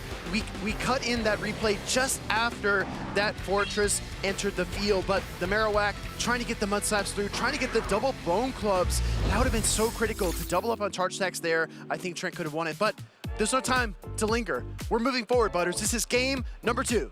And here is the Lantern, a Pokemon we haven't seen that much. Match up against the Cradilly. Backlines, once again, no Murkrow for Ashton Ash, sitting his signature Pokemon. Say swap in the Galarian Corsola, maybe gonna chip and dip with a Rock Tomb here, and then swap out somewhere else.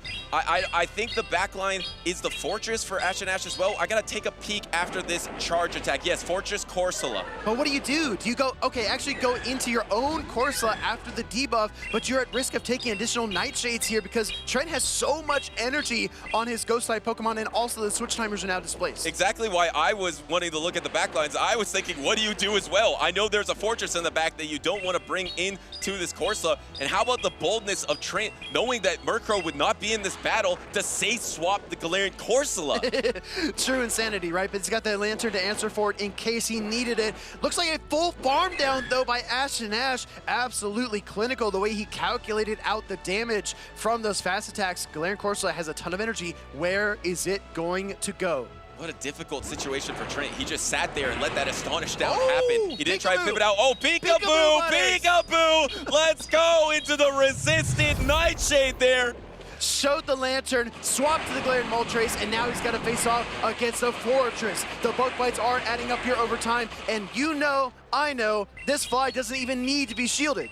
And he's thinking about it. There's only one Protect Shield remaining. Wants to keep that for the end game here. Gonna need to reach to that Rock Tomb. There it is. Does he ever try to get spicy and go for the Sand Tomb? Because there's 2 Protect Shields remaining, but what do you value more? The attack drop or the defense drop? This Galarian Moltres is probably going to get an additional Sucker Punch because this Rock Tomb was thrown so early on in this matchup, but the caveat is that it takes a lot more Bug Bite damage as well. That was a very important decision point, and then we see the instant pivot back into the Lantern, but this Cradilly is ready for it. And now we're back to where we started. Lantern versus Cradilly. Cradilly has the super effective Grass Knot, instant no Protect Shield from Trent. Lantern is definitely bulky enough to take this to endure. And remember, there is a charge attack banked on that Galarian Moltres as well as the Galarian Corsola for Ashton Ash. Yeah, this is very, very close still. Gonna go for the Surf here. You definitely don't want to throw Thunderbolt into a Cradilly. If you can avoid it, Surf is gonna be more efficient overall. And you know what? That's a lot of damage, Butters. I'm kind of worried now. I think this Cradilly might get Water Gun down. And now he's gonna be able to throw the Rock Tomb that definitely has to get protection. I don't know, but you don't have enough health on your Moltres.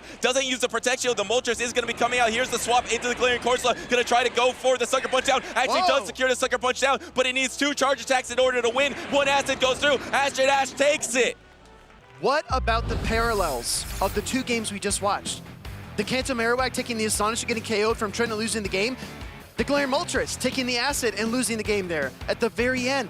Both of those games came down to 1 fast attack from each trainer's Pokemon. That was incredibly close. And even with the peekaboo from Trent there to bring in the Lantern swap to the Moltres, take that resisted Nightshade, I thought one of the pivotal moments was that farm down on the Astonish Corsola versus Corsola. Trent had his timer back, but he kind of just sat there and took 4 Astonishes. That really gave a runway for Ashton Ash to get a ton of value out of that Corsola, where you could have maybe cut it off somewhere else. It also speaks volumes about Ashton Ash's matchup knowledge, knowing he could throw the Rock Tomb, debuff the opposing Corsola, switch into the mirror. Right here, our replays are on fire this weekend, everybody. And look at that, a pure, unadulterated farm down from that Galarian Corsola. The peekaboo, you almost missed, Butters, but you got it. I did.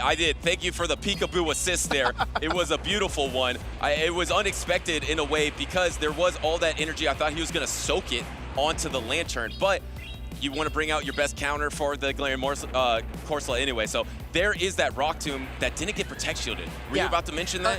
No, I was about to say something a little different. It is about Rock Tomb, though. Ashton, as we pointed out, if he throws the Rock Tomb into the Galarian Moltres later, he gives it less farm. However, when you look at the end result and you see how weak the Moltres was when it came back out, those Bug Bites were necessary. That was part of his plan, part of his script the entire time. If he throws a Rock Tomb late and that Moltres is healthy, I think Trent wins that game. And you know what's interesting? If he threw the Sand Tomb bait instead of the Rock Tomb into those 2 Protect Shields, I actually don't think that Moltres would have got the farm down. It would have got knocked out from the Bug Bite damage with that defense drop. So wait, so you're saying there was a cleaner way to win that game? No, I mean, they're saying there's multiple ways, and that's what makes Pokemon Go PvP so dynamic, is because the in-game has multiple win cons and multiple lose cons that you have to juggle simultaneously while trying to predict what the other trainer is going to do.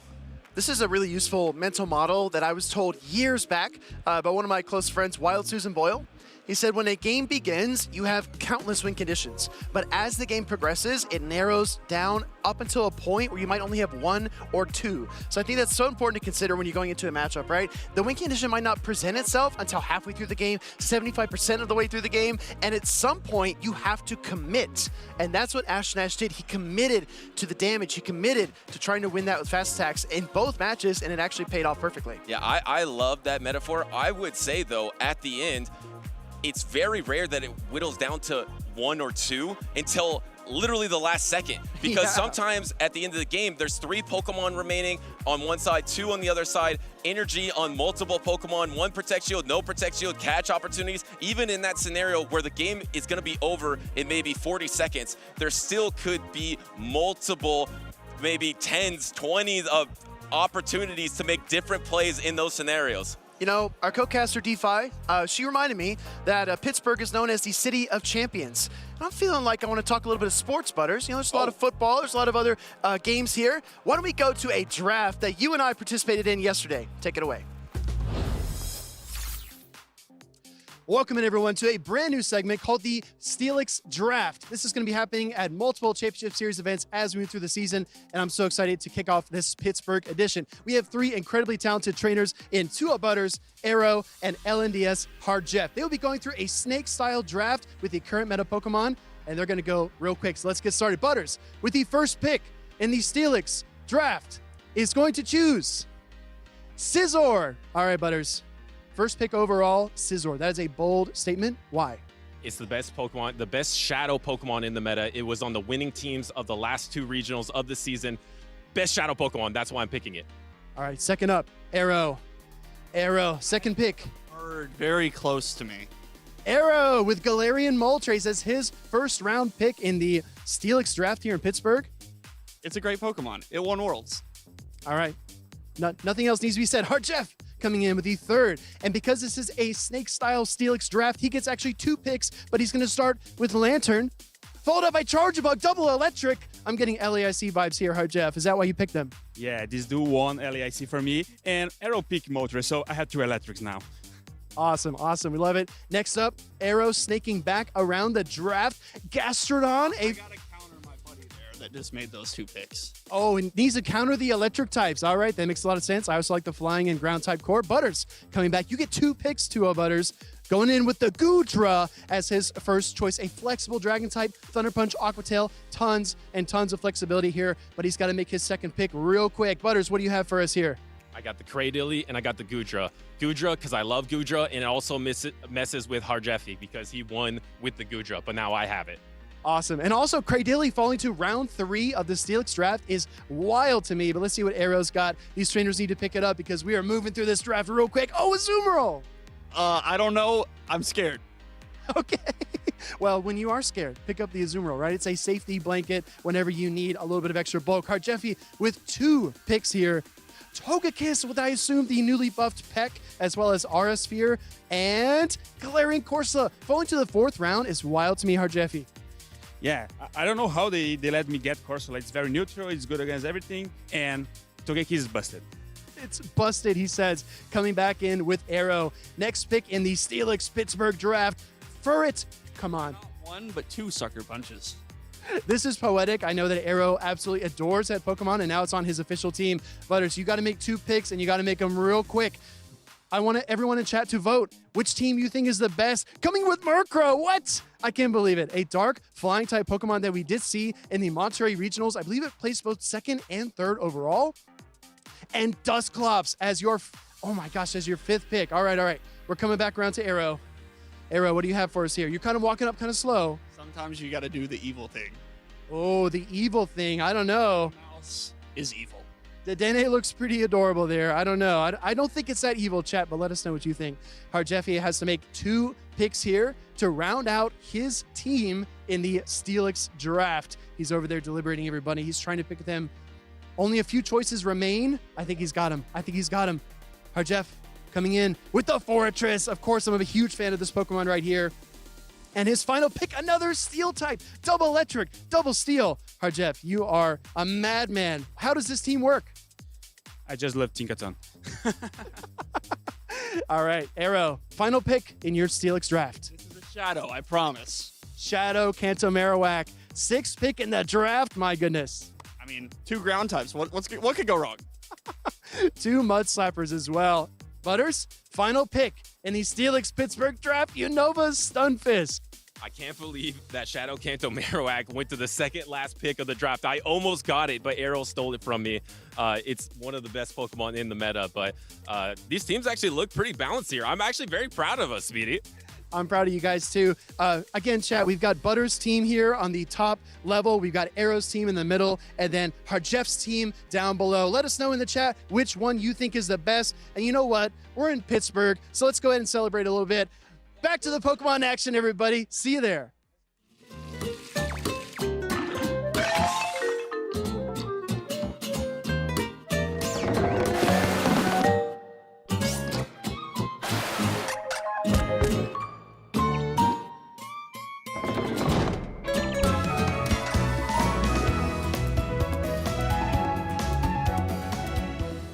Welcome back, Pokemon trainers. We've had some unbelievable battles so far here at the 2026 Pittsburgh Regional Championships. The competition is only heating up as the day goes on. My name is Homeside joined by the one and only DeFi.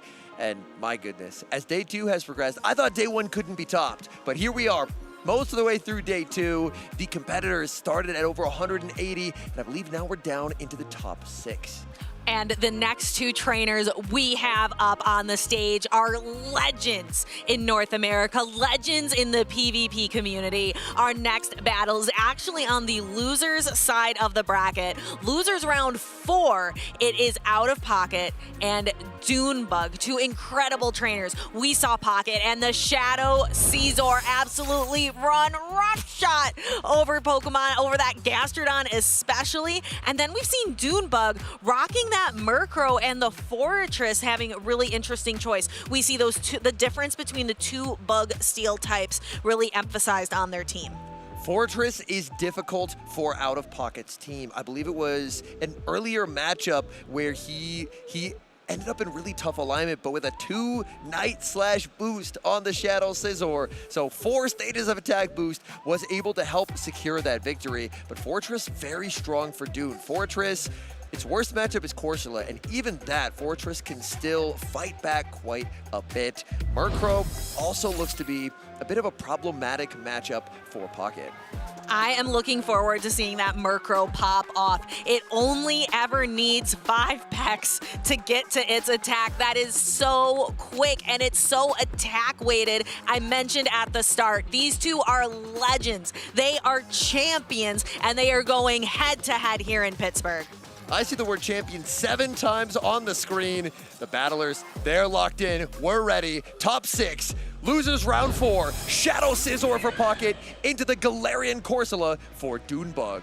Let's see what these trainers decide to do. Looks like they are both going to stay in this matchup. We need to see that Shadow Scizor start to ramp up. It's at the Night/Out of Pocket with patience, throws it just before DuneBug is going to be able to get to an attack. DuneBug lets the first Night/Slash go, a common tactic because you always have to be ready for a boost to happen and save your shields. No boost this time. Pocket checking the team sheet, investing early in this Shadow Scizor, as a lot of trainers who have Murkrow like to do. DuneBug holding on to those shields, as Murkrow with shields is proving to be a devastating Pokemon to deal with. There's the safe switch, sending out this Corsola. In comes Murkrow. So much energy locked and loaded on that Scizor for later. Murkrow, unfortunately, will get to guaranteed land a foul play, and that is unfortunate for Pocket, as that is devastating damage.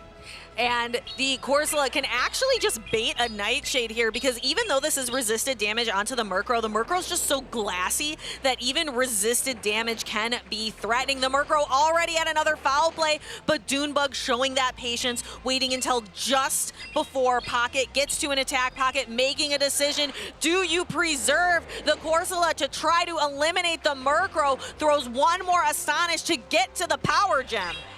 DuneBug puts up the shield. Pocket does have a lot of energy stored onto that Shadow Scizor. Pocket, does he switch? It's the Simul switch! Shadow Scizor into Fortress. DuneBug reads the play and denies that snipe attempt. Night Slash, followed by a second Night Slash, will immediately land onto the Fortress. But Fortress not worried about this damage. It's the bulkier Bug Steel type. It's going to shake off this damage and fully Bug Bite down. A last second boost to get one boosted Bullet Punch of damage.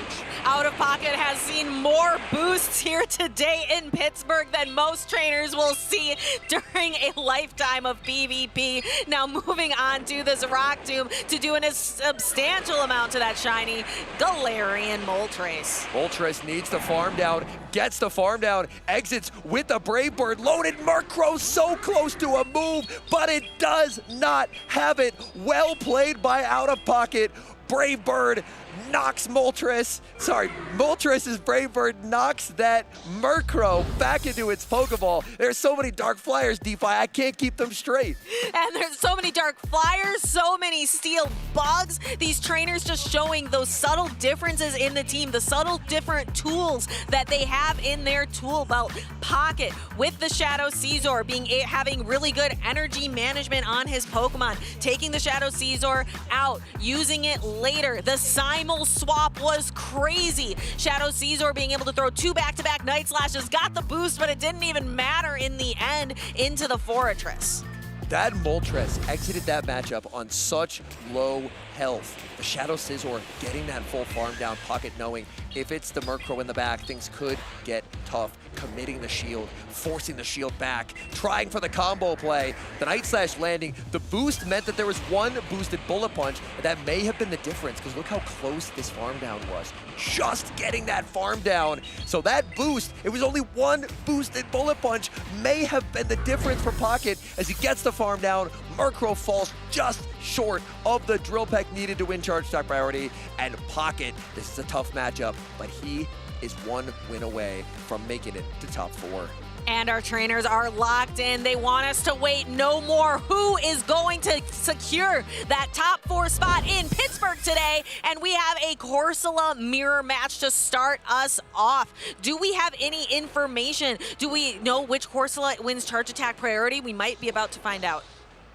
Both trainers farming up. They throw immediately, and it's DuneBug who will win Charge Attack priority. A Pokemon that looks so strong for DuneBug in the back is that Unova Stunfisk. Stunfisk has so much play into the Charjabug and the Moltres. DuneBug likes to no-shield the Corsola, trying to save shields for that very glassy Murkrow. There's safe switch into the Charjabug. Charjabug answered with the Stunfisk. This is a very tough matchup to be the Charjabug. Your Volt Switches, the buffed Volt Switch damage has done so much all day, but this is triple resisted. And however, this could be good for DuneBug's Murkrow. It's avoiding this Charjabug. Murkrow can hardly stand up to these boosted Volt Switches. So can DuneBug find a way to utilize this Murkrow in the end game? Maybe get a little bit of energy from that weakened Galarian Corsola, perhaps, to be able to throw into the Moltres?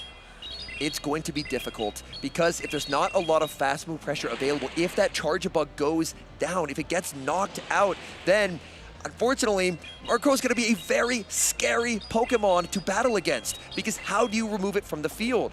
Sucker Punch is resisted, Astonish is resisted, there's a switch into the Corsola, and a beautiful catch of this X-Scissor, a full undercharge from Pocket, only going to hit just a few of those bubbles. In comes Moltres. The Nightshade is reached. Pocket, he knows this is only enough energy for the Nightshade, not the Power Gem, so an immediate no shield, as now he does have a bit of an energy head start on the Moltres, but in comes the Murkrow, and this is where things get scary. The Charjabug was saved, so the Charjabug, there is the potential for just a little bit of Volt Switch damage. The Sucker Punch is, this is where it really benefits Dune. Dune has to feel like he's in a very good position in this matchup, because the Murkrow, it loves being in these matchups where it does not have to worry about getting farmed down.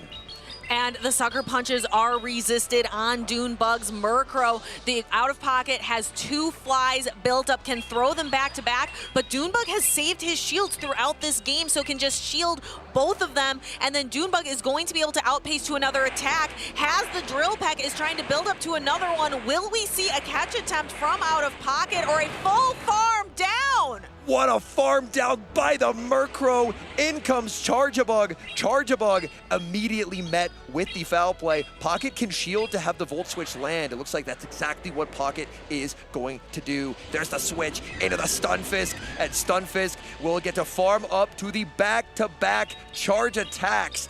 That Murkrow, wow, what a game from the Murkrow, getting that farm down and really setting Dune up for success. Out of Pocket immediately back to the drawing board and starting to write down some notes. He's saying, all right, game 2, Dune, you took it, you won. I'm gonna try to come back and get you in game number 3. I will not be put down by that Murkrow for long.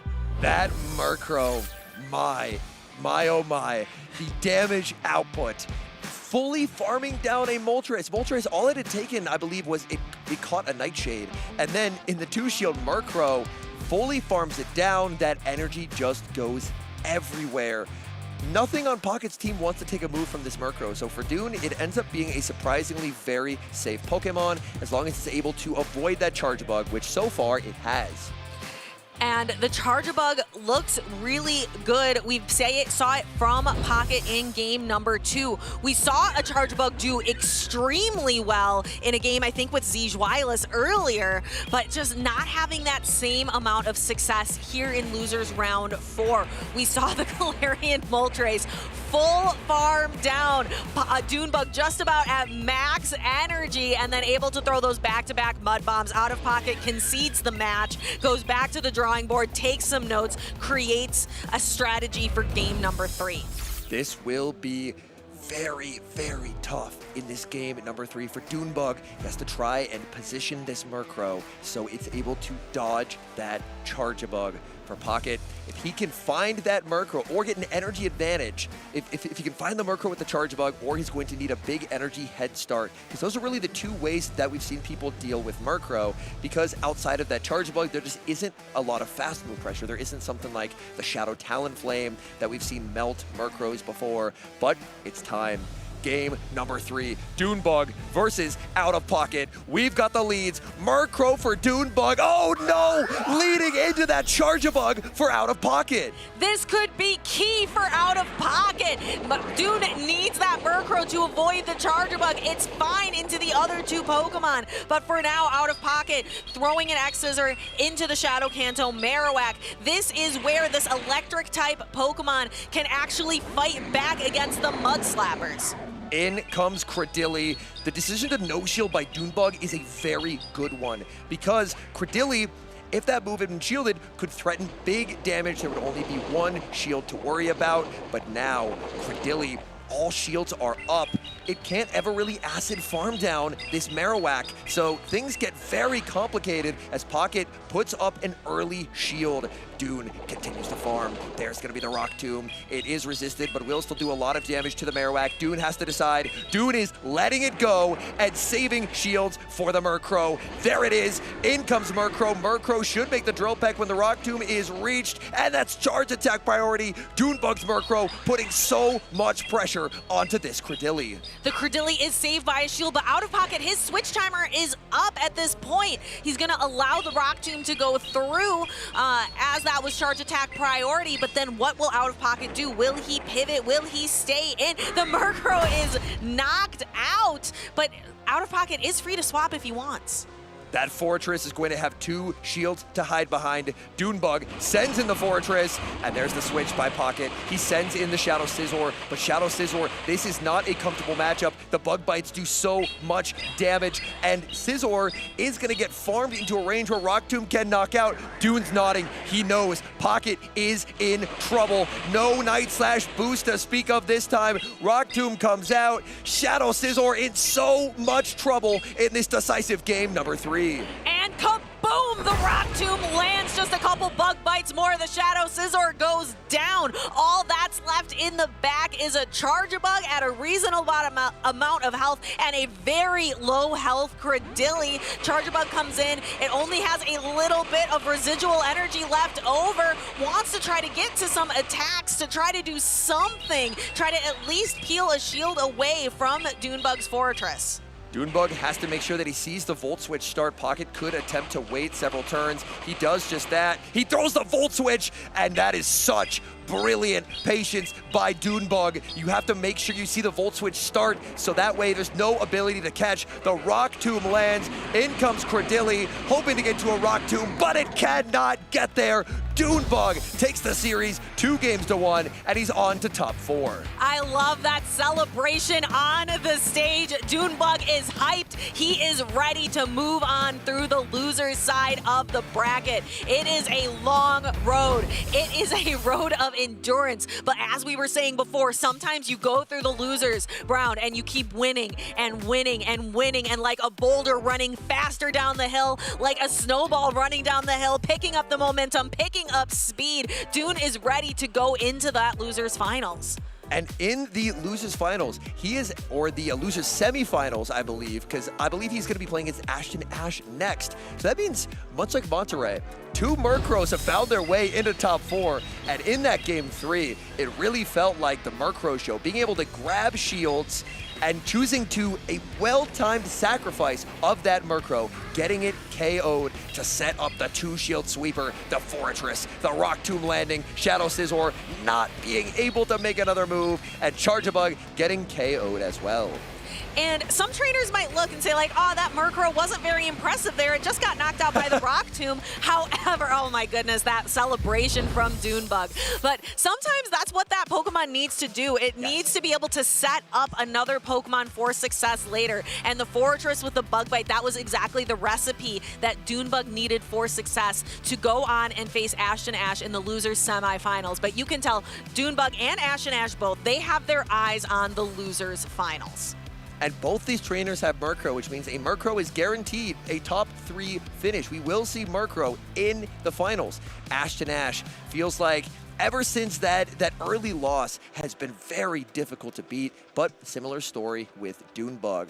2 Murkrows enter the battlefield here shortly. Only one can emerge still alive in this tournament. So with their tournament lives on the line, this is going to be an incredibly, incredibly fun matchup ahead of us. I'm wondering if you want to reveal the answer from that trivia question from earlier. Yes. That incredible, just in case you're just tuning in, Ashton Ash pulled off an incredible play, was able to defer Incinerate damage. Incinerate damage applies on the 5th turn. So was able to throw 4 Thunder Shocks and then switch out his Pokemon so that the Incinerate landed on a different Pokemon so he could come back in with his Unova Stunfisk to throw the deciding blow. We saw that one other time in the EU region for sure. We saw it with a Feraligatr deferring Incinerate damage. It was a game that also involved an Ariados, which is a hint because we haven't had a lot of Ariados metas here in the Pokemon Championship Series. Can you tell me a little bit more about that match? So it was Colin, and he ended up using his Feraligatr to defer and Incinerate onto a Clodsire against Howie. And this was in Europe last season. But enough about my trivia. I believe we get to hear from the man himself who just won on stage, DuneBug 97. And we've got an interview lined up so we can hear about this Murkrow that has just been catapulting him through day number 2. All right, thank you so much. We just saw DuneBug pop off First off, how are you feeling right now? Out of this world right now. And it's an honor to. We will be taking a quick look at the audio there, but can you tell me a little bit more? We were just having that conversation about the about Colin 6 and that talent flame. So let's wrap up that thought that we were having. So in that game, Feraligatr would have gotten KO'd by 2 Incinerates. He had a Clodsire that had a Sludge Bomb loaded and an Ariados in the back, but Sludge Bomb not going to be enough to KO the Talonflame. So if Colin doesn't throw 4 and then transfer that second Incinerate onto the Clodsire, knocking it out, he would have lost the game. Ariados, notably not a big fan of Brave Birds. Ariados not known to survive a Talonflame Brave Bird. So it's very cool to see trainers see these plays in action and then be able to replicate them in later regionals. And that was such a great play that we got to see again here in Pittsburgh with Ashton Ash, who we will be seeing on the stage shortly to battle it out in the losers semifinals. That was such an incredible play. Just again, Ashton Ash playing out of his mind, fighting his way all the way through the bracket. I'd be happy to see the losers bracket again, just to kind of refresh, just kind of let trainers know, let the audience know where we've been at so far, just because it's been a long road. Losers bracket is an endurance run. Yes, it is. And it's also a little bit of how did we get here? Because we're now deep into the losers bracket. There's only 4 trainers still with their tournament hopes, their dreams of becoming the Pittsburgh regional champion still alive. 4 out of 182. So we've had incredible weekend of battles, and I'm confident the best is somehow still yet to come. I know, you said, I believe we are in top 4. We have 2 trainers over on the winner side of the bracket. They are kind of sitting in the audience probably, watching who might end up being a potential opponent later on. And those 2 like one of them, Zweillous, who had an absolute incredible run earlier on. Just kind of, again, the king of spice, the king of bringing just a little bit of that anti-meta, and had some incredible plays with that Guzzlord.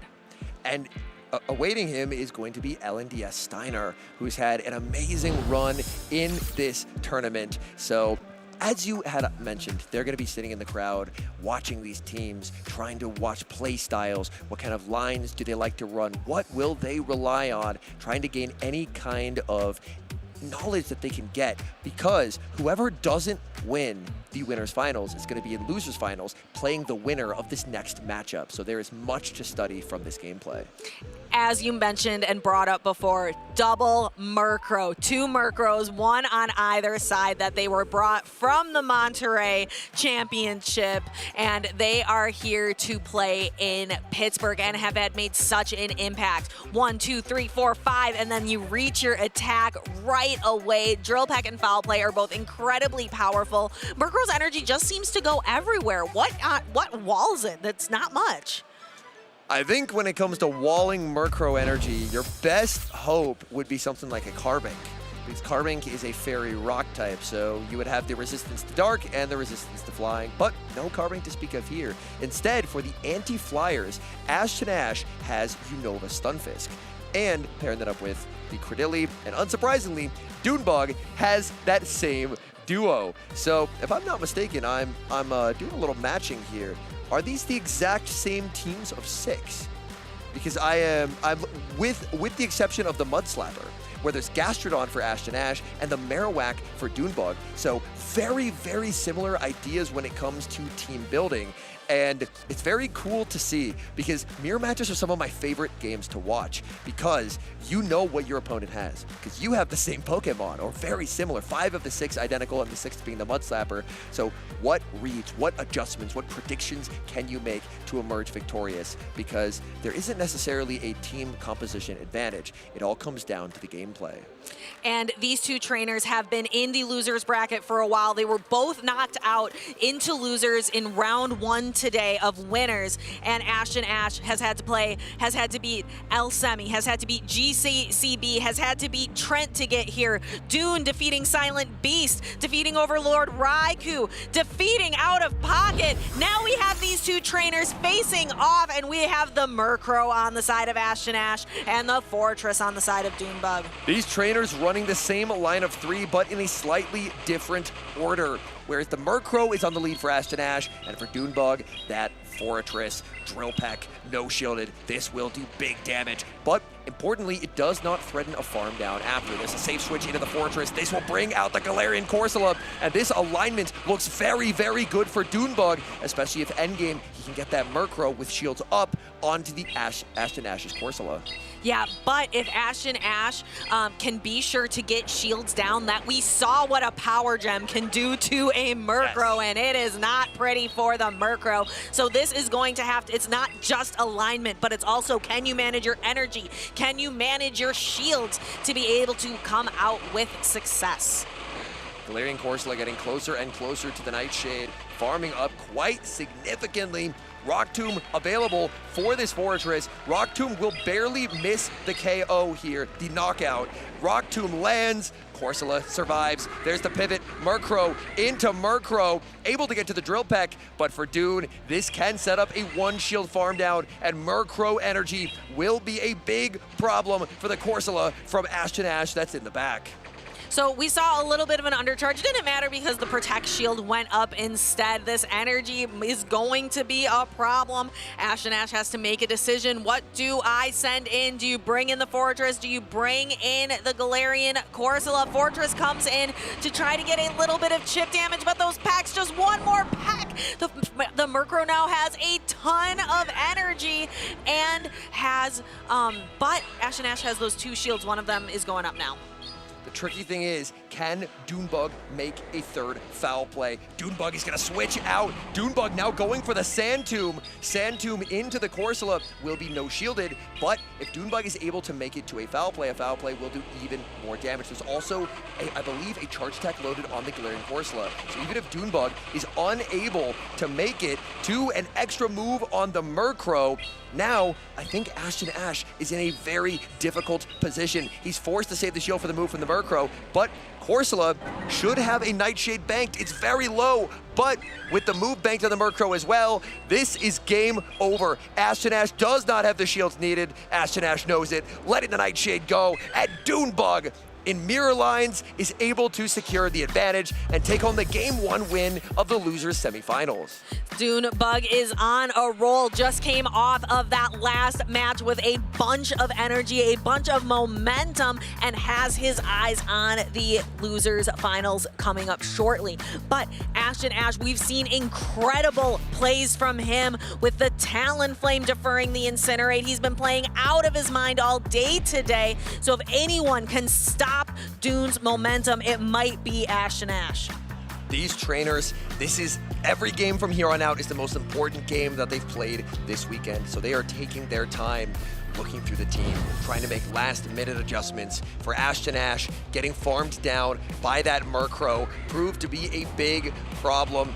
Murkrow able to farm down this Fortress as well. And then really well played by Dune. Sand Tomb into the Rock Tomb, and then with a move loaded on the Murkrow and a move loaded on the Corsola, there was no way out for Ashton Ash.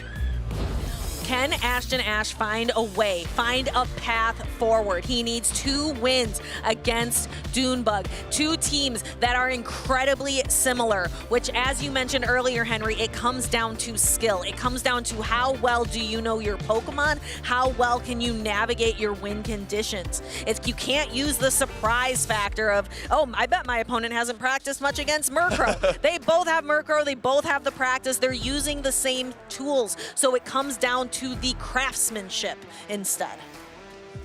I think that's a very apt analogy. The tools are the same. It's about how your gameplay will translate. You have almost identical teams. One trainer locked in very quickly. The other trainer making last-second adjustments. Maybe the gravity of the moment is sinking in. We have double lock-ins. Game number 2, DuneBug versus Ashton Ash. Top 4 here in Pittsburgh. And we're going to see on the field the same lead again. The Murkrow getting stuck on that Galarian Corsola. Fortress comes in as a safe swap. It's met by DuneBug's own Galarian Corsola. But now Ashton has the Murkrow in the back. But look what Dune brought to meet it. It's that Unnovan Stunfisk. That would be such a tough matchup for the Murkrow. Fortress Rock Tomb is going to apply a debuff, making this Nightshade not as threatening as it would be, but where Ashton could end up in a difficult situation is if switch advantage is maintained for DuneBug. Then that Unova Stunfisk looks terrifying in the back for the Murkrow, but if Ashton expends a lot of resources to make a play for switch advantage, then a worry could be the Murkrow up a shield could be tough, but Ashton he's not going to let Murkrow get that shield advantage. Instead, just going to let this go, and now bring in the Galarian Corsola. Corsola will look for the full Astonish down. It looks like DuneBug, his Corsola, it's bulky enough. It makes it to a last-second Nightshade. This is debuffed, but that's a lot of health that Ashton would end up sacrificing. Ashton is going to no shield, trusting in the Murkrow. That's gotten him this far. And we see the Murkrow on the opposing side, on the side of DuneBug, shielding up the Nightshade, a potential power gem. DuneBug kind of nods his head like, that's okay. I'm not too worried. I have the resources. There's the Murkrow, there's the Stunfisk, and there is the laugh from the two trainers. Ashton says, I think you read me a little too well.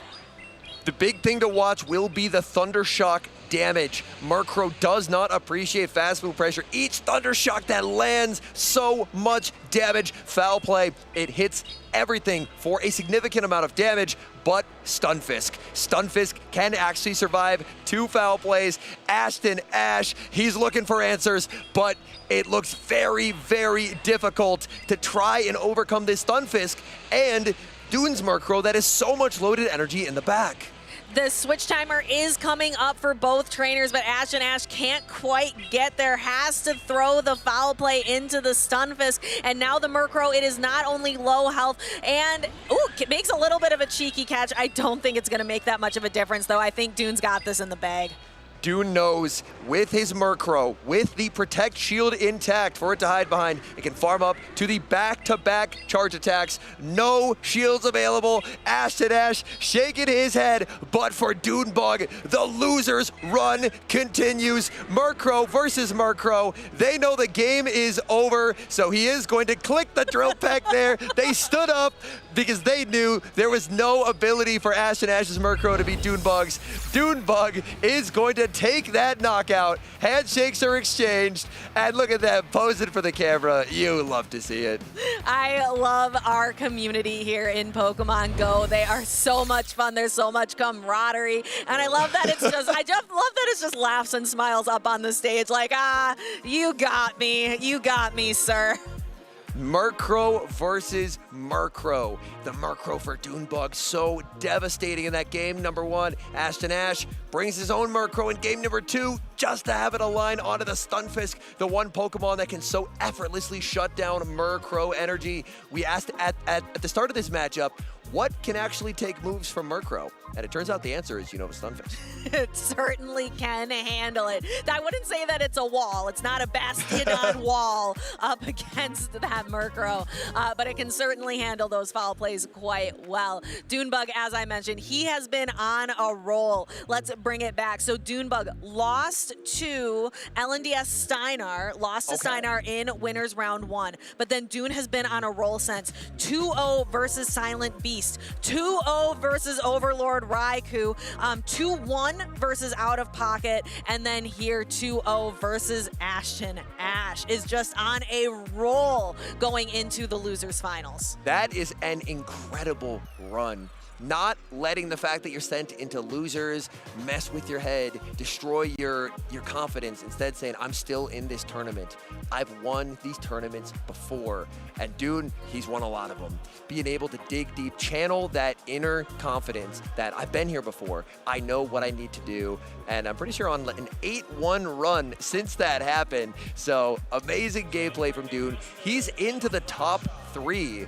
And that means that the loser of Zweillous and Steinar will be playing DuneBug in losers finals for the opportunity to make it to grands. If Steinar is able to win that matchup, we would see a Steinar and DuneBug rematch depending on how this winners finals goes. But there you have it, DuneBug's loser bracket run after being knocked down to losers by LNDS Steinar earlier today. Dune has it has been a long day, Home Slice Henry, and Dune has been battling it through the entire time. Dune win after win from losers round 2 all the way into the losers finals. And for winners finals, Steinar and Zweillous will have had time. The winners semis were quite a while ago, so they will have had time to study the matchup, figure out what lines they want to run, try and get a read on what the opponent could possibly be bringing, because coming into the grand finals on the winner's side, there's so much more of a margin for error. You only have to win 1 best of 5, whereas if you get sent down to losers and make your way up to grands through losers, that's 2 best of 5s you have to win. So it's, as with anything in the loose side of the bracket, it's a significantly more difficult road.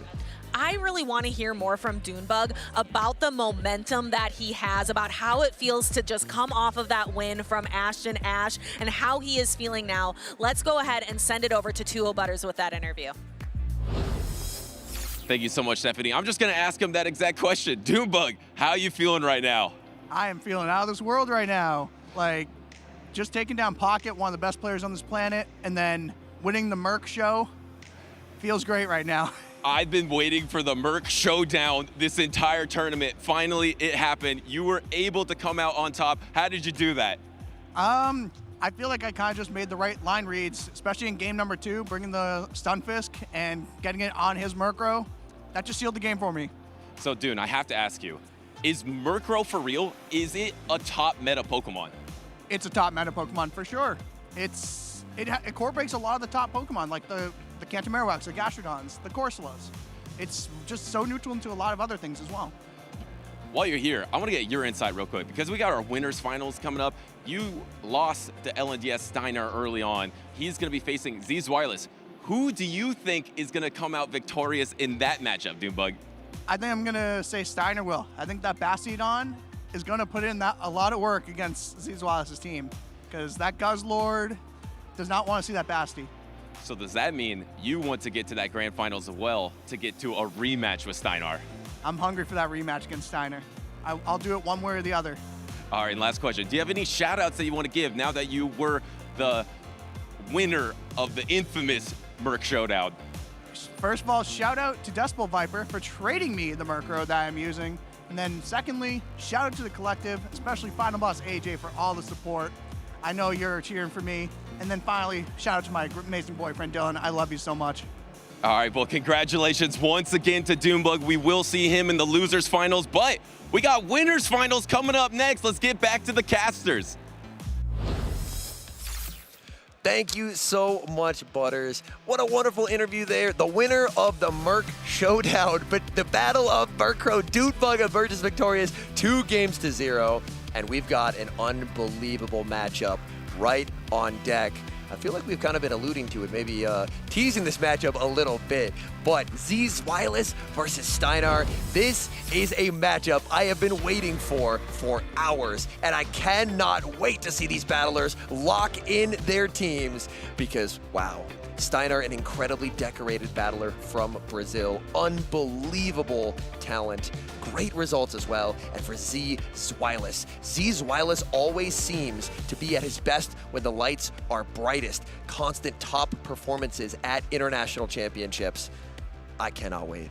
These two trainers are getting locked in and ready to go. We are excited for our winners finals. Remember, we have moved into the stage of the competition where we are best of 5 here today, and we are going to see which of the flying type Pokemon are going to be the best, because we have our final remaining Corviknight on stage in plush form, but also on Zweillous' team. This is a wonderful lead for Steinar. Charjabug does not like getting hit by these smackdowns. ZZ looking to maybe build up a little bit of energy. This is catastrophic for Zweillous, banking all the energy, sending in Credilli, and Credilli will immediately get hit with the Stone Edge. Instant no shield from Zweillous. If Zweillous is going to find a way to survive such a difficult lead matchup, it's going to be with very careful energy management. Double X scissors loaded on the Charjabug. Steinar decides to chip with the Stone Edge and now send his Credilli into the mirror. His Credilli is going to be slightly behind on energy, but will look to go for the Rock Tomb. I see our switch timers are coming up. That 45-second switch timer is crazy and can be so impactful in these matchups. Zweillous, after this charge attack, will be able to switch out if he so chooses. Also lurking in the back is that Corviknight, which could have, could be a little bit of an advantage against that Bastiodon.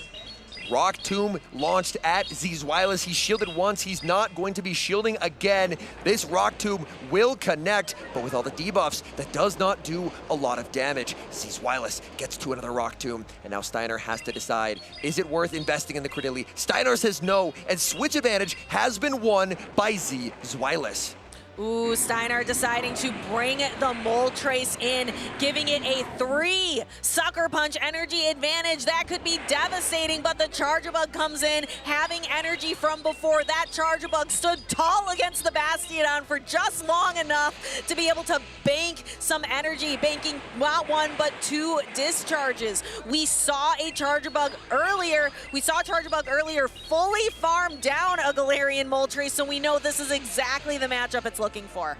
Steinar puts up both shields, will throw the fly right before the next discharge is available. Zweillous will invest the final protect shield of the match here, as the discharge should now be available. Does Steinar try and go for the catch? Steinar waits. ZZ waits. He saves the discharge. In comes the Corviknight. Corviknight will take super effective damage from the flamethrower, but it's taking double super effective damage from these sand attacks. Sand Attack is known for being really quick. It helps Corviknight to pace really quickly, and it is slowly going to be chipping away at Bastiodon, and Corviknight being able to have that payback to be able to deal a little bit more heavy damage when paired with that air cutter. Bastiodon, though, that is a wall to so much energy. Look at all those sand attacks chipping away.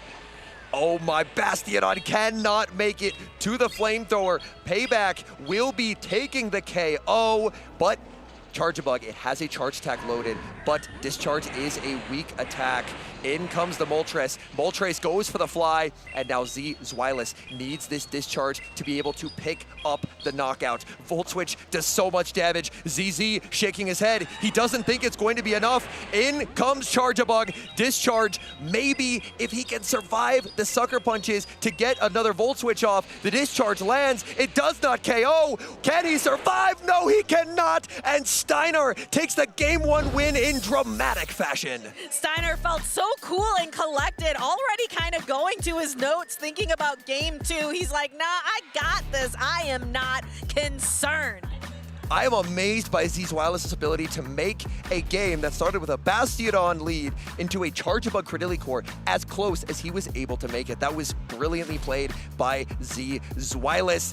And Charjabug, Volt Switch is so good, but it feels like in that end game, he was a little bit let down by Discharge. Discharge, it's a very cheap attack. You can get to it so quickly, but unfortunately, it does not do much in terms of damage. Zweillous is usually able to manufacture win conditions just out of complete thin air. And the win condition he tried to manufacture was building up a bunch of energy on the Charjabug. So when it came in to the matchup later, even though it had to sit through several Bastiodon smackdowns, was able to come in later with energy, but it just wasn't enough. Was able to throw this discharge, but needed at least another Volt Switch to land and just could barely not survive long enough. We've got lock-ins. Game number 2. It's the battle of the rock types. Bastiodon rumbles onto the field, and it finds a target in Credilli. Credilli has a significant pacing advantage. Zweillous farming up so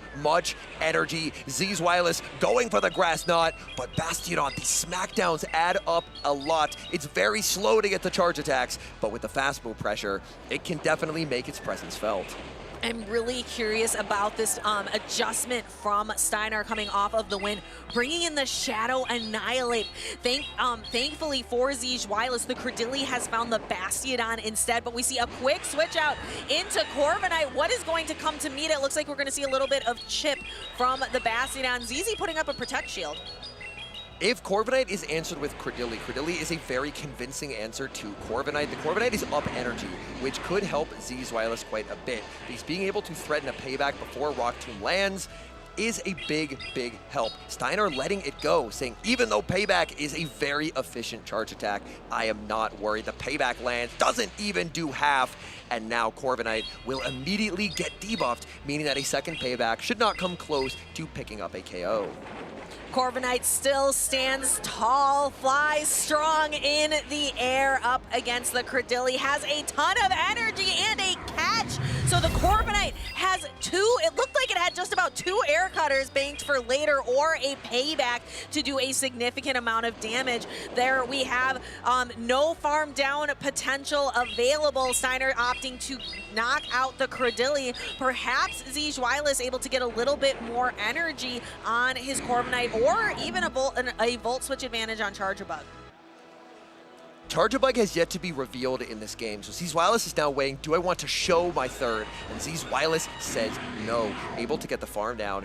These air cutters will be very threatening to the Annihilate, so this forces the Bastiodon onto the field, but this is actually advantageous for Zweillous, as Zweillous would rather get the Bastiodon low, because if Bastiodon can get out of the way, then it's looking pretty good for the Charjabug. In comes Annihilate, instant air cutter from Zweillous, and just like that, the shields are equalized at 1 apiece. And we're going to see the Charjabug come in. Charjabug actually gets to resist the counters from the Annihilate, but it's just a little bit slow on pacing. And Annihilate is going to be using those Rage Fists to try to bump up its attack. First Rage Fist comes through, taking Charjabug down to half health. Charjabug throws 1 Volt Switch, 2, it has 2 attacks locked and loaded, 1 discharge potentially to take a shield. Let's see, will Steinar give it up? He says no. Steinar survives. Can he get to the Rage Fist? Yes, he can. Zweillous did not throw the discharge, went for the Volt Switch instead. Rage Fist will pick up the knockout. Zweillous is leaving it all up to Corviknight. The counter lands. That is big damage. And now can Bastiodon smack down the Corviknight? This is going to be a race to the finish. Corviknight goes for the air cutter, but the mistime from Zweillous at a smackdown sneaks for free. Zweillous shaking his head, recognizing that he just doesn't have enough health on the Corviknight. It did its best, but Bastiodon is just showing up to be too powerful. It's too defensive. It's too strong. Bastiodon is back in the meta in a big way from Steinar. That was a 2-win victory. Can Zweillous flip it around? He needs to come back and win 3 in a row to be able to take down Steinar. Can ZZ shake this off?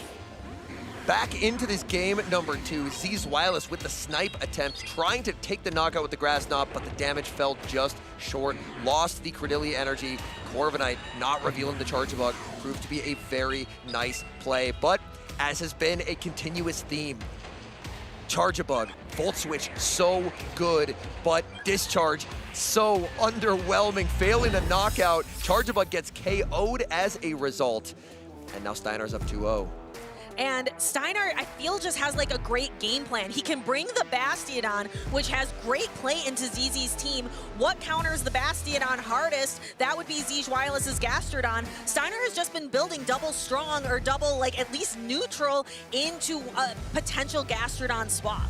We've got lock-ins, game number 3, and it's like looking in a mirror. Galarian Corsola into Galarian Corsola for Steinar. Steinar has the 2 rock types in the back, Bastiodon and Credilli, but Zweillous has that Gastrodon, and Gastrodon would love to see that Bastiodon. What I was just saying, what is ZZ's hardest counter? His best check to that Bastiodon is Gastrodon, and that Gastrodon needs to find the Bastiodon. It cannot find the Credilli in the back.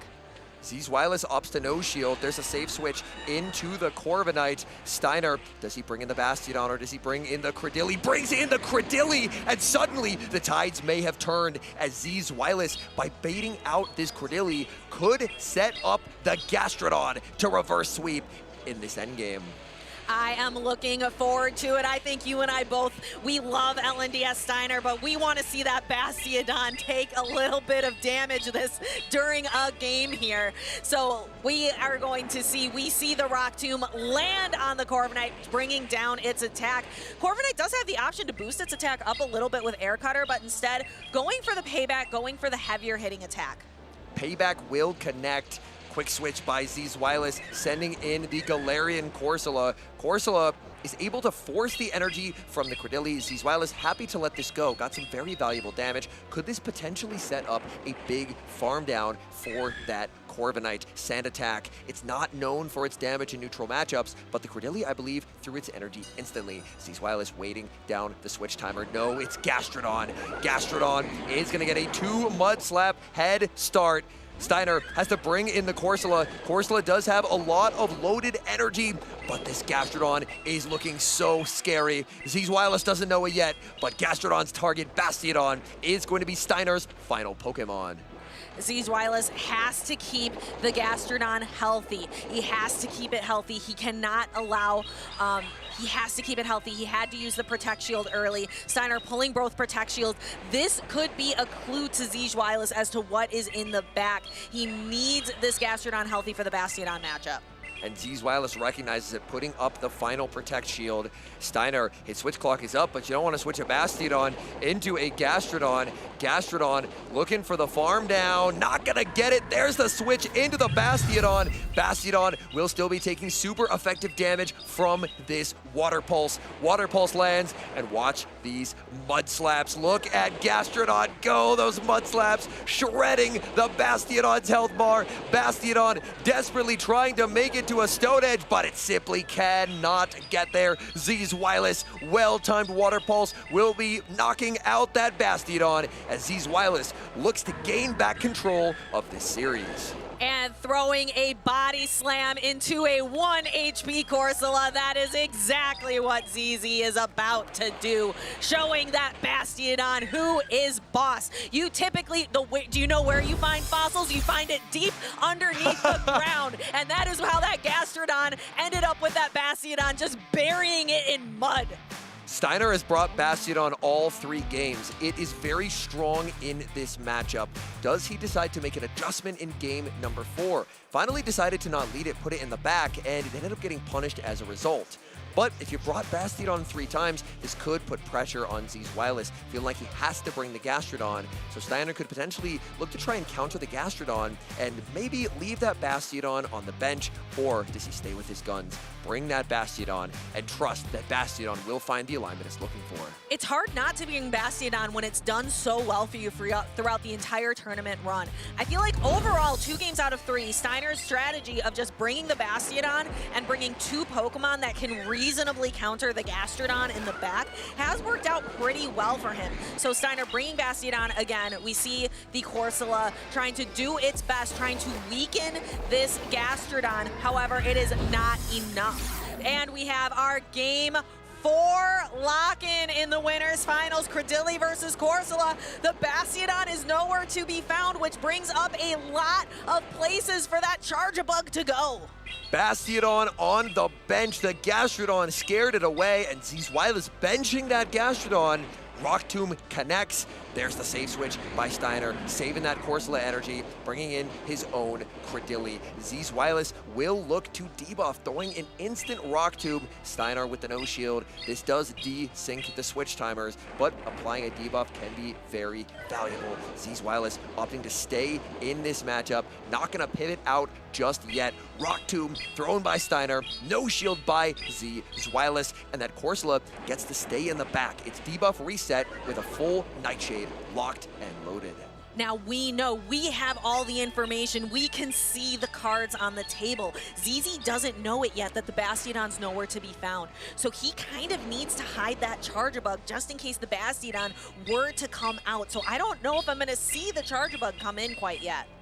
Rock Tomb will pick up the KO. Zweillous surrendering switch advantage. In comes Corviknight. There's the pivot into Annihilate. Annihilate answered with this Charge-a-Bug. Charge-a-Bug trying to get to the discharge, but with the energy advantage that Annihilate has, Annihilate gets to strike first with the Rage Fist. Rage Fist, it is a very powerful attack, but what Charge-a-Bug does not have in discharge damage, it makes up for with amazing bulk. It has 2 discharges ready to go. The first discharge is going to draw the Protect Shield from LNDS Steinar on the Annihilate. Charge-a-Bug very happy to find the Annihilate and not a Bastion on, not a hard counter to it in the back. Charge-a-Bug launching the second discharge, pulling both Protect Shields away from Annihilate. Oh, wow. Not gonna get to another attack. Look, Shadow Annihilate with all that energy. Annihilate on a rampage. It's boosted. It counters down the bug type. Bastion on the bench, but Annihilate, absolute devastation. Getting to the Rage Fist. Zweillous forced to go for a double shield. And if Zweillous attempts to go for a farm down, these triple boosted counters will be deadly. Look at the counters. Zweillous realizes he cannot take the damage. Forced to go for the air cutter. Can Zweillous get the air cutter boost on this Corviknight? I heard it. I heard the noise. That is an air cutter boost. Corviknight really looking to get to the payback, but Corviknight doesn't quite get there. Steinar throwing an attack instead, throwing the Nightshade. It lands for neutral damage, and is Zweillous able to get to the payback. Payback, this is boosted. It's super effective damage. Corsola is not going to hang on. It gets knocked out. In comes Credilli. Credilli trying to get to the Rock Tomb. It does not get there. Zweillous gets the equalizer, and we're going to a decisive game number 5 in the winners finals. Zweillous saw the Bastion lead twice in a row and maybe shook up LNDS Steinar by taking it down, winning 2 games in a row. Steinar benched the Bastion, but that wasn't enough to win the game. Instead, bringing out some of his other Pokemon. Who is gonna win this next matchup? The momentum, the tides have shifted over to ZZ. This matchup felt like it turned on that air cutter boost, boosting up the sand attack damage. When Annihilate was able to counter farm down the Charge-a-Bug, this game looked like it was over because Annihilate would be so threatening to that Corviknight, but Zweillous with a very precise overfarm, knocking out with the air cutter. Air cutter boosting up the Corviknight's attack, knocking out the Brave Bird, and then knocking out the Corsola with a payback, and then able to take the win by farming down Credilli. This has been so exciting. We are in game 5 of the winners finals. The loser is gonna go down to face DuneBug in losers finals. The winner has a guaranteed top 2 spot in grands. We have a lock-in. We have Corsola into Credilli. And LNDS Steinar has decided to bench the Bastion once again. The Corsola in the back for Zweillous does look quite strong. Immediate Rock Tomb from Zweillous. Steinar has shown that he does like to bank this energy and switch out for later. So will we see the switch out, or does he stay in? He is going to be switching out. In comes Credilli, saving that energy for later. The Annihilate in the back. Zweillous does not know it yet, but Steinar has to be very careful because Corsola onto Annihilate would be devastating. Rock Tomb lands onto the opposing Credilli. ZZ has an opportunity to switch out if he so chooses, but instead is staying in this matchup, allowing his own Credilli to have the attack debuff instead. Here's the switch out into the Corsola. Switch timers misaligned. Steinar is going to be able to switch out shortly after this charge attack is thrown. This Rock Tomb, it's debuffed. It's not about the damage. It's about getting a debuff applied and just looking to burn this switch timer. Switch clock is available, and there it is. That looked to be a CMP sack swap, catching this debuff to Nightshade while going for the full power Nightshade as well.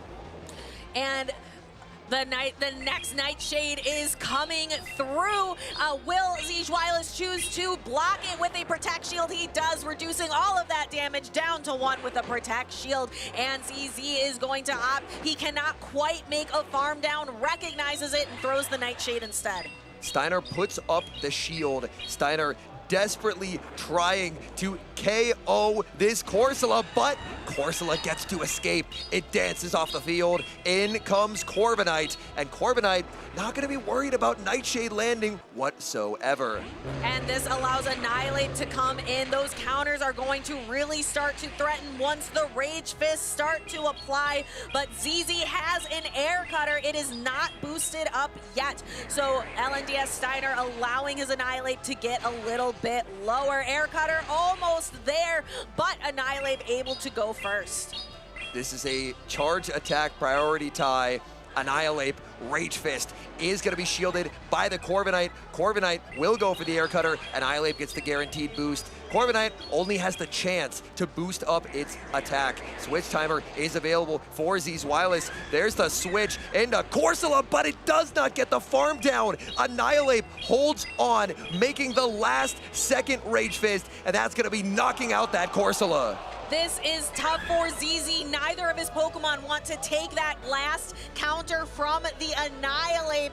Will it be the Corviknight? Will it be the Credilli? It will be the Credilli.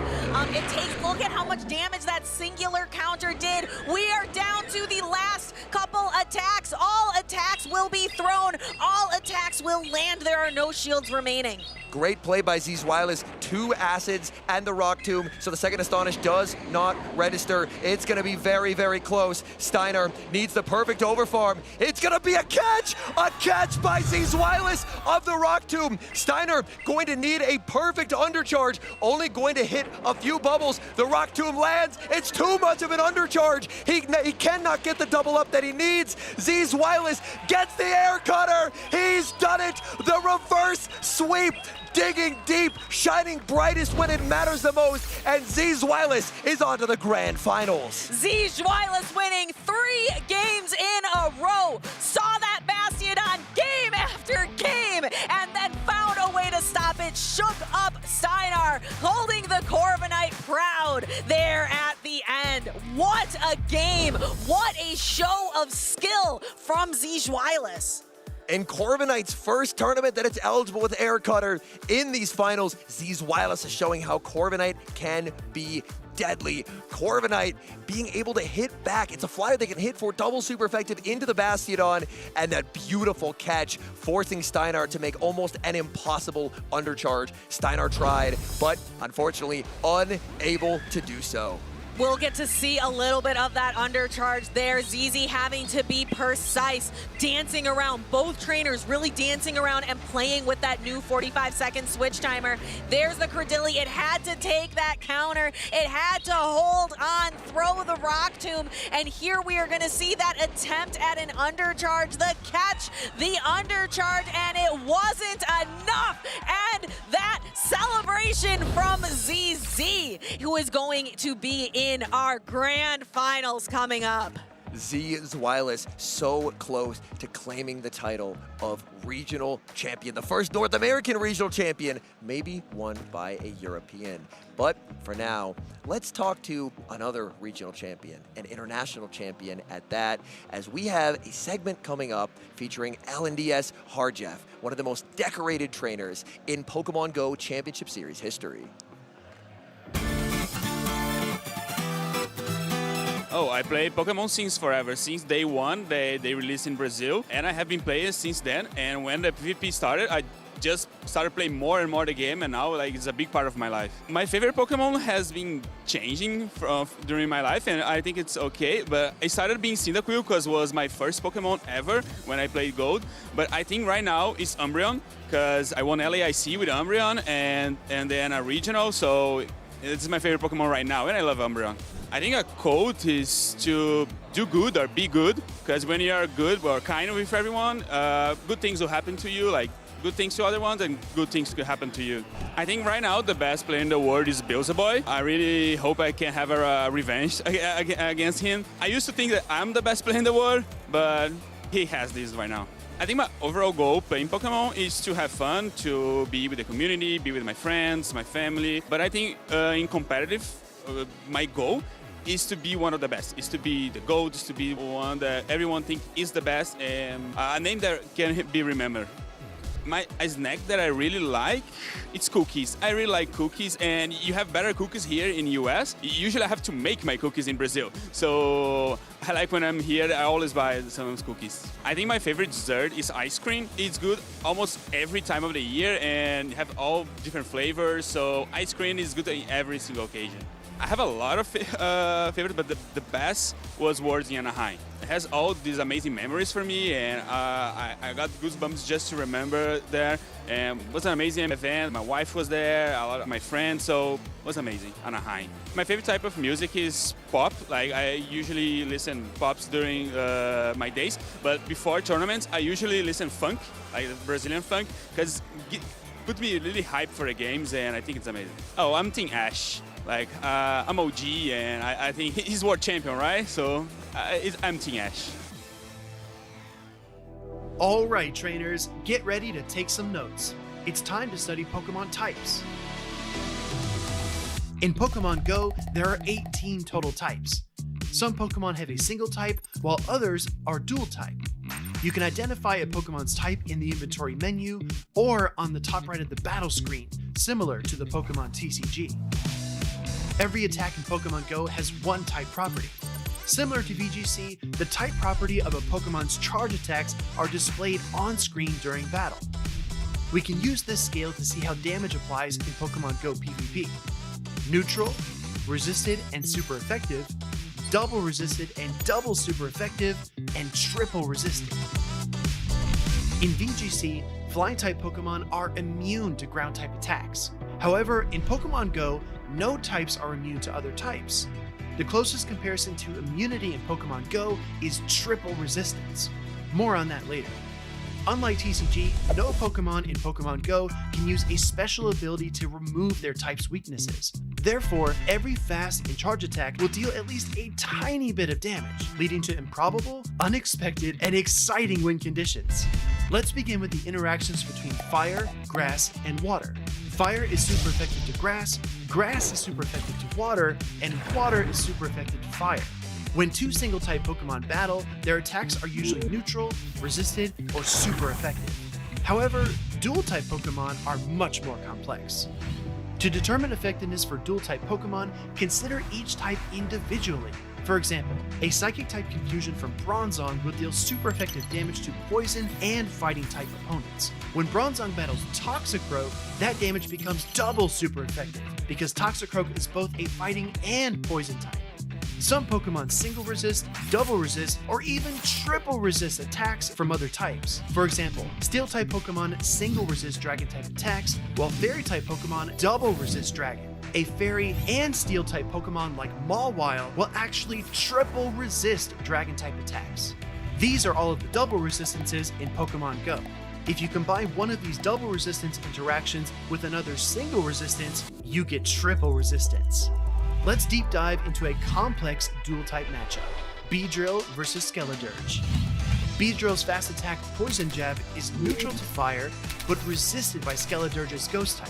Skeledirge's Incinerate is neutral to Beedrill's Poison type, but super effective against its Bug type. Beedrill's X-Scissor, a Bug-type attack, is resisted by both Fire and Ghost, making it double resisted. Skeledirge's Disarming Voice is a Fairy-type attack, which is neutral versus Bug, but resisted by Beedrill's Poison type. Skeledirge's Shadow Ball is neutral to both Bug and Poison. Beedrill's Drill Run is neutral versus Ghost, but super effective versus Fire, resulting in super effective damage. Always keep a close eye on the screen while battling. Super effective or not very effective appear when Pokemon use their fast attacks. Protect shields turn red when shielding super effective damage, purple when shielding neutral damage, and blue when shielding resistant damage. Lastly, make sure to check the type icons at the top right corner of your screen. The power of a charge attack depends on the Pokemon using it, so an Earthquake from Swampert likely hits harder than one from Clodsire. A Pokemon that uses an attack that aligns with its type will receive a slight damage bonus, called Same Type Attack Bonus or Stab. Finally, buffs and debuffs can swing the momentum of an entire battle. An Icy Wind debuff will lower all of a Pokemon's attacks, and a Night Slash boost will raise them. That's all from me. Best of luck in your future battles, trainers.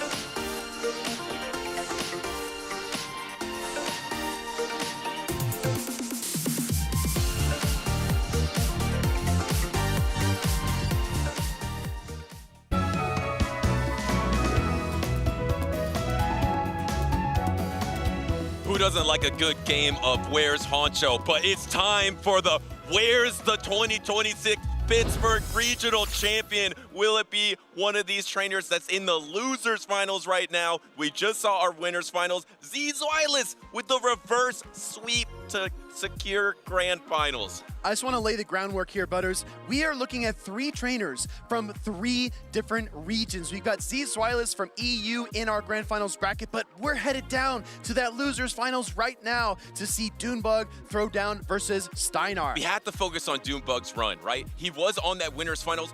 Our winner's side, he lost to LNDS Steinar. That is what dropped him down earlier in the tournament. Since then, 2-0 versus Silent Beast, 2-0 versus Ovi, 2-1 versus Out of Pocket, and then a 2-0 versus Ashton. Ash only has dropped 1 game since dropping down to the loser side. Meanwhile, Zweillous was tested on his first round of the day by GCB, falling to an even series before winning it 2-1. He then took on Out of Pocket with a swift 2-0, and then as you just saw, the reverse sweep going down 0-2, and then a light came on, and Zweillous says, maybe I should play some Gastrodon. That thing is pretty good. Yeah, that Bastiodon was a problem, and Gastrodon was the solution, and now ZZ has secured the grand finals, but between these 2 trainers, who will join him? Will it be a rematch of ZZ versus LNDS Steinar, or will DuneBug get his revenge and defeat LNDS Steinar to move on to the grand finals? You know, this is a football city.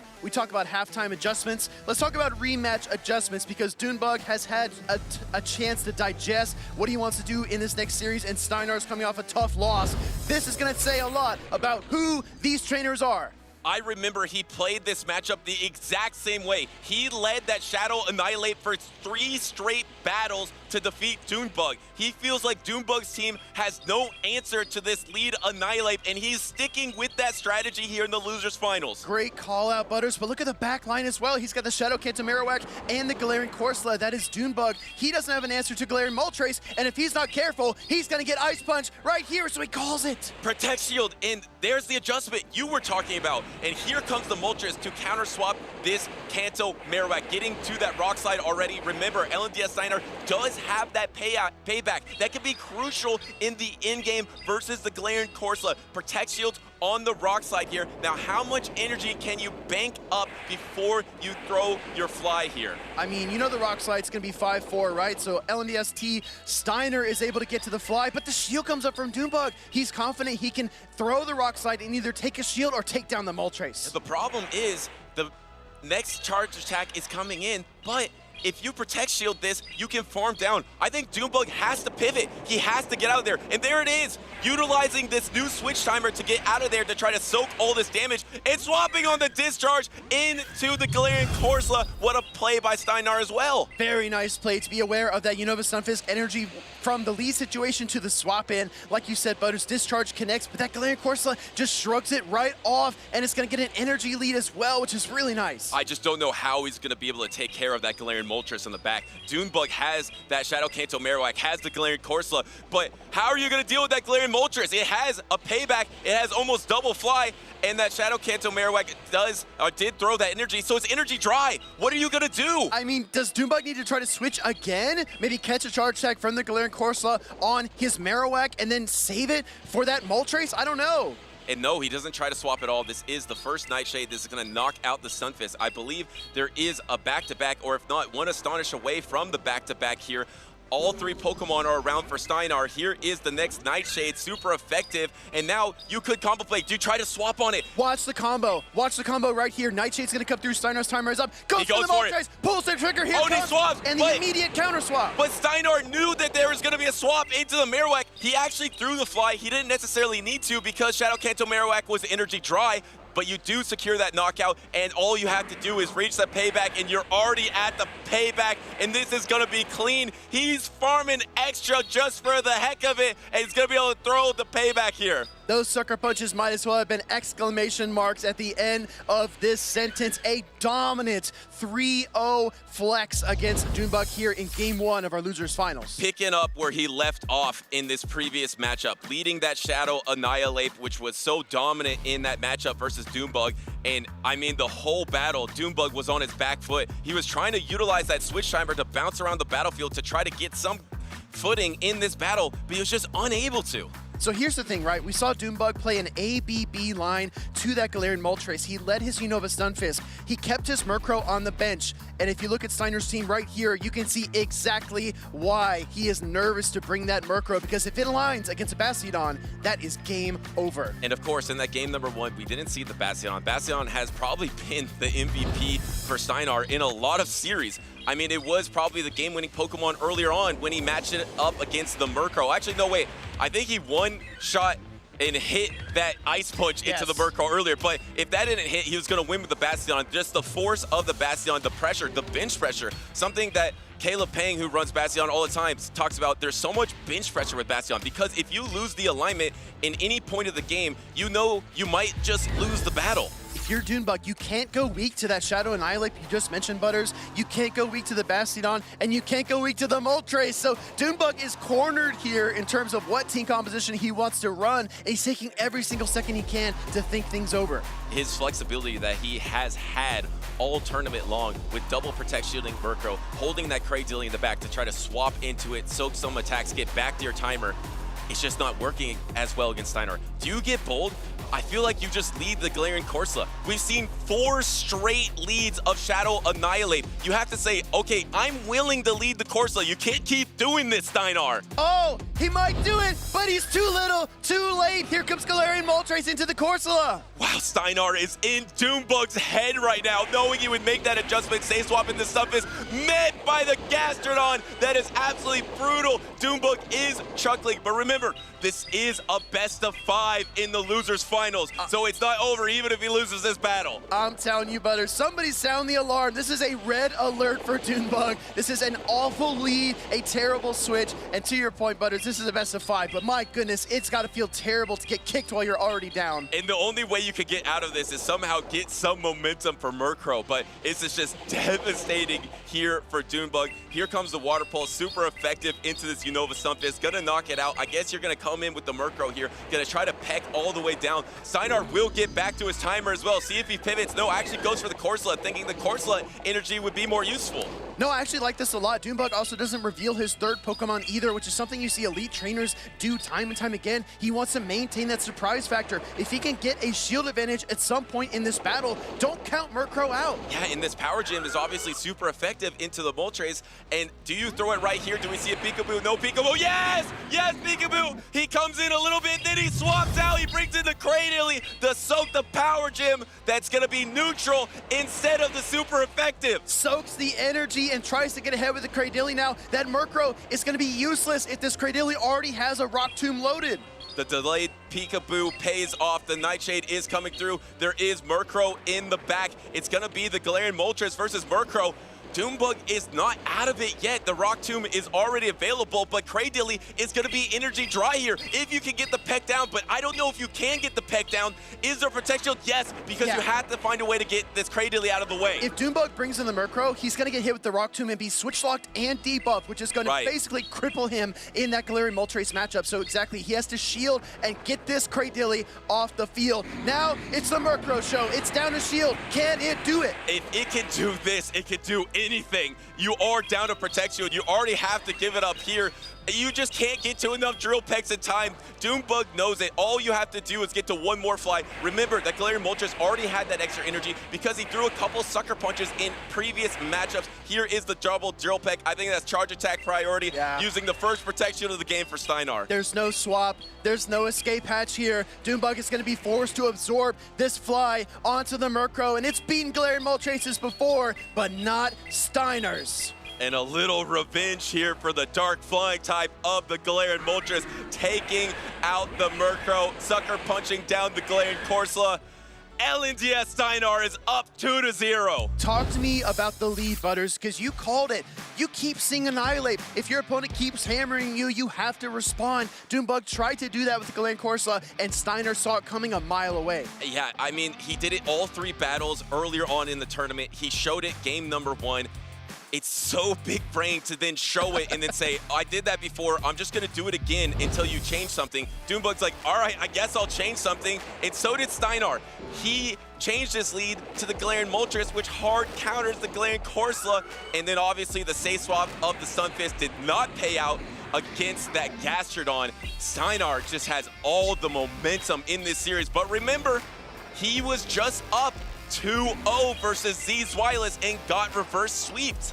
That has to be at the edge of his mind. It has to be there. It has to be lurking in the back. And if he stumbles in his game number 3, those doubts will creep in even further. So for a trainer like Steinar, who has yet to win his first regional championship, this is a true test of that grit, of that determination. And he's got to push through and persevere through this game number 3. And just like Zweillous did, DuneBug needs to make some game-changing adjustments. He needs some different strategy to be able to handle this problem that is LNDS Steinar. So far, all the things that he's been doing has not worked. He's defeated every other trainer on this stage besides LNDS Steinar. He needs to change it up here in this decisive game number 3 for his tournament. It's on the line for LNDS Steinar. The grand finals are on the line. We're locked in. I can't believe this lead. Steinar strikes back. What a call! Gets the Bastion into the Murkrow. All DuneBug can do is shrug,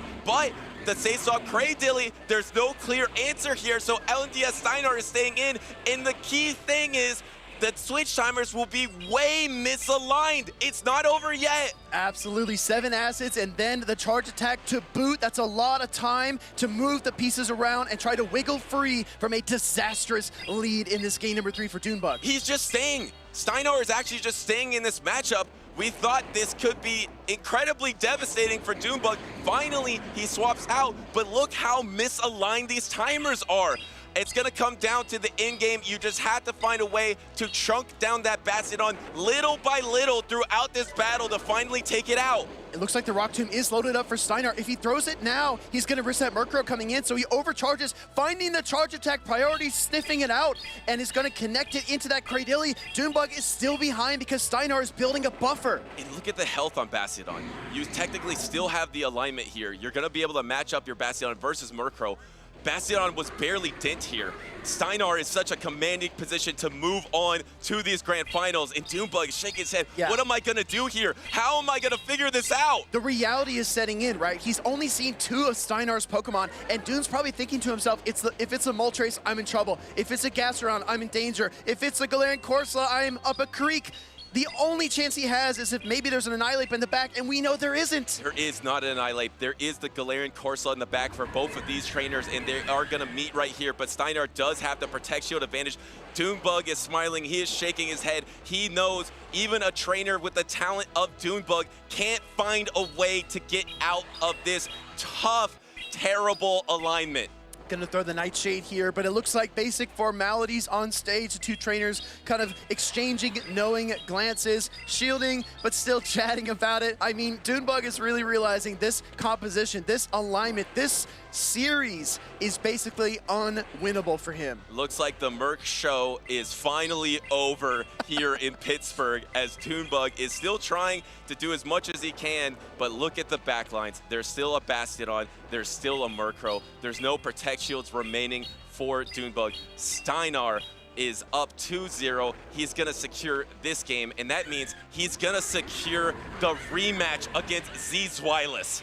Crush and grind. Bastion is going to smack down this Murkrow. Rise, Steinar rise. He's going up to the grand finals to get that rematch against Zweillous. Well, DuneBug, it's fitting that he goes out flapping his wings because he's been doing it all tournament long, and he threw the double resisted drill peck into the Murkrow. Here comes the charge attack. Here comes the W from LNDS Steinar. He is victorious, and he will be in the grand finals. Let's give DuneBug his flowers. 3rd place overall at the Pittsburgh Regional Championships. 2024 was DuneBug's year. Regional Championships, 2nd place at an IC. Incredible. No one's ever done it like he did it. 2025, DuneBug faded, and he faded quite a bit. We talked about it at the beginning of the season, but it became evident that he was not the same trainer in that meta in that season. 2026, 3rd place is a heck of a way to start. I completely agree with that also, because I felt like throughout the tournament, he demonstrated his ability to connect with the switch timer at a higher level than some of the other trainers. Unfortunately, he ran into a literal brick wall, which was Bastion from LNDS Steinar. He was the only trainer to defeat DuneBug in this tournament. Was a tough matchup. I feel like Steinar had the momentum the entire series, this series, and the entire previous series. So it was just really tough. He obviously switched the Murkrow after doing okay in Monterey. Not okay, he got 5th place, I believe, in Monterey. He did awesome. He did very well. And then he swapped to Murkrow because he lost the 2 Murkrows in Monterey. He brought it here. He put on an awesome Murk show, and he is saying that this is a top meta Pokemon that needs to be dealt with. So you picked the Bastion.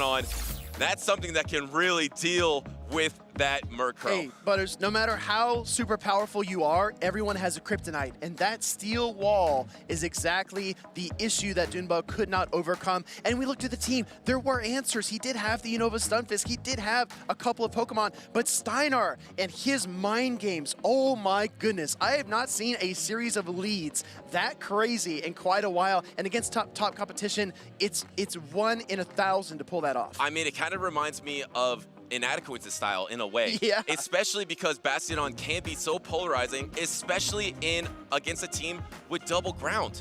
Yes. We knew Zweillous didn't have a great answer for the Bastion. DuneBug had 2. He had the Stunfisk, he had the Shadow Kanto Marowak, but the problem was that Shadow Annihilate was actually the major force for Steinar that whole series, and then DuneBug got in his head, and he's like, okay, I need to switch it up. And then Steinar predicted the swap up in that game number 2, predicted the lead in game number 3, and it's that high-level predictions that reminds me of Inadequates. Steinar leads the Annihilate, and you pointed out it's so good. You said he did this constantly versus DuneBug the first time they met. So he leads the Annihilate to settle DuneBug into this mindset that things are going to turn out in a similar way. DuneBug pivots to the Corsola, like you called out. Steinar brings in the Galarian Moltres, and right when he makes one more adjustment to the Murkrow to straddle the Annihilate and the Galarian Moltres matchups, Bastion. And it's even more impressive knowing that he just got off the stage against Zweillous, and he had to pull up a new strategy from scratch. He thought he was going to be in the grand finals awaiting the winner of the losers finals. He was up 2-0 versus Zweillous. Yes. He let that slip through his hands, and then suddenly he's like, okay, I need to get back to the grand finals. I need this rematch. And the strategy that he pulled off to 3-0 in an absolutely dominant way, I might add, was incredibly impressive. I mentioned the doubts creeping in, maybe that small voice in the back of your head that's saying you just fumbled a 2-0 lead. You could be in the grand finals right now, but you are making too many mistakes. Steinar, I like to think, heard that voice and says, shh, let me cook. And he did exactly that up against DuneBug, one of the world's best. And right now, Butters, for the first time, I think, in Championship Series history, we have a North American regional, and it looks like 2 trainers not from NA are in the finals. Wow, that is a change of pace here for North America. I'm sure the other regions are absolutely loving it right now. I'm sure. As DuneBug has been eliminated here. But it just goes to show how much Championship Series has changed even at the regional level. We have all these trainers, top trainers, traveling from different regions to try to get as much championship points as possible, because a key thing for these top trainers is that travel award. And I know that That's a huge reason why Steinar was here today, and he is putting himself in a fantastic point to get that travel award. I think our grand finalists are ready to talk about their grand finals, so let's go on down to Stephanie for the interview. Thank you so much, Butters and Will. I am here. Like you mentioned, I have 2 trainers from out of region here at the very first NA regional event. I am sure our trainers are very, very proud. I'm sure the Twitch chat is abuzz with the smack talk for being able to conquer the first regional in our North American region. So, Zizi, I'm going to start with you. And my intention when I was writing my questions was to ask you about the Bastiodon and how you felt and your strategies. But I'm not so sure you probably want to talk about it, considering you will have to face Steinar again. Yeah, I think I should not reveal all my anti-Bastiodon strategies, but like as we both know, I think Basti is a Pokemon that either wins you the game or loses you the game. And we are going to play that game at least 3 more times, up to 10 more times. Yeah, I just hope to come out on top. It's going to be dicey. And Steinar, I spoke to Rajef a little bit before this, and he told me, typically, you hate Pokemon like Bastiodon. Why are you bringing it here to Pittsburgh? Na verdade, a ideia do time foi do Rajef e eu não concordei com o Bash.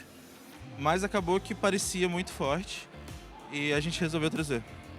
So in reality, the idea for Bastiodon was not mine, it was the team's. I did not agree with it. However, the team felt it was a good move and we decided to bring it. I think your team had the right idea in this circumstance. Your team was behind you. Very good. How about for Corviknight, ZZ? Corviknight has been a non-factor this entire tournament. It has been really unimpressive, but you, sir, are the Corviknight master. Can you tell me a little bit about this Pokemon? So what I really like about Corviknight is how neutrally it plays into everything. I mentioned it briefly before. I kind of built my team around always having play. I don't really need the alignment. I don't need to really oppress my opponent with the picks that I chose. I just need to dance around with energy. I need flexibility. And I think with the fast pacing to Air Cutter, with the coverage, with the great resistance profile, Corviknight is the Pokemon that delivers on that promise. And it has been delivering for you, bringing it in all 5 games against Steinar. It was very impressive. Steinar, you have been away from home for 2 weeks. From Monterrey to here, it has been a long time traveling. How have you been feeling now after all of these travels? Com certeza eu estou muito cansado, mas feliz de ter ido bem em Monterrey, estar indo bem aqui e a gente vai ter uma final incrível com certeza. So I'm definitely very, very tired, but I'm extremely happy to be here. We're going to have great games and an amazing final. We are definitely going to have an amazing final. I'm curious for you, ZZ, is there anyone who helped you train up, who helped you train for this finals here? Well, I did play a lot of practice tournaments, whether it would be in the Candle Cult or on the Flash server, on the Legends Never Die tournament. I played 1 round, but it was important practice. Yeah, but overall, I feel as if a lot of my team building just comes down to just having a little bit of a back and forth with my teammates in particular, where we each enter our little practice tournaments, each with like a little bit of a variation to the team. So there were like versions of this team that had Shadow Scizor on them. There were like versions that had Clodsire on them. And I still kind of miss Clodsire, if I'm being honest. But yeah, I ended up with this version, and apparently it was the right call for this weekend. It was a good call, but it could have been you who had the double back-to-back Night Slash boost with the Shadow Scizor. Imagine how that could have turned out. It is true, but I can double Air Cutter boost with my Corviknight, and then the sand attacks will chunk. Well, ZZ, you have a lot of opportunities to talk to the camera and tell everybody about the EU region, about your home in particular. You even have a podcast. But Steinar, you don't get those same opportunities. We don't have nearly as many streams in the LATAM region. I wanted to ask you a little bit about how it feels to come here to Pittsburgh and represent your home, represent the LATAM region here. Eu falo muito com meus amigos de que eu gosto que quando a gente tem essas oportunidades de vir para fora e poder estar na stream, mostrar como a gente joga. Ano passado o Marto foi um jogador absurdo do Latam, a RGF A gente não tem como não falar dele. E é sempre legal, tipo, mostrar que o Brasil e o Latam também pode competir com os melhores. So I always tell my friends that it's fantastic to come up here and be able to show to the world that Latam and Brazil have very strong players and that the results can't be denied, that we are in fact world players and we'll be doing well. And I think you both are doing incredibly well. I'm going to give you one quick moment. Any last words for the camera, for your friends back at home in both of your home regions, which are not here in Pittsburgh? Zizi, I'll let you start. All right. So shout outs to everyone watching at home. I know that there's a lot of homies here, but some of them couldn't make it. Still thinking of you guys. I really appreciate all your messages, all your support, whether those homies may be here in North America or back home in Germany, in Hamburg, in my hometown with my family, my brother, and I bet they're all very excited to see what's about to go down, and yeah, I hope to deliver. And Steinar, how about you? Any last words for the camera, for everybody watching you at home? Shout out para os meus amigos que estão viajando comigo, o Rajef e o Canan. Para os meus amigos do Gebelindos, da Tuzi, para minha família. So shout out to all my friends that came with me, my team with Tuzi, and to my family. Thank you both so much. I am looking forward to a fantastic rematch there on the stage. You took it to 5 battles before. I'm hoping to see 5 more. Thank you both so much. I'll let you get going. Casters, back to you. The winners finals came down to a game 5 between those two trainers. And the question now, Butters, is which one will ultimately go the distance and take the crown here in Pittsburgh? What an incredible interview as well. Stephanie's questions were so good, and I felt like I got to know a little bit more about Steinar and ZZ as well. Oh, absolutely. And DeFi mentioned we might see 5 more. We might see 10 more the way these series have been going. It was so close, like you mentioned, in that winners finals. LNDS Steinar was up 2-0, then got reverse swept, but now he's back for the rematch. Bastion is so strong against Zweillous' team, forced out the Gastrodon. So that's going to be the key dynamic. How much is LNDS bringing Bastion, and then how much is that Gastrodon a factor for Zweillous? If you zoom out, right, this is a North America regional. A lot of trainers who are watching this are in the North America time zones. If you zoom out and you look at Worlds just last year, the highest number of top cut trainers from any region was from EU. If you look at LATAM, who was 3rd overall? LNDS Harjefe. Who was 4th overall? LNDS Corlash.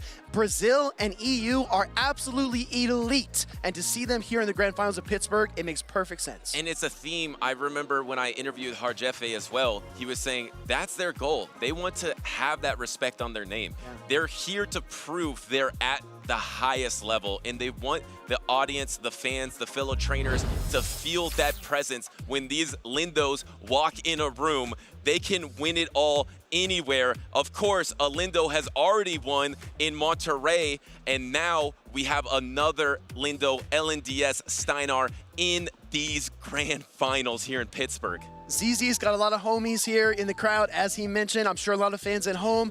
But if there's anyone who is cheering for Steinar, it is Harjefe. It is his best friend, and I think that he is his biggest cheerleader here in the most important series of his life. And I want to shout out LNDS Kanan, that is also here, being just as supportive towards LNDS Steinar and Harjefe as well. I know both of those trainers are in the crowd cheering on their teammate, but we did hear earlier also, the crowd was popping off a little bit for Zweillous, so we know he has a lot of fans here. We know he has a lot of fans overseas as well, and we're going to have a non-North American champion here. I want to hear from both sides, right? When ZZ makes a big play, I want the homies to pop off. When Steinar makes a big play, I want everyone else to pop off as well, here in the venue and in the chat. Butters, we're doing this one more time for the final time. Let's break down these teams. Yeah, we have to talk about 2 Pokemon in particular. Of course, it is that Bastion, but on the other end for Zweillous, I feel like he's really forced to bring a lot of Gastrodon and Charjabug.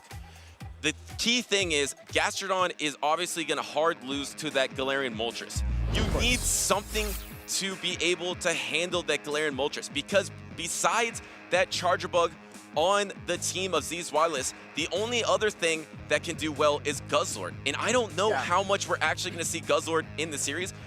In my opinion, it's either going to be Charjabug or Guzzlord on a lot of these teams to try to defeat the Galarian Moltres from Steinar. And this is just the pressure that Steinar's team applies, because as we take a broader look at ZZ's team, you mentioned the Bug-type Charjabug and the Dragon-type Guzzlord, neither of which have any real play into Bastiodon.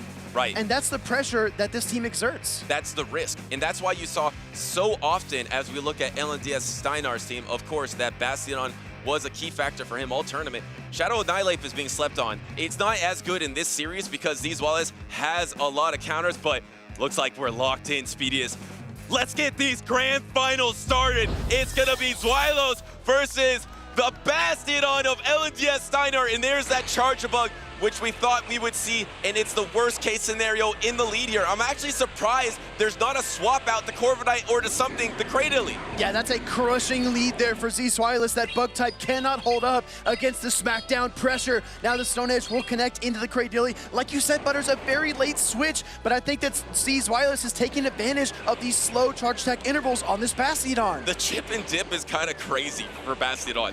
You chip a lot and you really don't get punished at all. You're gonna take this neutral Grass Knot. This is gonna tickle the Bastiodon. There's almost double Grass Knot available. But the thing is, you can also deal with that Charjabug with the Cradily in the back. I think that's the key reason Zweillous actually banked all that energy, knowing that he's gonna be double strong to Charjabug in this matchup. I'm gonna need X-Scissors for the backline. This is something else to consider. Bastiodon is such a polarizing pick, like we've heard multiple times this weekend. Either you win or you lose by the Bastiodon, but Zweillous wants that neutral play. And now that this Bastiodon is so weak, he doesn't need alignment. He just brings in that Corviknight and starts to work with the sand attacks. And do we see a pivot here? This is gonna be the super effective Flamethrower, actually getting the Protect Shield into the Corviknight. If you sit there, you're just gonna get sand attack down. So here's the pivot into the Cradily, and then the swap. This is why Zweillous banked all this energy for this moment right here.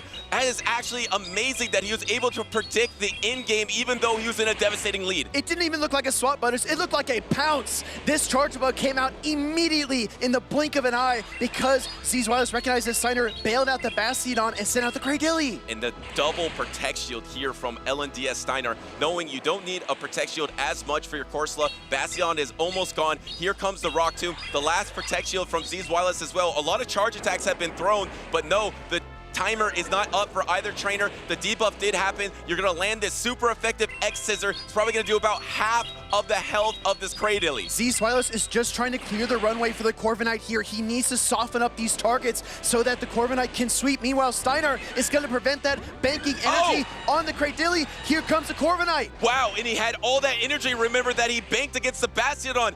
Zweillous is playing out of his mind here, able to be in these negative situations, but gather energy to use against the backline. He is really playing well in this switch timer era. It's a boost to his gameplay. This is the challenge, Butters. Look at the HP on the Galarian Corsa. Can Zweillous afford to air cutter and farm down? I think he's got to throw the payback here. Galarian Corsa is too bulky. You have to. The air cutter is not enough. Perfect timing from Zweillous there to throw the payback, which will knock out the Galarian Corsola. And now it all comes down to this backline of the Cradily. Cradily has the Rock Tomb. He instantly throws. He's gonna have to catch if he wants to win the game. But if Steinar's timer is up, he might be able to bring in the Bastiodon and smash that Charjabug. Oh, he does! Smackdown's hitting. He's got to fire this discharge. The question is, can this Charjabug hang on long enough to get one more X-Scissor versus the Cradily? He needs 2 Volt Switches, I believe. I think he can take 2 acids. I don't think he can take 4, but no, he actually can take 4, and he holds on to get to the X-Scissor to win game number 1. Zweillous with 1 HP snatches victory from the jaws of defeat. I can't believe it. Incredible. Incredible. Your matchup, a Charjabug versus a Bastiodon, one of the most negative situations you can be in, but to have the foresight that LNDS Steinar is going to be double strong to your Charjabug. So I need energy versus that Cradilly in the back. He had that same foresight with this Corviknight to have payback energy for the Corsola. This is so fascinating, Butters, because we talk about Bastiodon, live by it, die by it, however you want to put it, but Zweillous just doesn't care. He leaves the charge bug in, he overcharges energy, he sees the long-term plan from the very onset. So creative. So creative. I mean, to be able to figure out this problem is so difficult. Most trainers would fold in that scenario where you're ABA weak with your lead Pokemon. Yeah. Not Zweillous. And he was down 0-2 in winners finals. He's now won 4 straight battles versus LNDS Steinar. LNDS Steinar knew he's bringing Charge Bug. I'm gonna bring 2 counters to it. It didn't matter. It didn't matter. It didn't matter. And that is when you can start to get desperate, when you try everything and nothing works. But we need to see if Steinar can bring it back. Game number 2, Galarian Corsola lead into Bastiodon. Wow, and there's a Guzzlord in the back there for Zweillous. That is going to be devastating for LNDS Steinar's Corsola if they match up in the in-game. The favor for LNDS Steinar is Bastiodon is one of the best neutral Pokemon ever, so he can probably maintain alignment throughout the battle. I appreciate the patience as well, recognizing the Bastiodon needs so many smackdowns to get to the Stone Edge. Zweillous banks that extra energy, anticipating a potential switch, anticipating that Steinar might move the pieces around. And here comes the smackdown here, or sorry, the Stone Edge from the Bastiodon. And this Corsola, oh, actually swapping. And now the Flamethrower is available. Does he throw it? Yes, he wants to chip this Pokemon a little bit and actually getting the Protect Shield from this Corviknight. Zweillous is investing in this Corviknight. Flamethrower is the only charge attack on Steinar's team that's going to deal super effective to the Corviknight. So realistically, Butters, that's probably the only move he ever needs to shield in this series. It's an efficient shield, no doubt. Now the payback is going to be coming in. He was saying, I could get a double boost on my air cutter. He's not going for it at all. He's going for the payback. You need the double payback to be able to knock out the Cradilly, but now the Rock Tomb is going to drop your attack here. But where's the timer? The timer's almost up already. The timers are desynced here. Can you get to your timer before the next charge attack? You can. Will we see a swap? Yes, a combo swap. Wombo combo. Galarian Corsola with the Nightshade. Gonna hit this Cradilly and leave a mark if Steinar does not shield. He's setting both of his Protect Shields and letting his Cradilly get so weak, but his timer's almost up as well. He's gonna go ahead and throw the Rock Tomb. And continues to be misaligned, these timers. Now the Rock Tomb will connect. You have the opportunity to farm down this Cradilly. Does he go for the Corviknight once again, or does he try to bring in that Guzzlord for the Dragon Tail down? We're gonna find out. I think he might go for that Sand Attack down. Let's see what he brings out. No, actually goes for the Dragon Tail down. Gonna try to bank up some energy to try to throw at the Bastiodon of Steinar. That was crushing right there for Steinar to not be able to withstand that third Dragon Tail, and now the Guzzlord's got an energy advantage, and typings don't matter when you have the Brutal Swings and you can dish out this neutral Dark-type charge attack over and over again. Will double Brutal Swing be enough? No, it's not enough. You need more damage than this double Brutal Swing. Throwing on charge attack priority. This is going to be so close, Speedy. It's almost impossible to tell if this Bastiodon will be knocked out. Can it endure to hit the charge attack? Yes! Steinar knows his Bastiodon. He knows what it can take, and it's going to dish that punishment right back with the Stone Edge, taking away that final shield from Zweillous. Literally 1 health on that Bastiodon there. Now you have all this energy, the double Brutal Swing here. There's 2 Protect Shields remaining. Do you let one go, knowing you have to save one for the payback? That's smart from LNDS Steinar. Exactly. Guzzlord needs to get to 3 Brutal Swings, but the good news for Zweillous is that it's only 9 turns to each of them. I think he might be able to do it. Steinar is not out of this yet. And here comes the next charge attack. Waiting a second, throwing the Power Gem. This is gonna connect into the Guzzlord. Guzzlord has a lot of HP itself. Can it hold on? It does hold on to get to the Brutal Swing. And suddenly, Steinar has to let it go. It's super effective. Can it knock out the Corsola? That is massive. 1 HP survives on both sides. Clears the runway for Corviknight to come in and double air cutter. But if he swaps and he catches, this might change the outcome. No, but you can get to a Nightshade maybe. Can you get to a Nightshade? Is there a boost there? There is no boost. Oh, no, the swap! The swap! into the Bastion on here to soak this energy. Now it all comes down to if you can hold on to the sand attacks. Is there a boost? There's no boost. Going for the power gem here. This might knock out. This is gonna be so close once again. I've never seen a game so close. Corviknight takes the power gem, hangs on! Here comes the sand attack, but it's not enough! Zweillous is a switch timer technician. This is ridiculous. One of the best grand finals I have ever seen, and we are 2 games in. This display from Zweillous here, and Steinar as well. Steinar is also playing awesome. This is incredible. If this is just a taste of what we are gonna see in this new season, I am all in. I'm all in for the merch show. I'm all in for the switch timer technician. Zweillous is up 2-0 in this series. He is 1 game away from becoming your champion. We are tied up, Butters. Oh, hold up a 1-1. second. Hold up a second. It's 1-1. Hold up a second. The astonishes were enough. And now we're heading into game number 3. But to your point, the 1 HP survives. The insane gameplay from both of these trainers. I can't believe it. I thought Bastion was the key. It was. It swaps into catches, and we are already heading into game number 3. And here's the Charger Bug once again into the Bastion here. Do we have the Cradilly in the back? Yes, there is Cradilly in the back for Steinar. That is the Charger Bug, just like he did in game number 1. Can he bank up the energy and swap out? Looks like he's going for the exact same strategy. Oh, actually going to the Cradilly, just like you called out, Butters. Gonna soak this Stone Edge on the rock type here and try to get a little energy, but Bastion, as we've seen before, Steinar is not afraid to leave it in this matchup to deal damage, but this time he pivots into his own Cradilly. And Cradilly versus Cradilly is something we didn't see in that first game. We saw the Bastion stay in that matchup. This time, LNDS Steinar is switching it up, keeping that Bastion healthier for the backline, knowing that it's a way better option for the Charger Bug than his Cradilly will be, especially knowing that Zweillous is banking all that energy.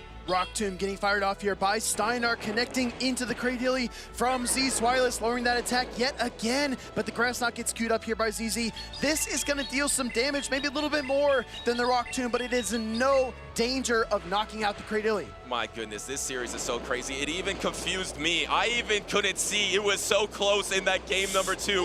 What an epic series as the farm down happens, wasting all that energy. Now you have the alignment. This is everything Steinar needs, and there is the charge attack priority on the discharge, knowing that if maybe there was a swap out, he would throw a super effective or a neutral somewhere else. Butters, this is dire.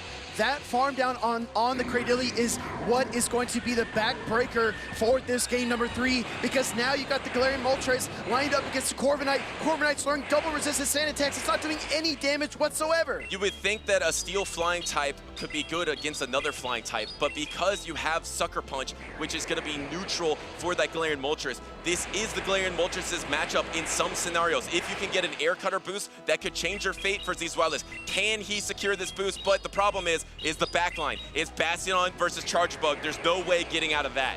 Air Cutter. Oh, he gets a boost! Gets a boost on the Air Cutter there. He's closing in on the second one, but this Galarian Moltres has been farming energy all day long. It's got the double fly. Gonna fire the first one here into that Corviknight. And the problem is, Butters, you can't even catch if you're ZZ. Switch timer is up, but he decides to throw into this Moltres, and now both the switch timers are up.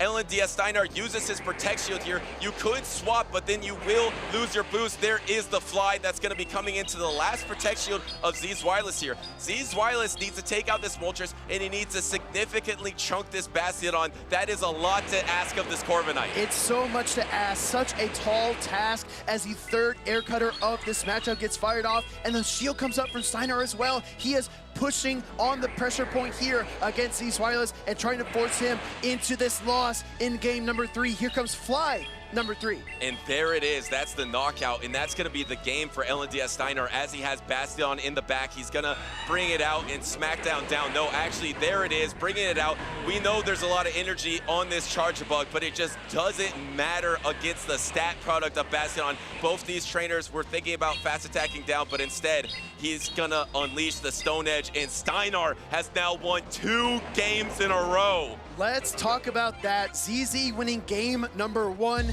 I'm sure a lot of people thought maybe second verse same as the first, right? But Steinar strikes back in game number 2, hammering ZZ with the Bastion, and then sending it in with just 1 HP to tank the air cutter and seal up the game. And then here in game number 3, ZZ tries to go back to his winning ways, leaving the charge bug, but it doesn't work. Because of the key adjustment from Steinar.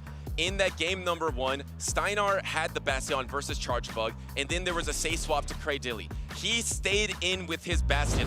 This time, he swapped into his own Cradilly, got that farm down like you mentioned, but more importantly, right there, retained alignment. Once he kept the alignment in this battle, it just is impossible for Zweillous. He kind of mentioned it in the interview, right? I physically recoiled when the acid down happened, and that Cradilly just got absolutely devoured by Steinar. But we don't have time to linger. We're going right into game number 4 here. Galarian Corsa lead from Zweillous into Bastion. And we haven't seen Gastrodon at all from Zweillous. And LNDS Steinar is putting everything into this Bastion.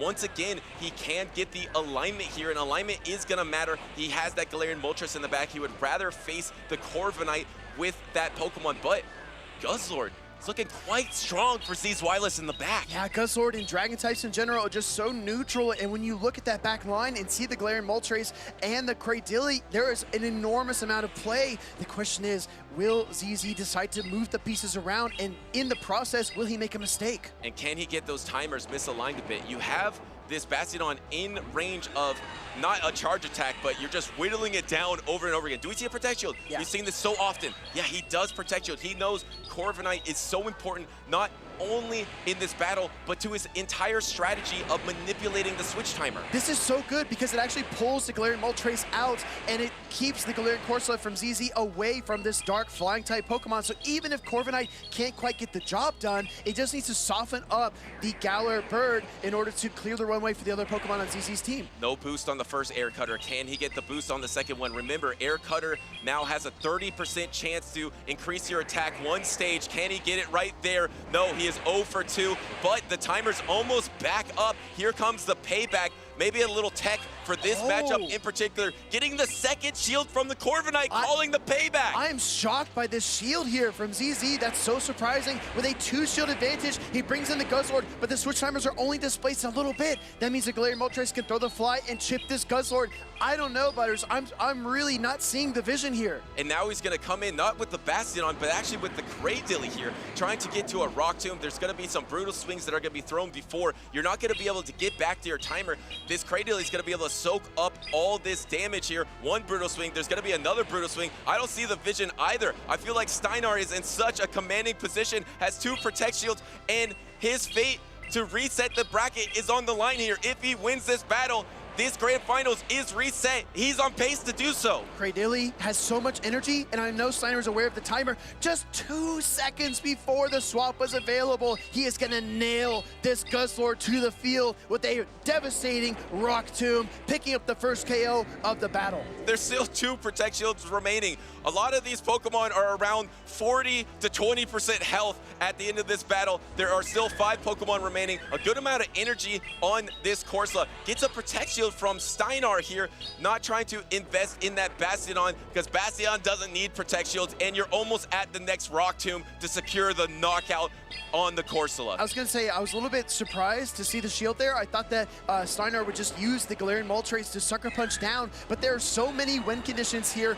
for Steinar. He's in a commanding position, as you said, Butters, and the Air Cutter is the first step for ZZ to fight his way back in, but he's got so much ground to cover. And he was trying to swap out there into that Air Cutter. Can he get the boost? He needs something here. The Bastion is coming in. You need to be able to land this payback. There is 1 Protect Shield remaining here. There it is. It's the payback. This will get Protect Shielded. Could he have baited and also got to the payback? But remember, there still is that Moltres in the back. Now, suddenly, you're going to get to that Flamethrower. There is no swap available, and it looks like Steinar is going to be able to reset the Grand Finals. 1 turn short of the payback there, and I don't know if he could have taken down the Galarian Moltres, but Steinar did not want to find out. Bastion has been the wedge. It has been his foundation this entire tournament, and it is coming through for him in a big way in the Grand Finals. And now we've seen 2 reverse sweeps between these trainers.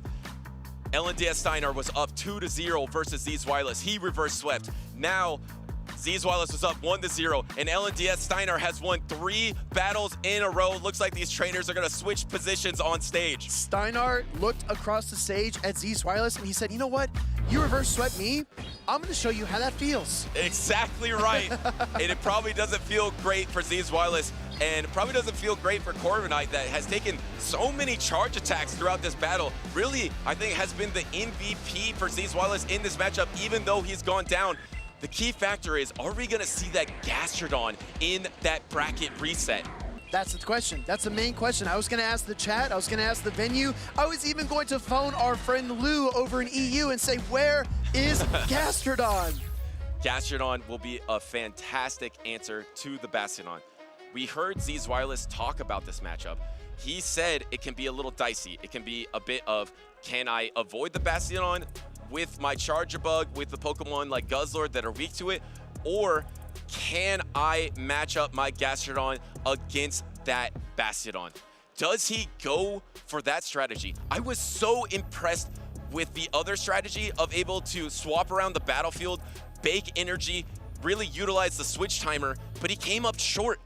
I thought he won game number 2 because I thought that wasn't enough on his Corviknight, but it was the closest game I've ever seen. Steinar was able to farm that down, and it wasn't enough. He's come out too short being neutrally. Does he have to switch his playstyle to be a little bit more aggressive with alignment? ZZ wormed his way out of so many tough matchups so many times. Steinar tried to clamp down with the Bastion, and to quote my good friend Jesse, he can't keep getting away with it.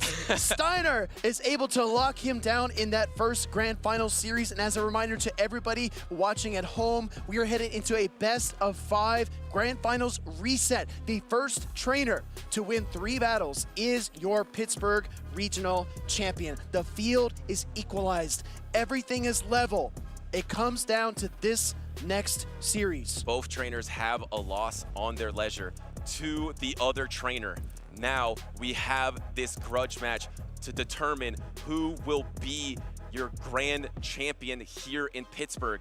Will it be LNDS Steinar from Brazil, or will it be Zweillous from Europe? 2 trainers outside of the North American region are trying to make history here. So much on the line. These trainers have both won a regional before, but they both desperately want this significant one. This next series, it is a tiebreaker. It is a champion maker, and it is going to be a heartbreaker for whoever doesn't get the gold. And it all comes down to our Zweillous on the left from Germany and LNDS Steinar on the right from Brazil. And you know, there's so many things we can talk about the matchup, but I think it might come down to what Zweillous was saying.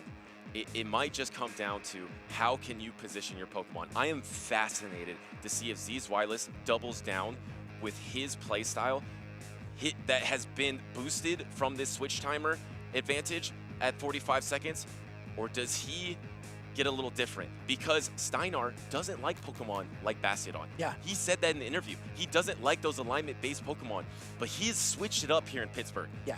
And that has, I mean, he's achieved great success with that, something you didn't expect him to do. Does Zweillous do the same thing? That's the question, right? That is the question we are all looking to answer here in our Grand Finals reset. And Zweillous has that Gastrodon. He has an answer. He had to turn to it in their first meeting. Does he go back to it here? Or does Steinar do what he did to countless opponents before and stay one step ahead? This is one of the best series between the winners finals and that first grand finals that I've ever seen in Pokemon GO PvP. The talent being displayed here in Pittsburgh is next level. We are locked in for the grand finals. The winner of this series will be your champion, and there it is. Zweillous made the adjustment. He has the Gastrodon lead into the Bastion. Say swap Cradily. No clear answer is staying in with the Gastrodon. This is so fascinating because ZZ can go for the Water Pulse. He can switch into the Charge Book, or he can go to the Guzzlord, excuse me. He decides to throw the Water Pulse into the Cradily, take the first shield from Steinar, but he is locked into a Charge Attack priority, and he fails to call it. He shields as well. He gets the bait shielded, and that will be the debuff as well, but it doesn't matter because you're getting out of there. You're swapping into the Guzzlord. You're ABB weak to that Bastion in the back, swapping into this Cradily with the Guzzlord. You should be able to maintain alignment. If you maintain alignment, this is probably your battle to win. ZZ is probably 25 or 30 seconds behind on the switch timer due to that little maneuver he just pulled, and the Rock Tomb connects into the Guzzlord, taking a chunk out of its HP, but Steinar's staying in. He's not going back to the Bastion. I thought maybe he would try to bank some energy here. Steinar doesn't love this situation. I thought so too. The timers were so misaligned. Why didn't he get out of there, ditch this effort, come in with the Bastion on? Maybe he didn't want to switch lock it. He doesn't want to switch lock this Pokemon into a Gastrodon eventually, and looks like there's going to be a full smackdown down, but you're going to have to take 2 brutal swings, which really don't do much. This is going to be poetic because the Guzzlord will dump its energy. It'll do what it can in this situation, but Zweillous will bring out that Gastrodon, and the moment that Steinar reaches for that Galarian Moltres, I think ZZ will have the perfect response. He will know that will be his game to win. Here is the swap. Here's the Gastrodon, the counter swap into the Charjabug. LNDS Steinar sees it. He is unfazed. The difference is it's neutral sucker punches versus these super effective Volt Switches. Here comes the first discharge into the last Protect Shield. No, doesn't even use it. Doesn't use it, is confident he can survive. I think he might be able to do 3 more sucker punches, but actually just goes for 1 into the payback. The shield from Zweillous, he knows he doesn't need to shield the Gastrodon. Well, to Galarian Moltres' favor, you actually would win that 0 Protect Shield situation.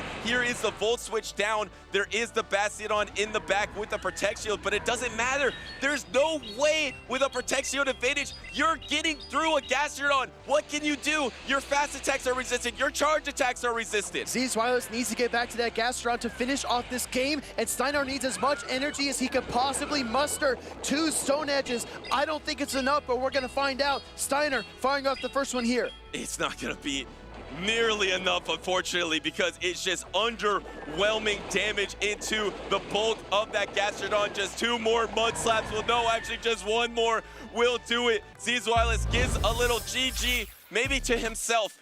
I switched it up. I did what I didn't think I was going to do. I tried to go for the alignment, and it worked. Steinar has tried to trap Zweillous over and over, and he has succeeded. But Zweillous says, I will not be caged. I will fight back. And now the question becomes, how will Steinar actually respond after he's seen the Gastrodon? Does he overcorrect? Does he leave the Bastion on the bench? Does he double down to the Pokemon that has gotten him to the Grand Finals? Yes, because the same thing happened in the Winners Finals, remember? Zweillous was not running the Gastrodon. He was down 0-2. Then he unleashed the Gastrodon. He took all those wins. Now LDS Steinar knows that is his win condition. He is now down a game. He is the one that has to switch it up. I think Zweillous is locked in with Gastrodon. I mean, he might switch it up at this point, but he's shown it in the past in Winners Finals. I don't know if he'll show in the game number 2, but I feel like the onus is on Steinar now. It is just crazy. It feels like the momentum is just ping-ponging back and forth, and it's so hard to keep up with. I don't know how these trainers are doing it. You know what's been absent this entire Grand Finals series so far? I'll say it real quick. Shadow Annihilate. Yes. Shadow Annihilate could be the core breaker that Steinar needs. We're going to go right into game number 2 of our Grand Finals reset. Bastion, Cradily, as Henry said, the battle of the rock types. And there is no Shadow Annihilate in the back. There is that Corviknight in the back for Zweillous, but once again, Bastion can win almost any battle neutrally. So LNDS Steinar is going to get the alignment here. Here's the swap in the Corsola, trying to catch some energy, but this is brutal. Now suddenly you're met by this Galarian Corsola. How many times did we see this in Anaheim? Exactly. I mean, Zweillous did bank a mountain of energy on that Cradily that he can use to strike back later, but this Galarian Moltres' sucker punches add up so quickly. Even if you connect the Power Gem, it's not going to be that much, and this Galarian Moltres will just farm and farm until it can strike back in return. And actually going for the fly here to try to get the knockout on the Galarian Corsola, getting a Protect Shield from Zweillous here, trying to get to the next charge attack, trying to get to that Power Gem. No, actually just trying to get to that Nightshade right at the same time as the fly. Looks like LNDS Steinar is going to Protect Shield it to try to go for that Sucker Punch down to ensure that energy goes somewhere in this battle. This Galarian Moltres was the thorn in the side of the Corviknight for ZZ, but he actually combos into the Cradily, throws the Rock Tomb into the Galarian Moltres to pick up the KO. And I just wonder, like, how is this going to turn out? I mean, I didn't expect that swap at all. No, and now you switch lock. this Cradilly into the Bastiodon here, which is not fantastic for Zweillous here. As we take a peek at the backline, it is going to be that Cradilly versus the Corviknight. That Corviknight does have a chance versus the Cradilly, but the problem is there's going to be way too much health on this Bastiodon. Exactly right. Grass Knot connects. We've seen it before. It is extremely underwhelming. Grass Knot into Bastiodon is like that that charge deck we just saw into the Stone Edge into the Gastron earlier. Earlier. It's not that impressive.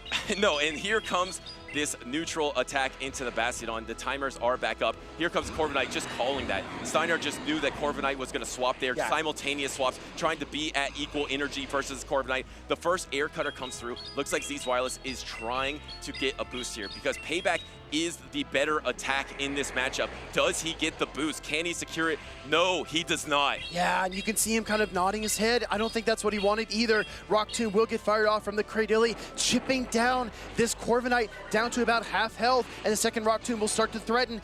The window seems to be closing here for Zweillous. He's got no HP left on his remaining Pokemon either. Yeah, it's just so tough here. LNDS Steinar has all the momentum in this situation. The Payback is going to be coming through into this Cradilly. Can he get back to a switch timer? No, he cannot get there in time. Here is the Rock Tomb. It's not going to quite knock out the Corviknight, but Zweillous does give up that protection here. He does have his swap available. So does LNDS Steinar, trying to go for the combo move, trying to call it, and look at the patience from LNDS Steinar. He is locked in right now. Doesn't throw the flamethrower, which is exactly what Zweillous wanted, and now that he's switch locked, he knows he's out of options, he's out of time, and he's about to get cooked by this flamethrower from the Bastiodon. And it is going to be super effective into this Corviknight. There still is a Protect Shield remaining for Steinar. A pretty dominant Game 2 performance to tie up this series after a couple of smackdowns here. I mean, look at the composure. Zweillous tried to catch on the combo attack from the Bastiodon. He swapped, knew it was going to happen. He also simul-swapped on the Corviknight swap. I feel like he's catching up against the switch timer technician a little bit here. Yeah, Steinar's memory is so impressive as well. He compartmentalized that Galarian Corsola did not have any energy at all. So if Zweillous tried to switch it in, it was no threat to the Bastiodon. He could just continue with the smackdowns, farm it down, and bank that energy for the flamethrower, and eventually the outcome that he wanted. Steinar ties up the series. We saw no Gastrodon in that game number 2. Correct. We might see it in this game number 3. It doesn't get closer than this. They're tied 1-1. Now, it just comes down to a best of 3 between these trainers who have now battled, what is this, 11 times 11. In this tournament? Yeah. And we've seen a lot of the matchups come down to, they're just in it. They're just back in it. They know what they want to do. And Steinar knows he wants to reveal the Shadow Annihilate versus this Corviknight. What is the backlines? Wow, he sat this Bastiodon in this crucial game number 3. Yeah, for basically the first time as far back as I can remember, Corviknight fires the air cutter. We know the first air cutter will not do that much damage, and Annihilate can endure. Does the boost come through? No, we don't even find out. Oh, wow! He goes to the Charge Bug to soak the Rage Fist. But he gets the full Volt Switch through, Speedy.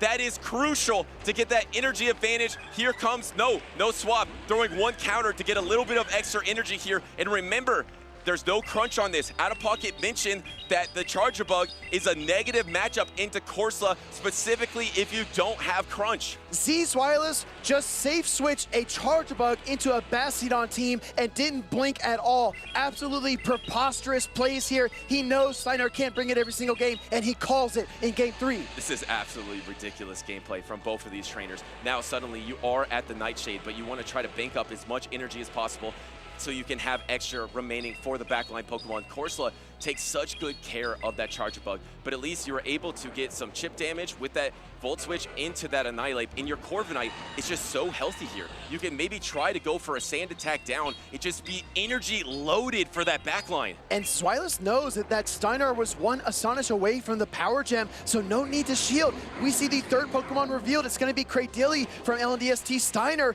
and the question becomes, will he shield? Whoa, what a call! He finally goes for the bait, and he is Protect shielded from Steinar. Can he get the boost as well? It doesn't matter because he's swapping into his own Cradilly. Moving the pieces around yet again. This is a 1,000-piece puzzle, and I don't know what the final picture is going to look like. Rock Tomb gets shielded. and here is the shield parity in this matchup. We have complete parity in this series. It is 1-1, and we have a mirror matchup between these Rock Tombers. The Rock Tomber does land. Steinar will get to his timer way earlier. After this Rock Tomb, he can unleash the Annihilate. I expect that to happen right now. Unleash the 8th Steinar. Steinar has it. He goes for it. Annihilate's counter damage is adding up, but the Rock Tomb is almost there as well. Just one turn away. He's able to get to the grass knot, KO the Annihilate, so its effect will be minimized, but that damage is incredible. Exactly, and he was able to get all that pressure with that fast attack and soak the energy. Do you come in with the Corsola here, you are going to be switch locked. That's the danger. If you come in Corsola and try to get some energy, the swap can happen. I actually really like this from Steinar, not being vulnerable to that switch lock timer. Can you go for the charge attack priority? He doesn't go for it. He's gonna go for the shield, and no Rock Tomb. I'm actually shocked at the no Rock Tomb here. Well, he's expecting the Corviknight. The Corviknight could come out at any second, and here it comes into the battlefield, into the fray. Rock Tomb gets fired off by the Cradilly. Is gonna take that final shield away from Zweillous. The question is, will a payback while debuffed be enough to take down the Cradilly, or will he swap on it? Corsola's right there, waiting for it! Go for it! Steinar knows! Unfazed, Steinar swaps onto this payback. It is going to be super effective. There is an undercharge. You're going to get the sand attack down, but you can't get to enough energy. You get to an air cutter. You can't get to a payback. You got kind of close, but it looks like Steinar does have the Rock Tomb banked. It is charge attack priority, but this air cutter is not going to be enough. Air cutter connecting into the Cradilly. Going to deal some damage, but like you said, Butters, not nearly enough to win this game. And that charge attack priority tie is going to seal the fate of the Corviknight. The question mark above my head, above all of our heads, is how much energy this Cradilly has. It's got nothing. He can't get there, and he's going to get acid down. And LNDS Steinar takes game number 3 and is 1 game away from being your Pittsburgh champion. This series is amazing. Butters, I've got chills. I can feel the pressure. These trainers have history in their hands. Every single play, every single prediction, every single Pokemon matters, and it will be etched into the history books when it's all said and done. So the question is, who will rise to the moment? And this is going to be looked at as one of the classic series of Pokemon GO PvP, especially at a regional. Both of these trainers want victory. They want to be the one standing with that first place medal. Zweillous can never be count out. He was down 0-2. Do we see the Gastrodon in this decisive game number 4? Your tournament dreams are on the line. You want to be grand champion. You maybe don't want to do it with the Gastrodon, but it could win you this game. But remember, Steinar's not showing Bastiodon. All right, Butters. Here we go. Here we go. Game number 4. Guzzlord, Galarian Moltres, Dark types on both sides of the field. And Steinar doesn't bring the Bastiodon, and Zweillous brings the Gastrodon. These backlines are kind of neutral. You have a bit of a positive matchup here, actually protect shielding on this fly. The thing is, you don't do that well with Dragon Tails and Sludge Bomb. It's hard to do enough damage with your charge attacks, and actually, both of these trainers are investing in their dark types here in this lead matchup. Yeah. You know why? There's a Gastrodon in the back for Zweillous. He wants alignment. He absolutely does. Guzzlord dealing a lot of damage with the Dragon Tails, but not as much as seasons past because of the Dragon type rework this season. Fly will connect into the Guzzlord. It's as bulky as ever. That hasn't changed, and the Sludge Bomb is locked, loaded, and ready to deploy. This is not enough to knock out the Moltres. You're going to also have to throw a Brutal Swing or Dragon Tail down, as this Moltres is able to take that, no problem. Here comes the swap into the Great Dilly. I love this swap from Steinar. He's trying to get an energy advantage of whatever's in the backline, and he did. He has a 3 acid advantage versus this Corviknight. In the back line, we see the Gastrodon for Zweillous and the Galarian Corsola for Steinar. This is still incredibly neutral. I can't tell which trainer has an advantage. They seem evenly matched at every single twist and turn. Payback fired off here by the Corviknight. It's a Cradilly, no shield. Anything can happen in this in-game here. The backlines are neutral as well. You have the Gastrodon versus the Corsola. Of course, Corsola loves all neutral situations. The Rock Tomb is coming into the Corviknight. Is not going to knock out. Zweillous just lets it go. Can he get back to his timer? The timers are misaligned, but not enough. Steinar is actually closer to his timer than Zweillous is. Does he try to go for a swap? Yes, he tries to swap into the Moltres. He successfully does catch an attack, but it's the air cutter. Yeah, just the air cutter, but it still be enough to take down the Galarian Moltres, pick up a knockout, the first knockout of this game, number 4, and this Corviknight is not threatened by the acid, so if that Corsola comes in, that allows these Zweillous to swap to the Gastrodon. Tensions are rising here in Pittsburgh, trying to go for the Astonish down. Here comes the Gastrodon, but that is crucial for this Corsola. You are now an Astonish ahead versus this Gastrodon. It's already a neutral win for you. Now you're even more ahead. Where's the Water Pulse going to be, and will it land into the opposing Galarian Corsola? No shield on the first Nightshade by Zweillous. He needs to decide if he's gonna bait. He's gotta go now. Throwing the Water Pulse, doesn't pick up the shield, no! Steinar lets it through. He's got to go now because he has to get back to his switch timer. He has 2 sacrificial Pokemon in the back, but the switch timer is not available yet. That was charge attack priority. Here comes the last Protect Shield. You have to be able to knock out this Galarian Corsola with a charge attack. Cradily has health. There's no swap. It's the Water Pulse. It's let go. The problem is the Cradily cannot acid down this Gastrodon. It's all up to the Cradily, the final Pokemon for Steinar, and it's got energy. Gonna throw the Rock Tomb. I love that play because it's so safe. If he tries to catch, it's gonna knock out anything that it hits. Cradily is the last hope for Steinar. There's still a Guzzlord. There's still a Corviknight.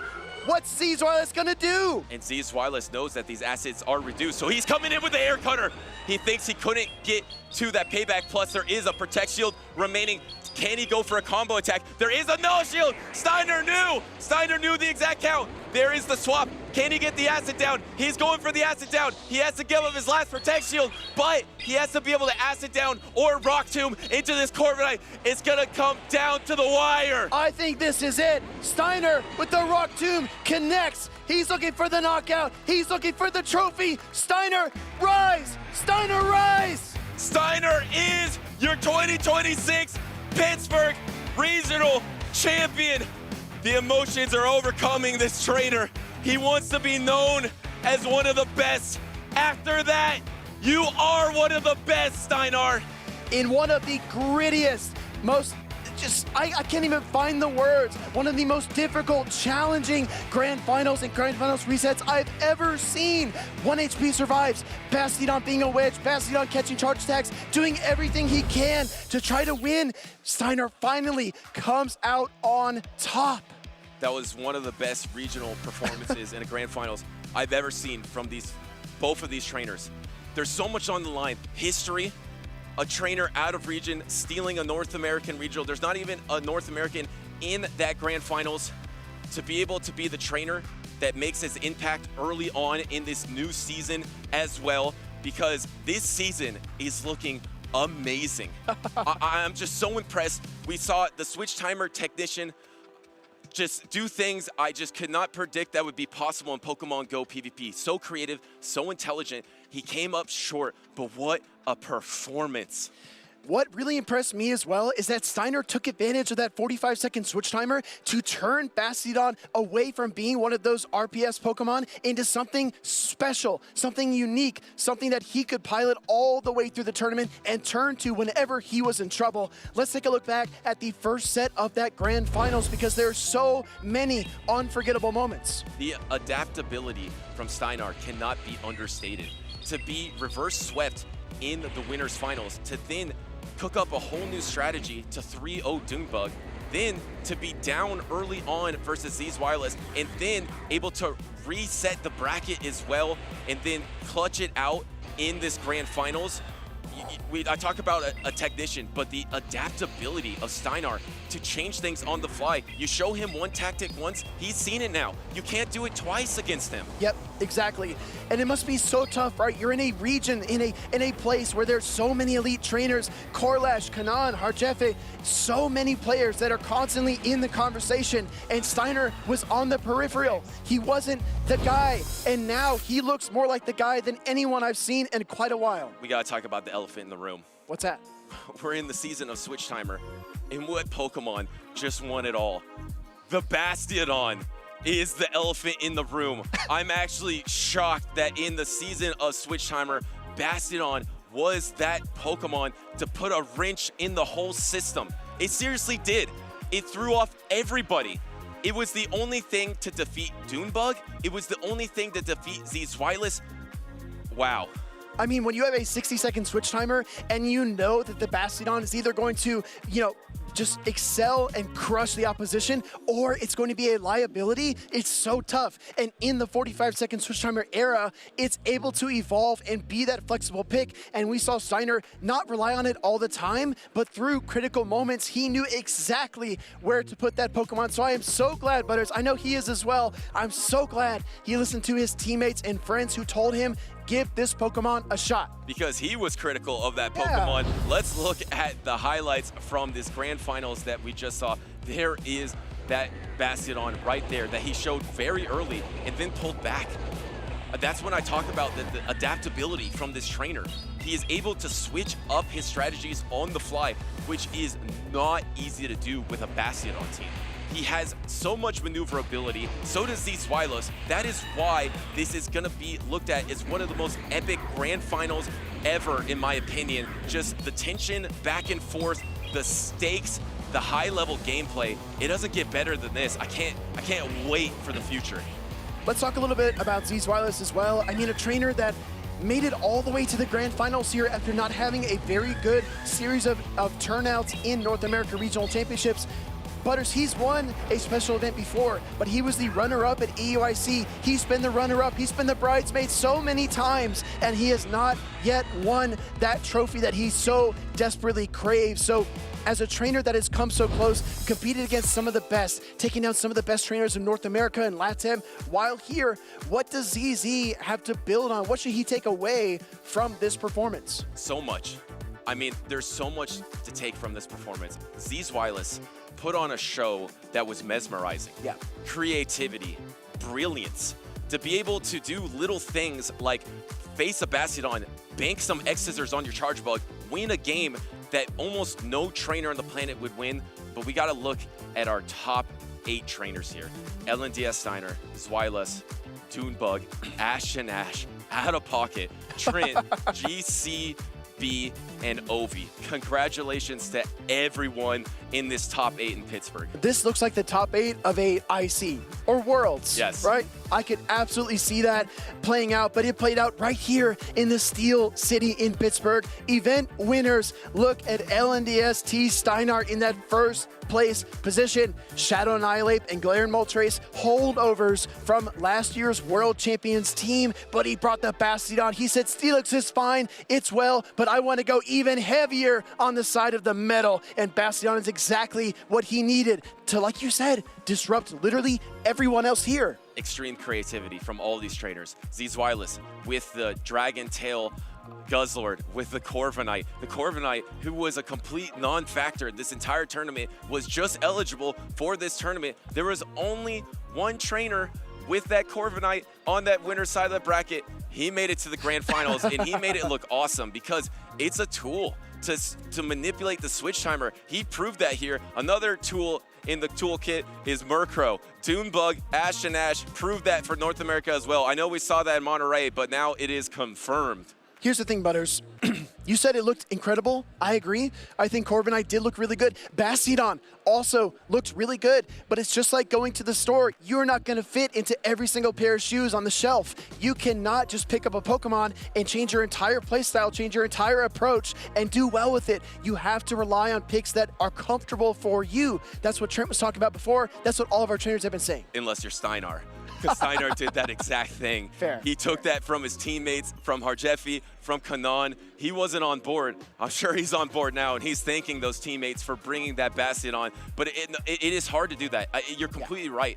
To the core of your point, you're completely right. It's so hard to do that, especially if it doesn't match your playstyle. The thing is, Steinar didn't only rely on that playstyle. He showed his ability to do a lot of other things, specifically dominate with the Shadow Annihilate in those crucial DuneBug series, and then early on in the grand finals, show Bastiodon and then completely pull the rug. bench it, and then win the entire series with his other Pokemon.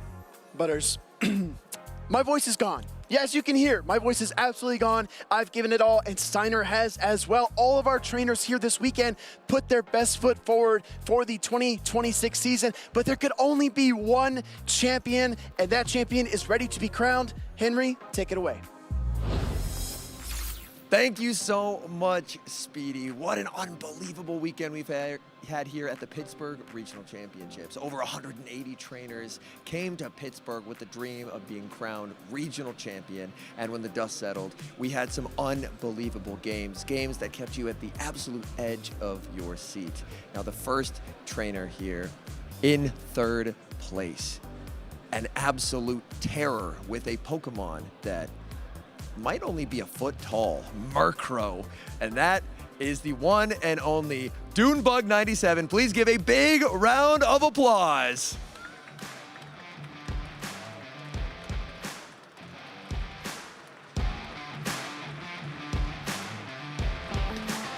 So, Mr. Dune, back in a pretty familiar spot for you, being on the podium. You have quite a nice medal collection at this point. Talk to me about what it means to kind of dive into this new meta, and so early on, only a few weeks in, already have a medal to your name. Yeah, this is already my second tournament of the season, and last weekend, Monterey got 5th place, 3rd place here. I brought the Merc Show to Pittsburgh, and it feels great. Now, my question is, you like to compete at a lot of these tournaments, constantly proving to see if you can be the best, if you can claim the title of champion, as you have on many occasions. So, do you know yet what your next tournament is going to be? When will we next see you up on this stage? Vegas, baby! Vegas should be an absolute blast. But again, big congratulations to you, DuneBug. 3rd place, taking a Pokemon that wasn't really on the day one usage and putting it to great success. So big congratulations. Thank you. Next up, we have, in my eyes, one of the easily best trainers in the world. His results are unbelievable. His plays are unmatched. The support he has in the crowd is undeniable. Please give a massive round of applause for our finalist here in Pittsburgh, Zweillous.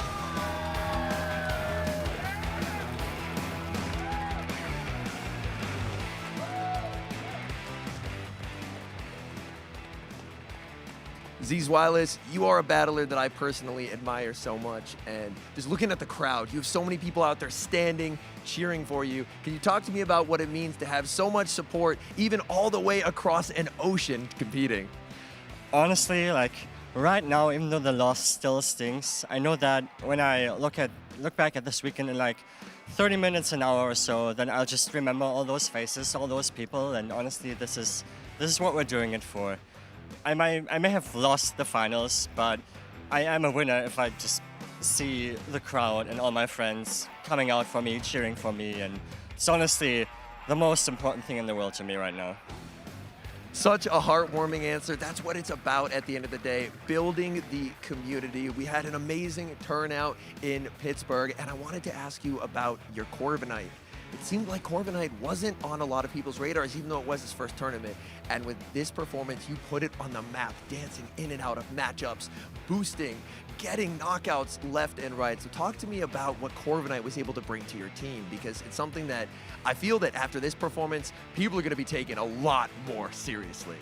Well, the Corviknight it kind of has nothing and everything all at once, because it's not that aggressive Pokemon. Sand Attack is a very underwhelming fast attack when it comes to dealing damage, but it charges super fast, it has the coverage, it has the defensive resistances. It just plays really flexibly into most of the meta. If you look at the top usage graphic, there's Mudslappers, there's Credilli, you can tank energy that you don't want to take on your squishier Pokemon. I think Corviknight is an enabler for the rest of your team, and I think in that role it will shine in the future as well. And boy, did it shine with you operating that Pokemon. Unbelievable gameplay throughout the weekend. I don't want to keep you any longer. From your adoring fans in the crowd, can we hear it one more time? I know y'all can get loud for Zweillous.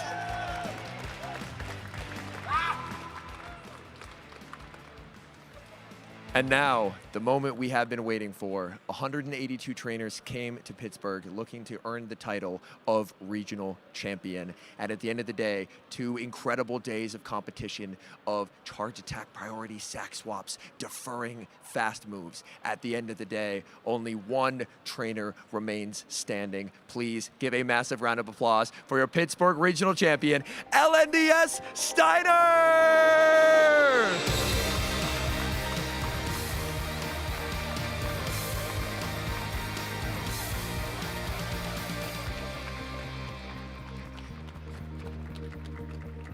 It's gotta be an amazing feeling standing up here knowing that out of this tournament you were able to emerge as the champion. Talk me through what you're feeling, what your thoughts are in this moment, because this has to be an amazing feeling.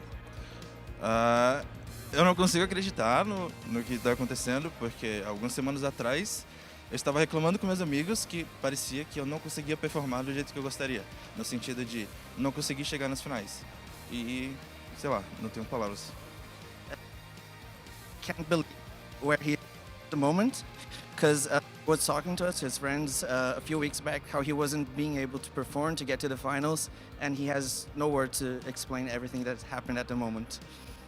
An unbelievable feeling, and you have a ton of support in the crowd as well. One of my favorite parts of getting to go to the World Championships the past 2 years is every time a battler from GB Lindos is on stream, the support, the cheers, the camaraderie. So talk to me about what it's like to get to perform on the big stage, but also know that you have so many of your friends, at this point probably people you consider your family, supporting you throughout this journey.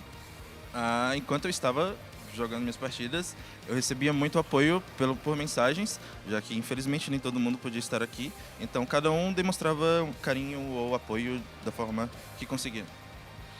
He was playing, he was getting a lot of messages from all over the world. Unfortunately, most couldn't be here with him, but it was so much love and affection towards him, so he's just really happy. And happy you should be. What a performance throughout the weekend, making the reads that had to be made, running a double rock strategy to amazing results. Let's give it up one more time. Big congratulations, our Pittsburgh regional champion, LNDS T. Steinar. And that does it for us, an unbelievable regional championship. And all that's left is to send it back to my wonderful co-casters in the lounge.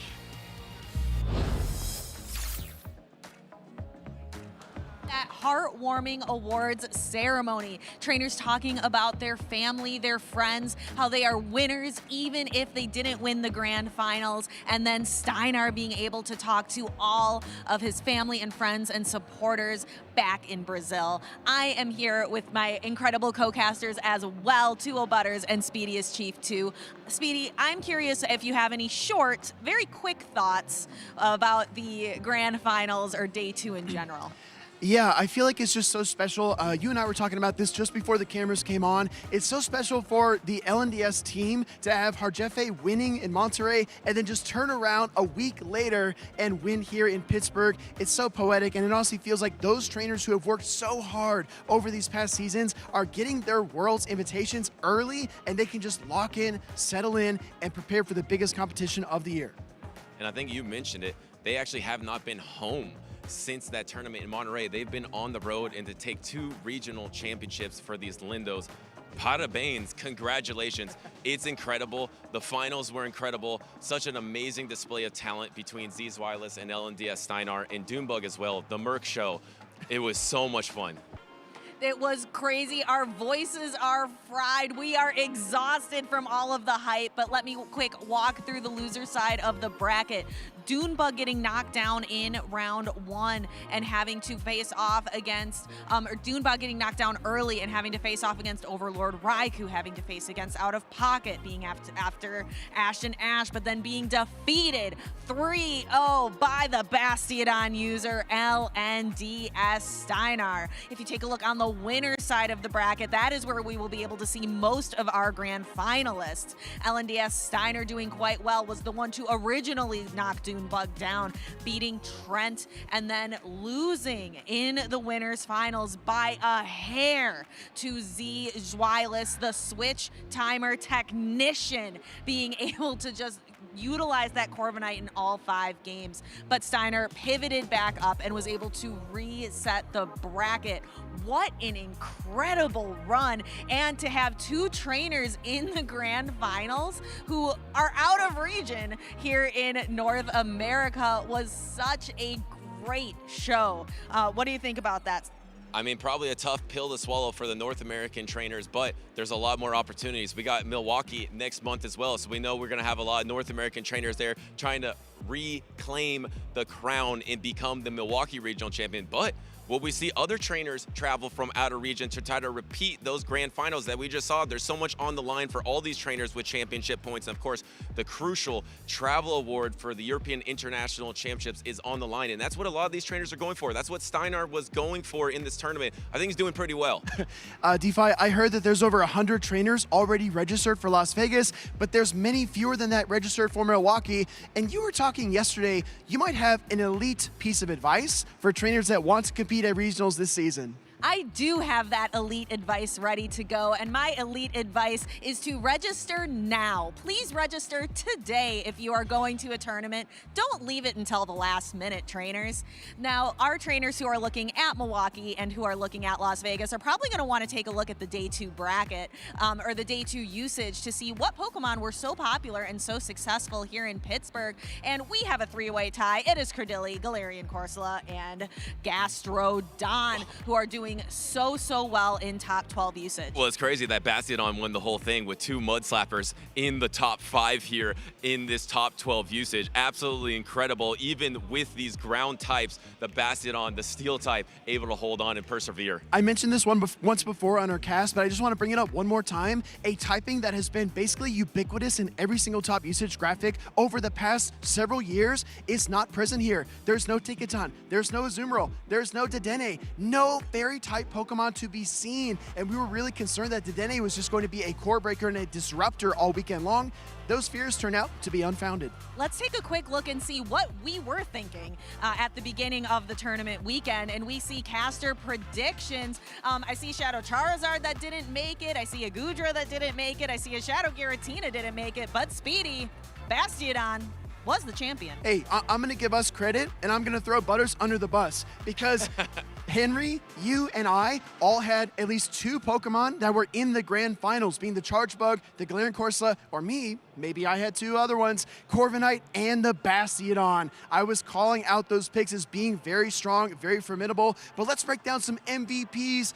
Butters, who did you have? Well, I'm going to get some redemption here. You just called me out, but my MVP got top 4, which was the furthest out of all of these trainers here. So a little redemption for me, even though I was wildly off with my caster picks for the Pokemon.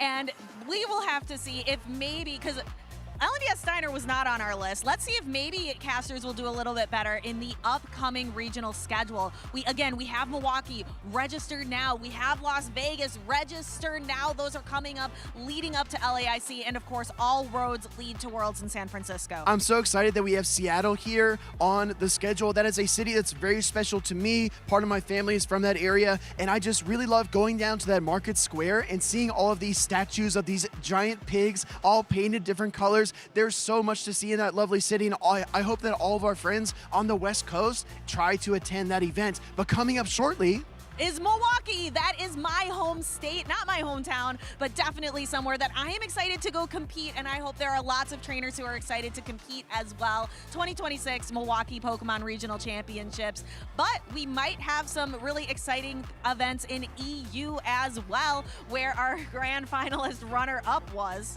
Well, as we head over the Atlantic to EU, we do have Lille coming up. France is a wonderful, beautiful place, and I know a lot of trainers are going to be making the trip over there. So much history, so many talented trainers have won events over the seasons, and I cannot wait to see who our champion will be October 25th and 26th. And so much has changed now. We've had a regional in LATAM, Europe, and North America. Can't wait to see in Lille and Milwaukee what these trainers cook up. And Speedy, where should the trainers follow? Where should they follow along if they want to catch all of that action? I look here, I look there.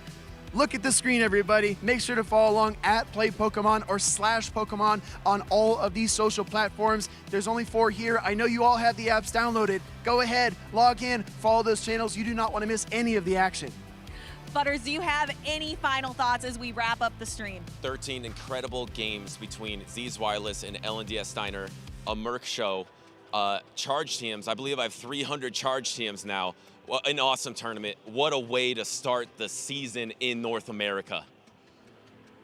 Yeah, I mean, I can't really say enough about our grand finals. All of our trainers that competed here in Pittsburgh were so valiant in their efforts, but there could only be one champion. And let's be fair, I think the best trainer won this weekend. Butter said it, I said it, DeFi and Henry said it. 2026 is special. This is a very, very special year, and we want you to be along for the ride, so get involved, please, we beg you.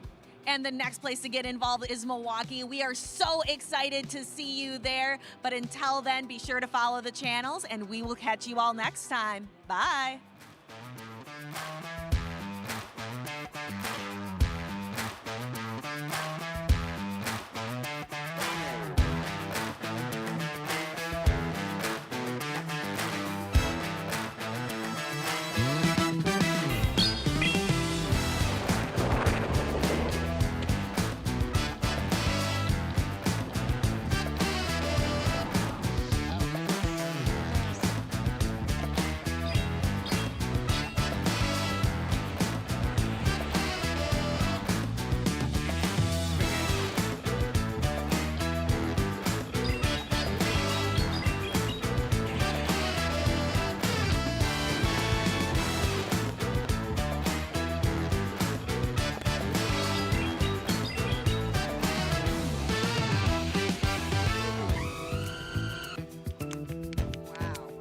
So well done, I can't even be mad. Yeah. That was